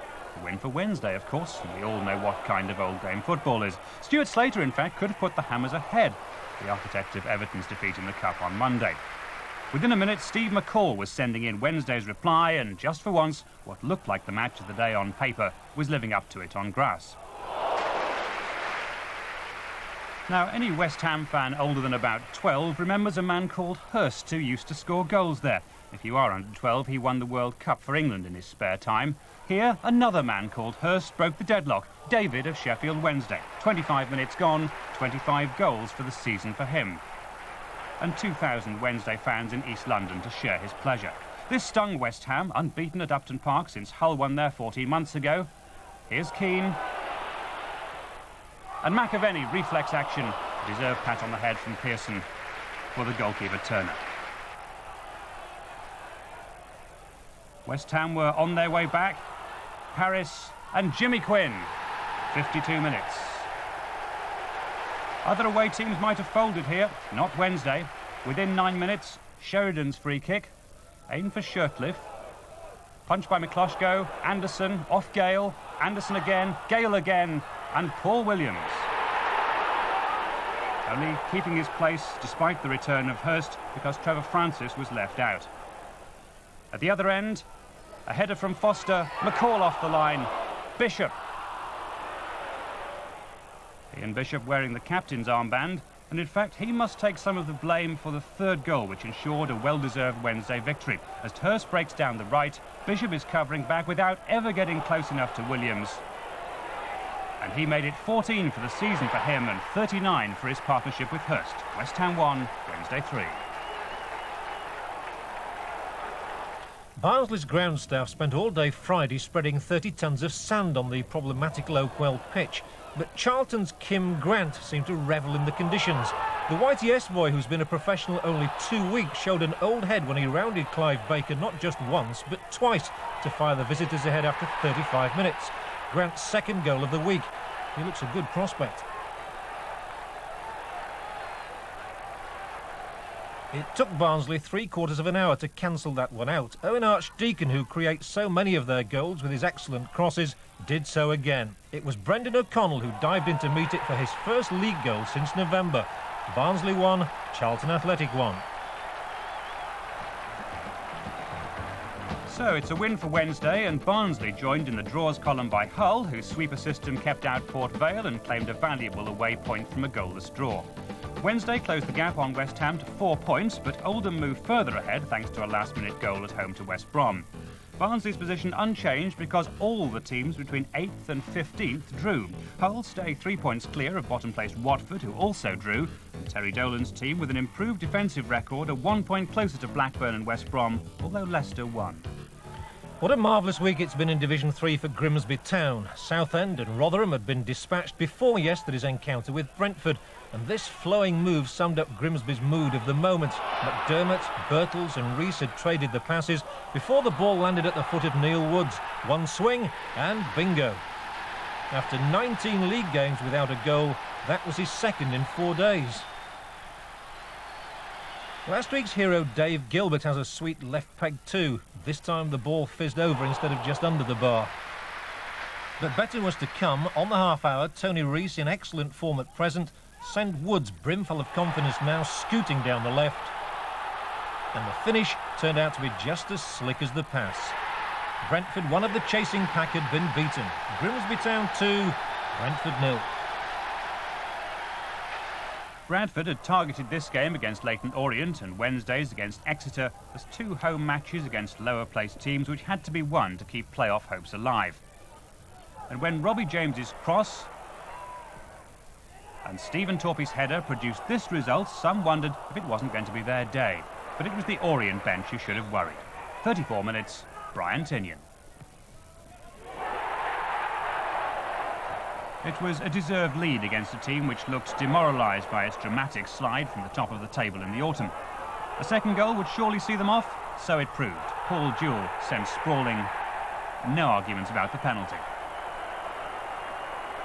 Tinian again. He doesn't get 2 very often.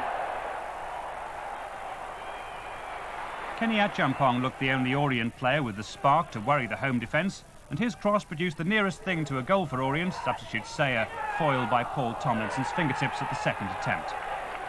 Back to the other end, the old 1-2 brought a third for City. Babb, Torpey, Babb again. Coolly done. 2 goals in the midweek defeat at Chester, so he's used to scoring. Still worth a modest celebration. Disappointing crowd of 5,000 at Valley Parade, though the continuous rain may have had something to do with that. Those who stayed away missed Bradford's first 4-goal haul of the season. Babb again the executioner with 3 minutes left. Bradford 4, Leyton Orient 0. Huddersfield Town must be a good bet for the Wembley playoffs, especially when they produce goals like the one Kieran O'Regan struck into Chester's net after only 12 minutes at Leeds Road. Just sit back and enjoy this one.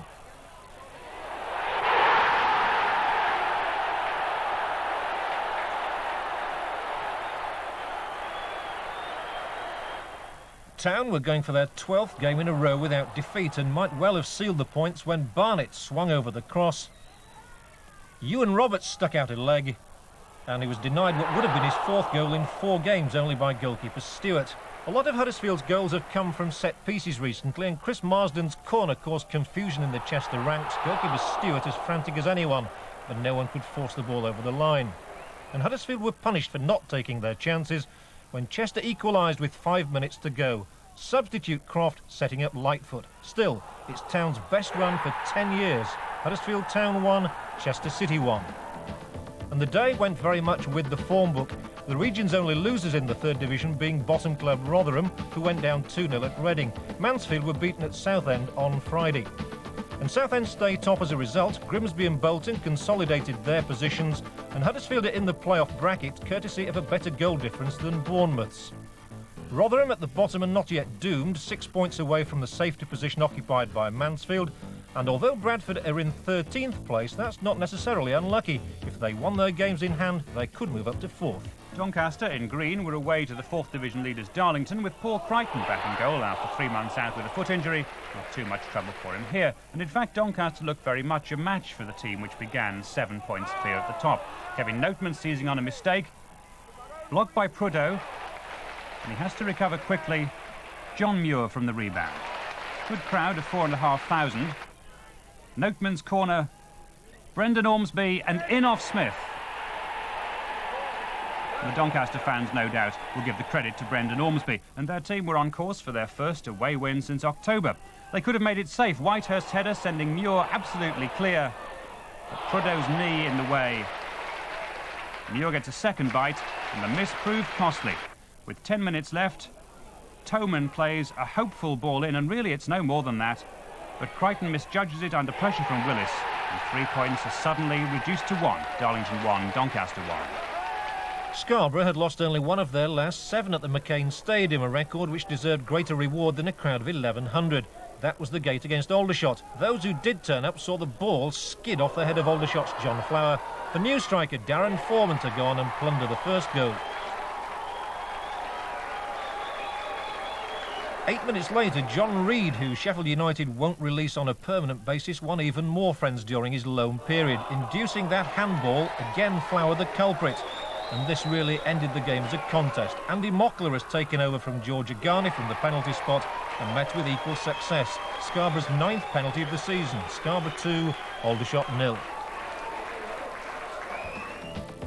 Chesterfield won again to achieve their best set of results for 6 years, and Lincoln's current success story continued with a 4th consecutive victory. On the debit side, Scunthorpe went down at Cardiff. Doncaster are out of the top 4 for the first time in months. Scunthorpe now just a point behind them. It promises to be a very tight finish, and even Scarborough in 11th place could have a say in things. Lincoln and Chesterfield have both advanced to their best positions of the season.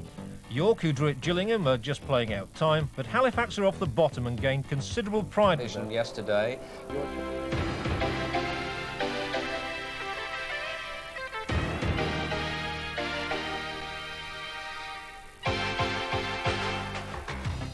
Somehow you couldn't see Liverpool losing this and winning the championship. The Anfield faithful must have felt decidedly edgy then after 20 minutes when Sunderland's rush hit the bar, Armstrong hit Rush, and then finally hit the net.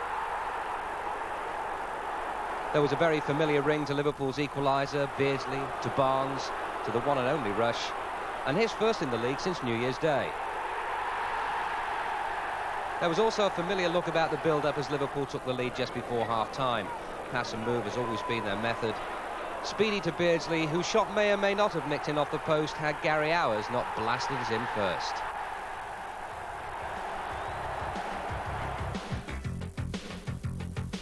Just like Leeds, the last thing Palace want is an Arsenal League and Cup double. Otherwise, their European hopes will be scuppered. Wright tangling with Wright, but who was in the wrong? The referee thought Mark for the challenge as opposed to Ian for the handball. Andy Gray's penalty converted Franny Lee style, as Peter Shilton will no doubt remember. Palace have been finding they're going a bit rough of late, but nowhere near as rough as Derby. The old 1-2 combination of Bright and Wright putting the game beyond the bottom club. Derby's bid to survive and avoid their latest defeat came with 6 minutes left. Gary Micklewhite going solo, but with only 3 points out of the last 33, Derby appear to be going only one way, and that's down.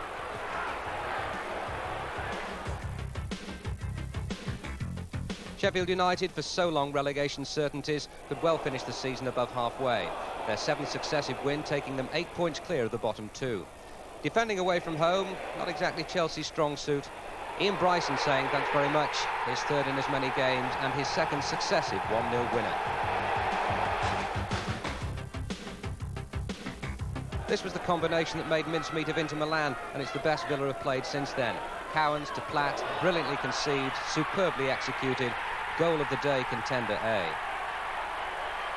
Now what a time to return to form and fitness for Platt, with Villa struggling and England on the verge of their most important international since the World Cup. Cowan staking his claim for another outing against the Irish, involved in all 3 and picking out Platt more reliably than Radar. Platt's hat-trick just after half-time followed Cowan's corner.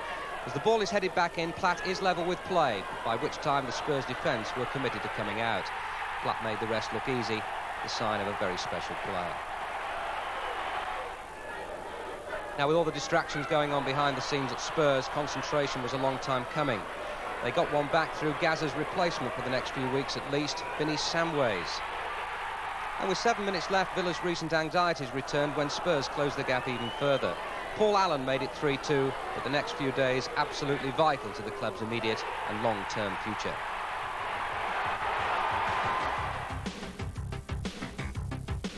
Same old story at the Dell. Southampton are always liable to concede more than they score. The reliable Dave Watson getting his 4th in 5 games. 6 minutes later, Southampton were level. Neil Ruddock, who must have thought he was totally out of luck moments earlier when Neville Southall smothered a shot that ricocheted off both posts, fired in from Rod Wallace's layoff, and that's one of our goal of the day contenders. Everton again, and a first for Mike Milligan. Tim Flowers hurdled off his line, caught Milligan, a nasty blow, but not before the ball was on its way home. Everton up at the break. Southampton equalising with a prime contender for own goal of the day, Mike Newell. But Newell was all smiles 10 minutes later. McCall hit a powerful drive. Flowers got in the way, but that's about all, and Newell cashed in. Space, time, possibility of offside were all factors in Tony Cotty's 16th of the season, 4 in the league and 3 of those against Southampton. That was the 54th goal the Saints have conceded in the league this season, and that's the reason they're now the most vulnerable if either Sunderland or Derby finish the season in a Houdini-inspired way. Alan Shearer nicked another with 8 minutes left, but Everton held out. 2 goals in less than a minute just before half-time. Wimbledon, who are unbeaten in the league this year, struck first with John Fashion, who's 15th of the season. All of them in the league. Bad vibe for City, who'd lost 4 of the previous 5. But straight from the kick-off, City pressed forward. Loris Sanchez handling. But was it ball to hand or hand to ball? Referee went for the former. Mark Ward with his 7th penalty of the season and Wimbledon's 11th single-pointer of the season. They're top of the score-draw league. 2 goals at the City ground and 2 goal-of-the-day contenders. Brian Robson spotting Clayton Blackmore's run. Blackmore committing Crossley with 1 subtle movement and scoring with the next. 7 weeks since United's last win in the league, 8 in Forest's case. A draw then hardly surprising. A brilliant strike by Terry Wilson just after half-time, and United will be hoping for no repeats in Montpellier on Tuesday night. Brian Gunn, the Norwich goalkeeper, the man of this match, but in one fluent example of how to play on the Kenilworth Road plastic carpet, Norwich won it. Precision move from start to finish, Tim Sherwood the scorer, and doing nothing to dispel any lingering fears about Luton's senior status for next season. The man shooting QPR to safety is Les Ferdinand. Ray Wilkins' free kick. Glance down, bouncing up and just beyond Ogrizovic. Ferdinand 6th in the last 5 games. QPR 6th without defeat. And one of 3 clubs 5 points clear of the dropping zone. So here's the Saints shortlist, the 4 goal of the day contenders. David... Pleased with himself. Although it's from a long distance, it was straight at him and it's just gone straight through his body and his arms. Fantastic blow. Now for a start, we know that if it stays this way as we look at it again, and we can look at it again and again, I'm sure all Manchester United fans, to the back of the net there, concerned now on the Montpellier bench. Badabay's made an awful hash of that one. Bruce gets it away. Perfect timing just before half-time. Superb. No.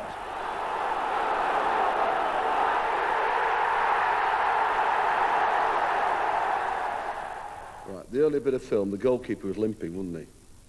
And they swapped over goalkeepers, and the player, when he goes into goal, saves it, saves the shot. You mean Sunderland missed the penalty? They don't score. Yeah. All right, I'll accept that. I'll give you 1 point for that, but there's another... And then they change over again after the penalty. Who change over? They change over, the goalkeeper goes back into goals, and the out player comes out.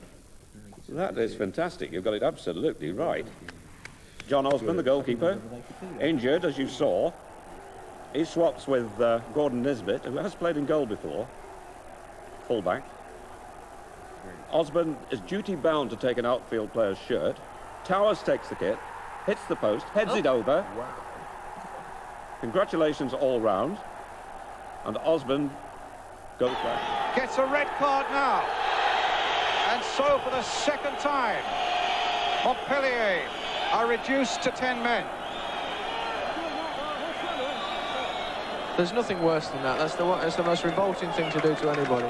I just happened to catch my eye off the ball incident and I happened to see it. Sky Williams.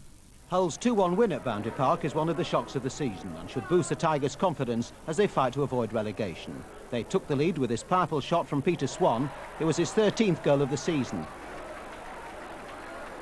Surprisingly, the Tigers then had the effrontery to score a second. From Hockaday's corner, Andy Payton forced the ball past Oldham's keeper Hallworth. However, City conceded a penalty when Mayle clattered Adams. Ritchie making it 2-1 from the spot. At Blundell Park, Grimsby made it 4 wins in a row with a 2-0 victory against Chester. Neil Wood scored the first, his 4th in 3 games. And Grimsby made certain of 3 points when Watson slotted the second in the 67th minute. In Division 4, Lincoln City's problems worsened when they lost 2-0 at Sincilbank to Peterborough, Raleigh putting them in front in the 17th minute. And Lincoln's defence was again found wanting in the second half when, from a corner, Peterborough went 2 up. Robinson finally... Old club Wimbledon, whom Alan Cork opened the scoring on 21 minutes. And in truth, this wasn't the kind of classic that sent the fans home whistling Nessun Dorma. But it had its drama. A throw from Vinnie Jones back from suspension, handball by John Fashanu, and a first ever penalty for Brian Dean. And United might have extended their winning run to a record equalling 8. In injury time, wasn't that handball again by Fashanu? The referee said no, but the Wimbledon manager Ray Harford said he wouldn't have argued if a penalty had been given. It wasn't, so it finished Wimbledon 1, Sheffield United 1. And Wimbledon, 9 games unbeaten, are up to 6th, one of the pack now snapping at the heels of Leeds, who've fallen 12 points behind Palace. Liverpool's 7 goals at Derby have taken them back to the top. Lower down, Sheffield United remain 13th, still only 3 points clear of third from bottom Luton, but only 2 go down. Home defeats for Derby and Sunderland leave them in deep trouble. Sheffield Wednesday are one of only 4 teams unbeaten at home all season, and they didn't intend Bristol Rovers to spoil the record. That was David Hurst clipping the upright. When the sides met back in October, Trevor Francis scored the game's only goal. On this day, he was thwarted by Brian Parkin. There wasn't much luck going Wednesday's way in the first half. Even when Nigel Pearson muscled his way in, Viv Anderson's shot came back off the bar. The change of ends brought a change of fortune, though. David Hurst crossing the ball and a Bristol man, Billy Clark, actually putting it into the net. All was well for Wednesday until the 81st minute. But then when Rees had a shot deflected, the ball fell perfectly for Carl Saunders. And although Nigel Pearson got to the ball, he could do no more than help it into the net. That produced a frantic finale, 2 minutes to go, and Wednesday avoided what would have been their 10th draw at Hillsborough. The pass from Sheridan, the shot from Hurst, and King Williams stooped to conquer. Sheffield Wednesday 2, Bristol Rovers 1. After their magnificent midweek win at Oldham, Hull had West Ham to contend with, and Lee Butler in goal. Signed on loan from Aston Villa, George Parris foiled on that occasion. Terry Dolan has tightened up the league's leakiest defence, only 2 goals conceded in 5 games. But they could have used a little more organisation here. Butler at his sharpest to stop Kevin Keane. West Ham, second at start of play, looked the sharper team for the most part, not surprisingly, but Hull had their chances. Andy Payton here, and credit to Tony Gale for forcing him wide. 9,500 at Boothbury Park, and Payton almost gave them something to cheer after the interval. Now David Norton forcing his way into the penalty area. Jenkinson, Payton, West Ham would be happy with the point, and Hull delighted with 4 out of 6 points against the top 2. Hull 0, West Ham 0. So 1 win, 1 draw and a 2-0 defeat for Barnsley at Oxford, their first defeat in 6 games. Oxford in good form, unbeaten in 7. Sheffield Wednesday for the title? Why not? Only 4 points now behind the top 2 with a game in hand. Oldham lost at Blackburn. Brighton have crept up to 4th, but they're 8 points behind Wednesday. Barnsley stay 9th. Hull are now in the bottom 2 only because their goal difference is so much worse than West Brom's. The bad news is that next Saturday sees them at the same in-form Oxford team who saw off Barnsley. Huddersfield's run of 13 unbeaten matches was put to the test at Leyton Orient. Bury the first to pose a threat. But things looked even worse for Huddersfield when Kenny Acheampong made a break through the middle and was brought down by Graham Mitchell. No doubt about the penalty. But though Steve Castle struck it well, Steve Hardwick produced a brilliant save.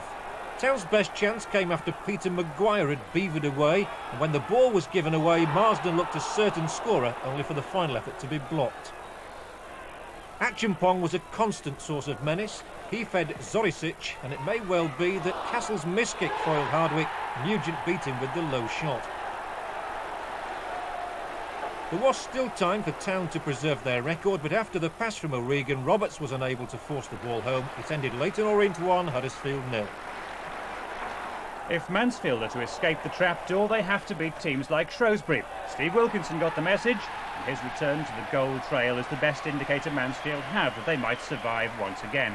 That came 5 minutes before half-time against a team who began 2 points above them, and a minute after the interval, this happened.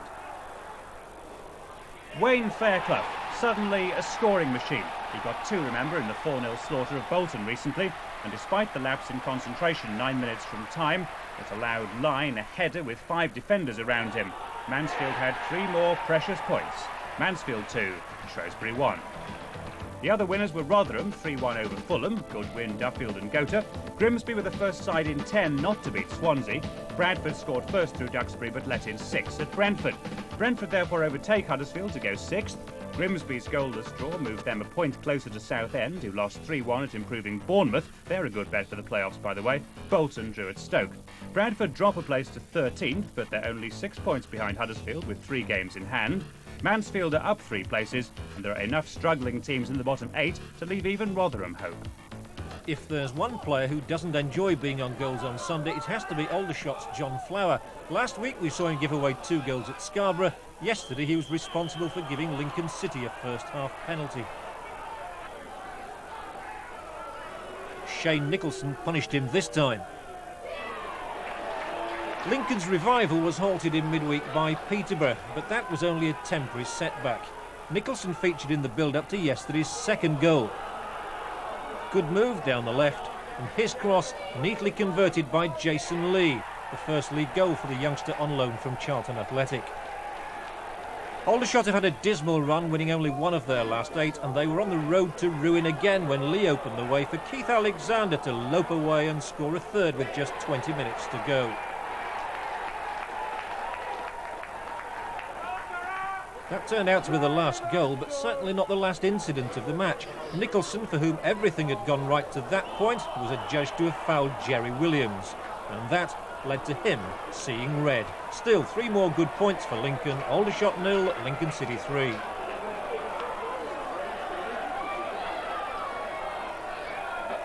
A big Burnley contingent boosted the crowd at Bootham Crescent to 4,500, but it was the York fans who had all the fun, and most of it came early on. Glenn Naylor foiled twice at point-blank range by Pearce. the relief for Burnley was only temporary. For a team who reckoned to be up with the best in Division 4, Burnley allowed Tony Cannon far too much time and space to show off his skills. And then they all watched the ball as Andy McMillan arrived all on his own for his very first league goal. That came on the quarter hour, and 3 minutes later the 4th Division's biggest surprise of the day was complete. Good deep cross from Hall, Helliwell outjumps the goalkeeper, Naylor the scorer. York City 2, Burnley 0. The day's most extraordinary game was at Blandford Park. Scunthorpe, who scored more goals at home than any other 4th Division club, were handed a 21st minute addition to the tally by Halifax Town. Andy Flounders scored it from the spot. No sign of the extravaganza to come until just before the break. Then Richardson unleashed a savage shot for the equaliser.